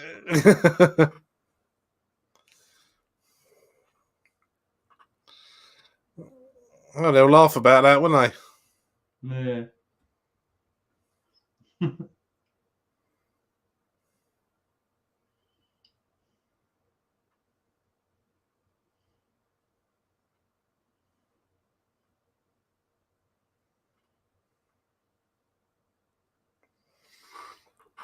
I do like that chair, though. I'll give him credit on that. I do like that chair. Yeah, it's a cool chair. It shouldn't be the center of my attention, but it, yeah. I'd like to think it's not just hard molded plastic. Yeah. They probably nicked it from the canteen.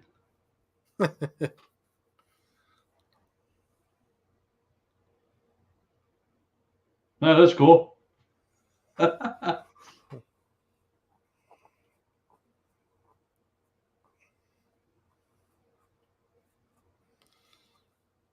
Yeah, especially from the back, those Yeah. silurian suits and the headpieces where they join really is quite pony, in it. What if they actually like the Silurians from the modern era? They're just wearing hokey suits to look. Yeah, just something like like I said, they're on a jerkin or a tunic or something. They just take it off, like.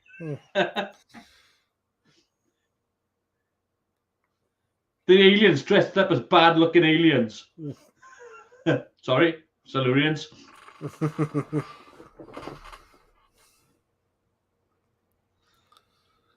Come on now, push out yourself, you lazy sod.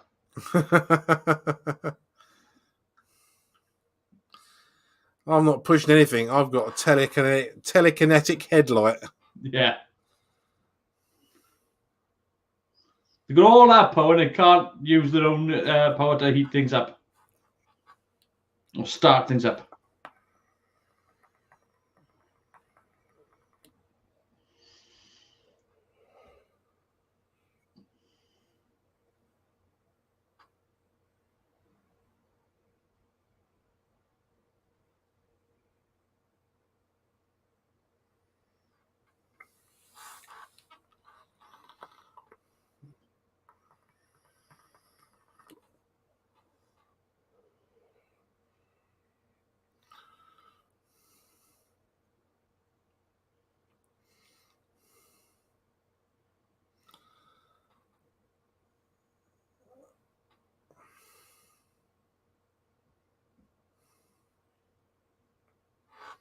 A whole bank of props now.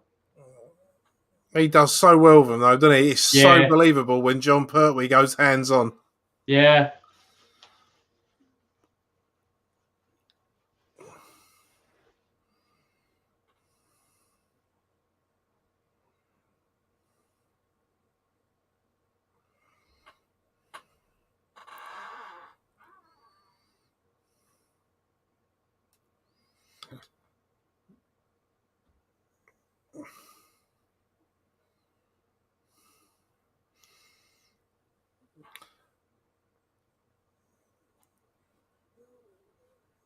All it's done is blown the speaker so it stops making that weird whirring noise.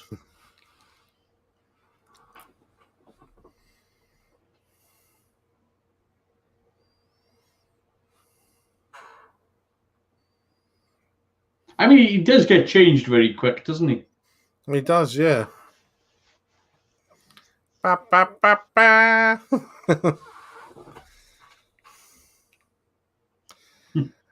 I don't know, for all the Mickey we're taking out of the music, it does kind of fit the episode really well. The thing is, I think it's clearly an episode of two halves. Yeah. You've got a completely different story going on with the reactor side and the pandemic to what's happening with the Silurians. So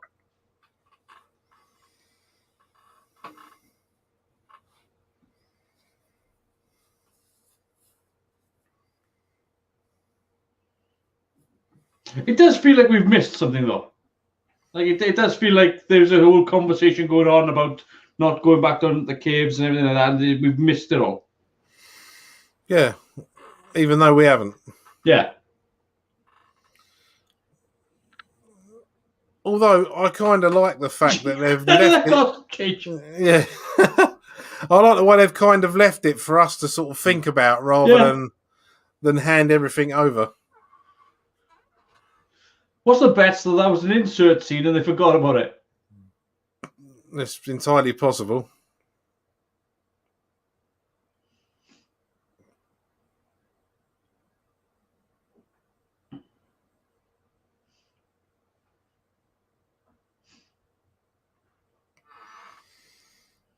Here we go. Use it at the moment.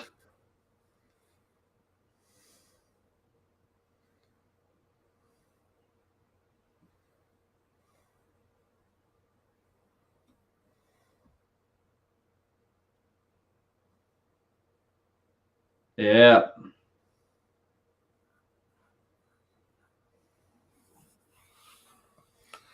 Yeah, it was a Torchwood moment, isn't it? Very much so.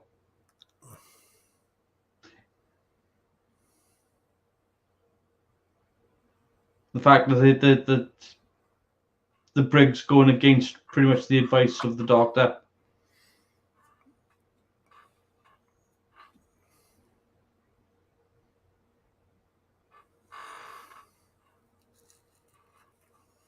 Ugh. Here goes my headphones. That's what you get for trying to scratch your ear.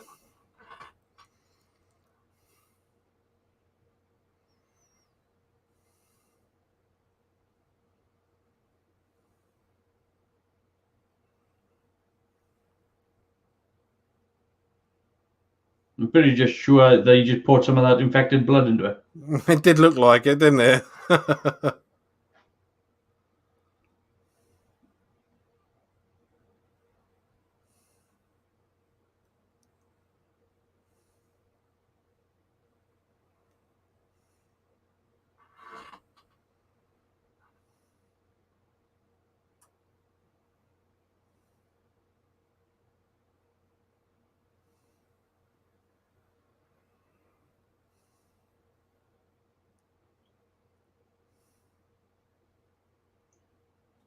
It's a boom. A big boom.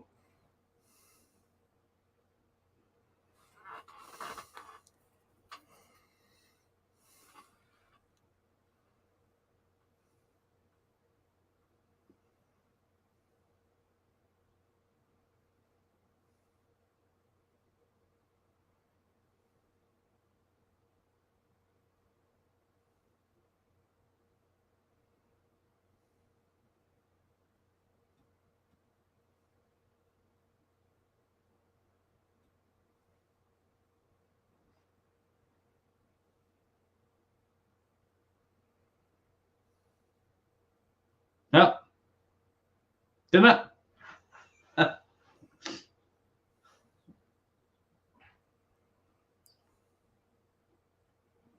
Jesus Christ, that is a hell of a bang.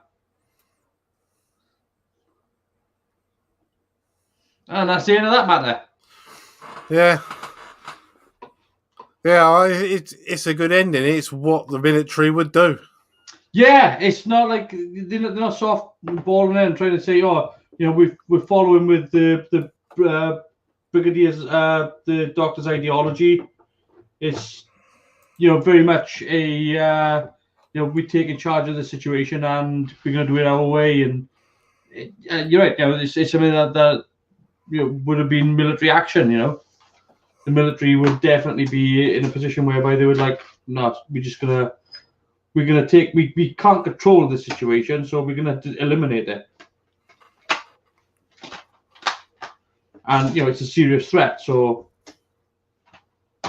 that is the end of that. Anyway, we got there in the end, man. We got there in the end. We got in the end. So that's Doctor Who and the Silurians. Chris, now you've seen it again. Yeah, it's as good as I remember. I mean, you have to take the effects of the monsters, monster suits and that for what they are. But yeah, it's a great story, and like you say, it's a story of two halves. It's like invasion, potential nuclear disaster, and then you've got like a pandemic swing to it, and then you've got that ending, which I think is a perfect ending because that is literally what they would do, and it's the same as when you see the Christmas Invasion, where at the end the Prime Minister says, get in touch with Torchwood, and they blow it up. That's exactly what we'd do, which is probably why aliens will never visit us, because if they've tuned into our telly, they know better.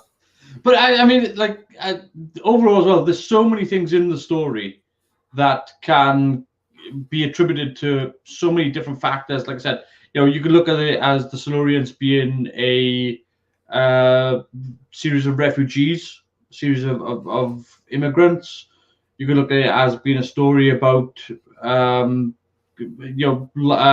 wildlife conservation. Particularly when you've got things like dangerous creatures. You get places like Africa whereby a lot of the tigers and things are being hunted to extinction and things like that. So there's all these sorts of different stories, just because they've kept it broad.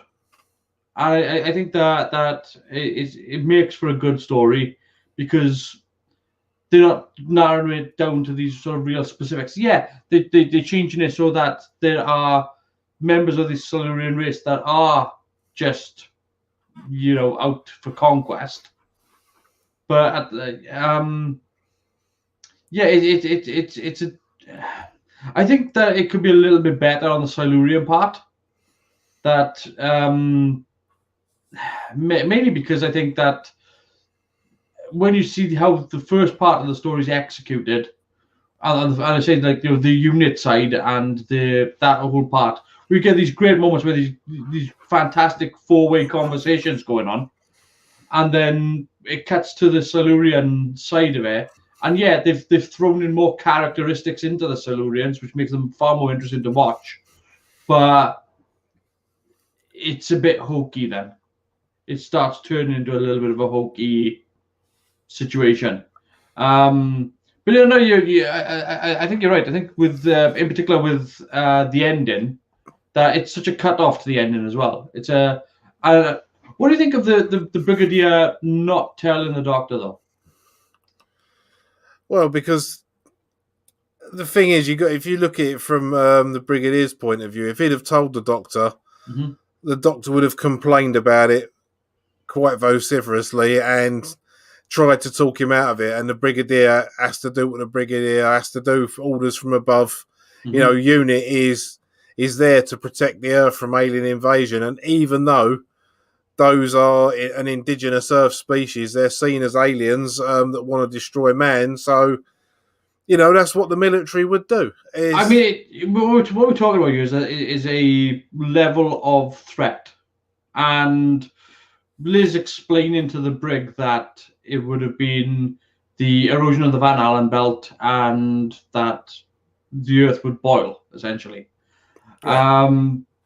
That level of risk on part of a military organization would have definitely been like, we'll take these people out. That's the end of it.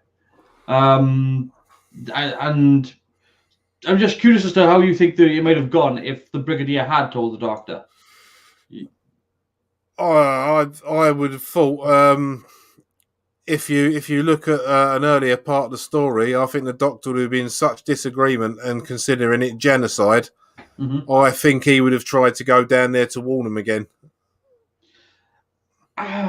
See, it's a tough one, isn't it? Because, I think he might have tried to resolve the situation, but at the same time, there's a point whereby I don't know. I think maybe the brigadier might have put it across that it's no longer his responsibility.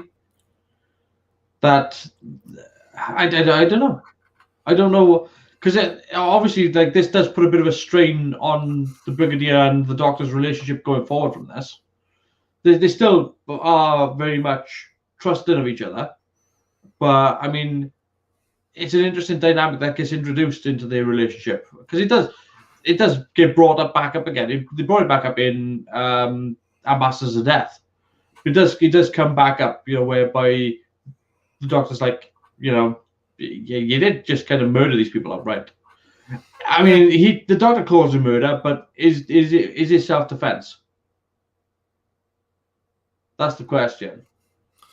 It's proactive or preemptive self-defense, isn't it? I think that's how they would look at it. Yeah. Yeah, because all right, they didn't get to hear what the Silurians were saying, but he basically said, set it to wake us up in 50 years, and then we'll kill all the apes. So, yeah, whether that makes it right or not to commit genocide and blow them up. I mean, genocide's never right, is it? No. Regardless. So. But there is a point where is this a story of just miscommunication between two sides? It is part of this story just a miscommunication, like the Cold War scenario, like between the US and the USSR. Is that part of this, or are they? Is it just accidental?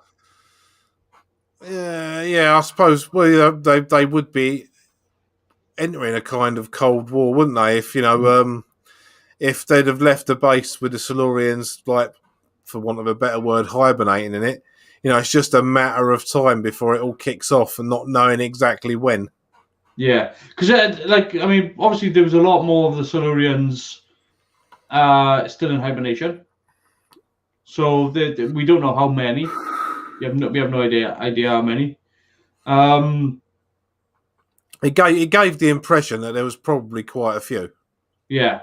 And I don't think we really have an understanding as to where this is supposed to take place either. Because we know it's in England, but that's about it really. I don't think it's that specific, is it? Or have I missed something?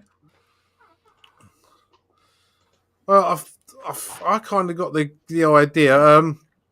Well, this bit I've read just now says in a parallel universe in which the Doctor's exile on Earth did not begin until 1997, this crisis was resolved by Captain Mike Yates and his men travelling back in time millions of years to destroy the Silurian civilization using 14 nuclear warheads to prevent their eventual reawakening in the 1970s.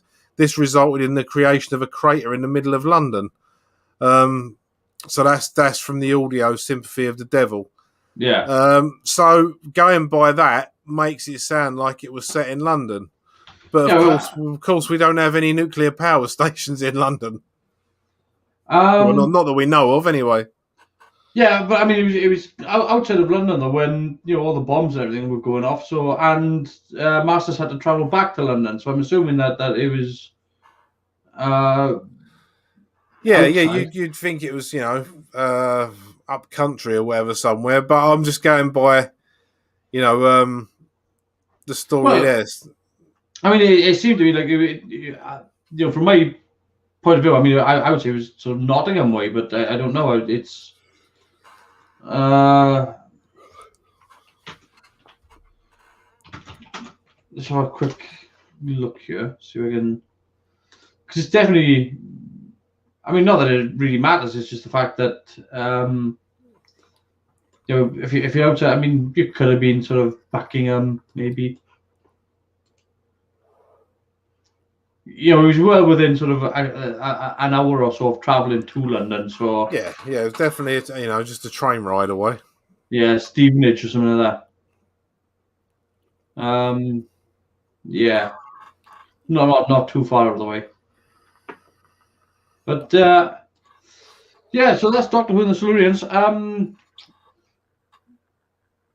Good sort of setup for the characters, though, and it's the fact that they vilified them in the end.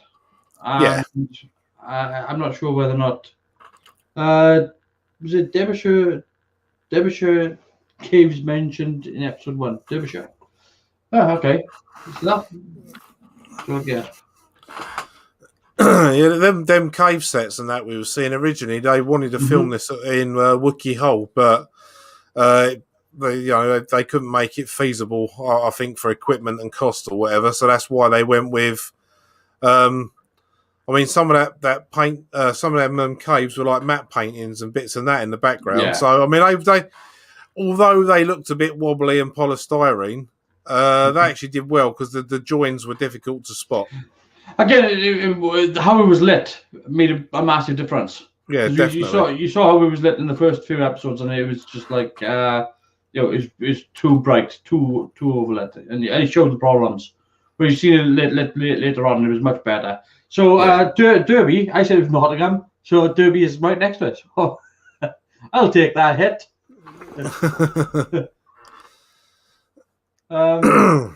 I think it's a good show for the Silurians in this one. I like the fact that there's a bit more to them, though. I do like that. I like the fact that plus I do like the idea that they are a proto life form before humanity, and it does add a lot more to the human mythos in the Doctor Who universe. I don't really have a hell of a lot more to say about that. The music in this was okay. I think at times it slipped, and we did end up with it sounding a lot like a stylus. Some of the music was a bit comedic, shall we say, but a lot of it, even like the kazoo parts, did kind of fit a bit of it because, costumes and sets aside, lizard men walking around in the dark, can evoke creepy sounds. So, some of the creepier aspects of the incidental music, I think, worked well. There was a couple of bits where it was a little bit comedic, but on the most part, I thought it was all right. It was one of those ones where less is more. It wasn't completely flooded with sound. I mean, again, if you are gonna musically score an episode, you need to get it right. And we've got plenty of examples of them not getting it right. Oh yes. I mean, I know we were talking about the Ambassadors of Death here, but like, if I'm going to go back to and I say more modern, but we're still talking the classic era in 1989. You know, the music to Battlefield was a botched job. Yeah. You know, whereby they play in almost this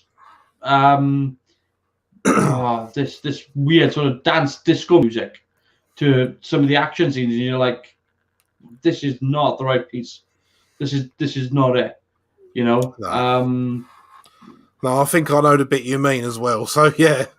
Yeah, I mean, sometimes and we were talking about as well earlier on about the production values on this. I mean, this is a smaller production, but it's made to feel bigger. Because you know, it's not a massive cast. I think you're looking at about 12 people in the cast. But it handles well because it creates. I think what it does well is that because it bounces around locations, it leaves you having to catch up. So and the only thing I would say it was really rushed was kind of in the last episode there where John Pertwee just went through a series of costume changes, you know, and it felt like there were jump cuts there and huge, like slews of the story just chopped out and missing. Yeah, the cast list is about, if you take out the Silurian voices, it's almost 30 people. Yeah, but I think a lot of that's going to be like assistant 1, assistant 2. No, it's not technician. actually.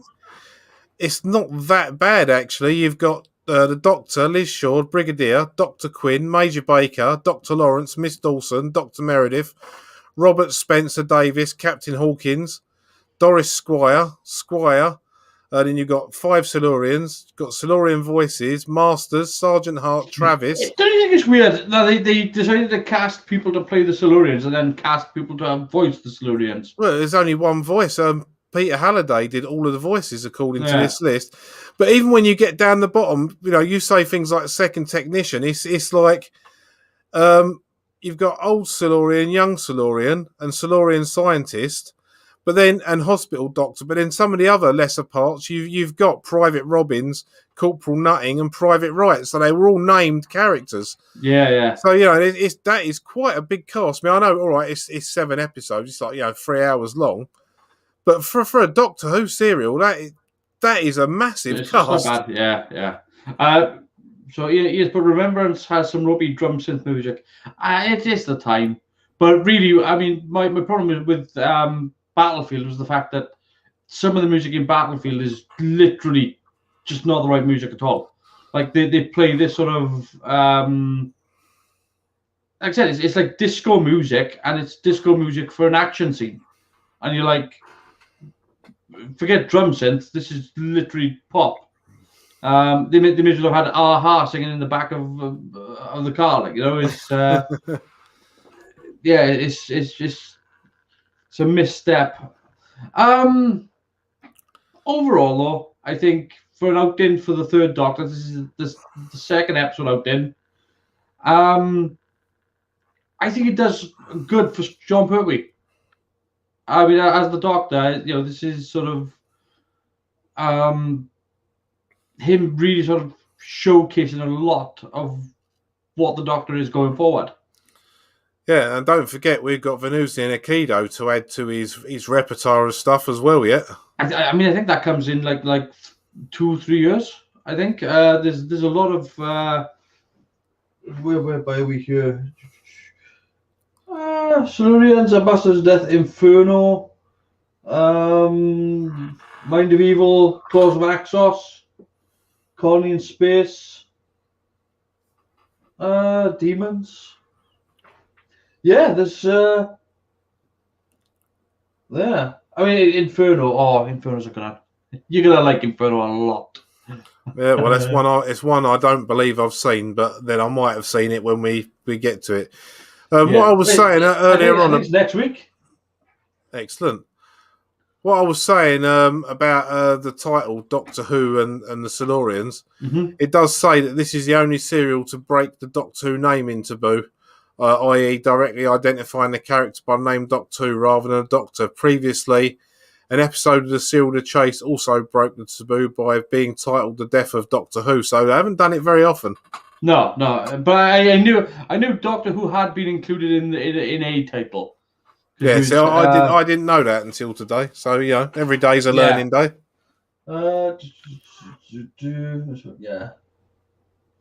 Yeah. Yeah, but again, they only left it in this one because it was a cock up. It was just an error, a clerical cock up. So I'll tell you something we didn't notice as well, or we didn't mention. That there's non-speaking cameo appearances from members of the production team, including Barry Letts and Terence Dix as rail passengers, and most prominently Trevor Ray as a ticket collector struck down by silurian bacteria in the scene shot at Marylebone Station. So, and that station was a hell of a big shot as well. Yeah, that was a big shot. I mean, they probably, I don't even know if they managed to close down that station. Like I would have thought not. Maybe they managed to close it down for like lunch. But I would assume that they just shot it, and that they probably shot it long distance just to keep the equipment out of the way. But that was a hell of a shot. Yeah, it was, wasn't it? That was a really, really long zoom out shot. Yeah, it was like they were using a sports lens. Yeah, it was. But anyway, I think we're going to wrap this up here. I apologize wholeheartedly for this evening's calamity. I don't know what to say. Lesson learned, I think. Yeah, it happens, mate. It happens. Well, get onto YouTube about the missing videos, see if something can be done, because things don't. Try. Well, things don't. Just because you've deleted them off of your YouTube studio doesn't mean they're gone. You know what I mean? I've deleted stuff. It goes to a recycle bin. So yeah, it's got to be worth a try, because that's a lot of stuff. I will do that immediately, I think. And it is a lot of stuff. It's over 30 videos. So yeah, I'm gonna give that a look. But yeah, I can only apologize for this evening, and hopefully next week we'll do better. Next week is Inferno. So I'm looking forward to that, because that is that's one of my favorite John Pertwee episodes. In fact, I think it might be my favorite. It's right up there. It's a cracker of an episode. In fact, I'm gonna put it in to say it's probably one of my favorite Doctor Who episode stories of all time. It's high on the list. If I was it's going to be in the top 10. Luke Hozer's put it's all added to the experience, I think. With but tonight, yeah. So how would we rate Doctor Who and the Silurians then? I mean, I'd give that a solid 7.5. Yeah, it's a 7. I mean, again, it does. The problem is that if you didn't have the Silurian half in it, I think it would be higher rated, because again, the dialogue changes between. It's less sophisticated. For some reason, it's less sophisticated for the Silurians, and it shouldn't be. If anything, it should be the other way around. So I think the costumes. I've got to take points off for that. They could have. There's simple things that they could have done to improve those costumes that didn't require spending a great deal of money. I'm not saying that I would have seen Silurians in like Levi's, but there's simple things that they could have done just to cover over that body and the seams and things like that. Yeah, actually, I think I'm going to drop mine from 7.5 to 7.27. I'm going to take off 0.23 for the head wobbling. There would have been a better way of doing that. Yeah, and some of the directorial issues as well, like you said, like the head. The fact that everybody's doing this when they activate and they and the lights and things like that. But most of the time, the dialogue was incredibly solid. And again, we talked about this with Ambassadors of Death. The level of research that they have put into this for a simple story, to talk about things like the Van Allen belt, to know exactly what the graphite rods do in a nuclear reactor, to talking about how the spread of a pandemic works. I mean, this is how accurate I they mean, were. the level of research was something else. I mean, that was really, really, none of it seemed. All right, if you take away like the silurians and stuff like that, none of it seemed particularly far fetched, because, as you said, we have had Chernobyl. We're currently having a global pandemic. These are things that have happened. So it's all very believable. Yeah, and to do it in a time pre-internet, whereby it's literally put your head in a book, and so for that, Malcolm Hulk deserves all the credit in the world for that. So story-wise, is high. Execution is what brings it down. So I mean, story-wise, I'd give it a 8.9, something like that. But the execution of it just brings it down. So that's where I'm at with it. I maybe 7-ish. Do I want to go above that? The music was underscored for a lot of it, and I liked that. The acting was solid. In particular, again, that scene between those men and Liz in that room, where it's literally firing back and forth, was brilliant writing. Absolutely brilliant. Yeah, definitely. Yeah, I'm sticking with me 7.27. Yeah, I can come up to a 7.2. I have no problems with that. I think and that's not a bad score, by the way. If even a 6 is a good score, so 6 is good, 7's better. I mean, we have to have wiggle room at the top here, because we know that it's not going to have great even for a 1970s episode. So this is not as, I don't think this is as good as Ambassadors of Death. But I think the it was the same length of episodes, and I think this seemed like a tighter story. There wasn't any fluff. There was a little bit of fluff here and there in Ambassadors of Death. So I think this was a tighter story. But I really like the twisty turny story of Ambassadors of Death as well. So it's I don't know. I think I'd put them kind of equal for me personally. The only thing I would say is that whilst the pandemic bit in this story is good, it's also unnecessary to the story. Yeah, that's the only thing. It is that as good as this is, it doesn't have to be there. And if you were going to shorten this episode, you could take that out of it and still end up with the same result. So, but it's still good. I mean, that in itself is kind of like the Omega strain could have been a Doctor Who episode by itself. So that's pretty much where I'm at. I'm happy to give it a 7.2. Yeah, I can give it that. It's an enjoyable episode. I love watching it. It's just the fact that there are better episodes out there than this. That's all. And you've got to have room at the top for some of the better ones. And like I said, next week when we're going to be doing Inferno, that's going to be that. I'm going to be giving that all sorts of top marks. Totally agree with the pandemic part of the story. I always thought it was just added to make the story longer. Yeah, I mean it's just the fact that it's part of the episode that it could be its own story, and that's really you could have started off with that, and you could have even done an alien virus. You could have even gone that far, and just done it as like it arrives on an asteroid or something like that. Boom, and the doctor's got to find a cure and they've got to contain it and everything. I mean that's a whole episode in itself. That's a whole story. I mean that's like a riff on the film The Andromeda Strain, isn't it? I mean you could definitely do some of that in Doctor Who. Yeah, absolutely.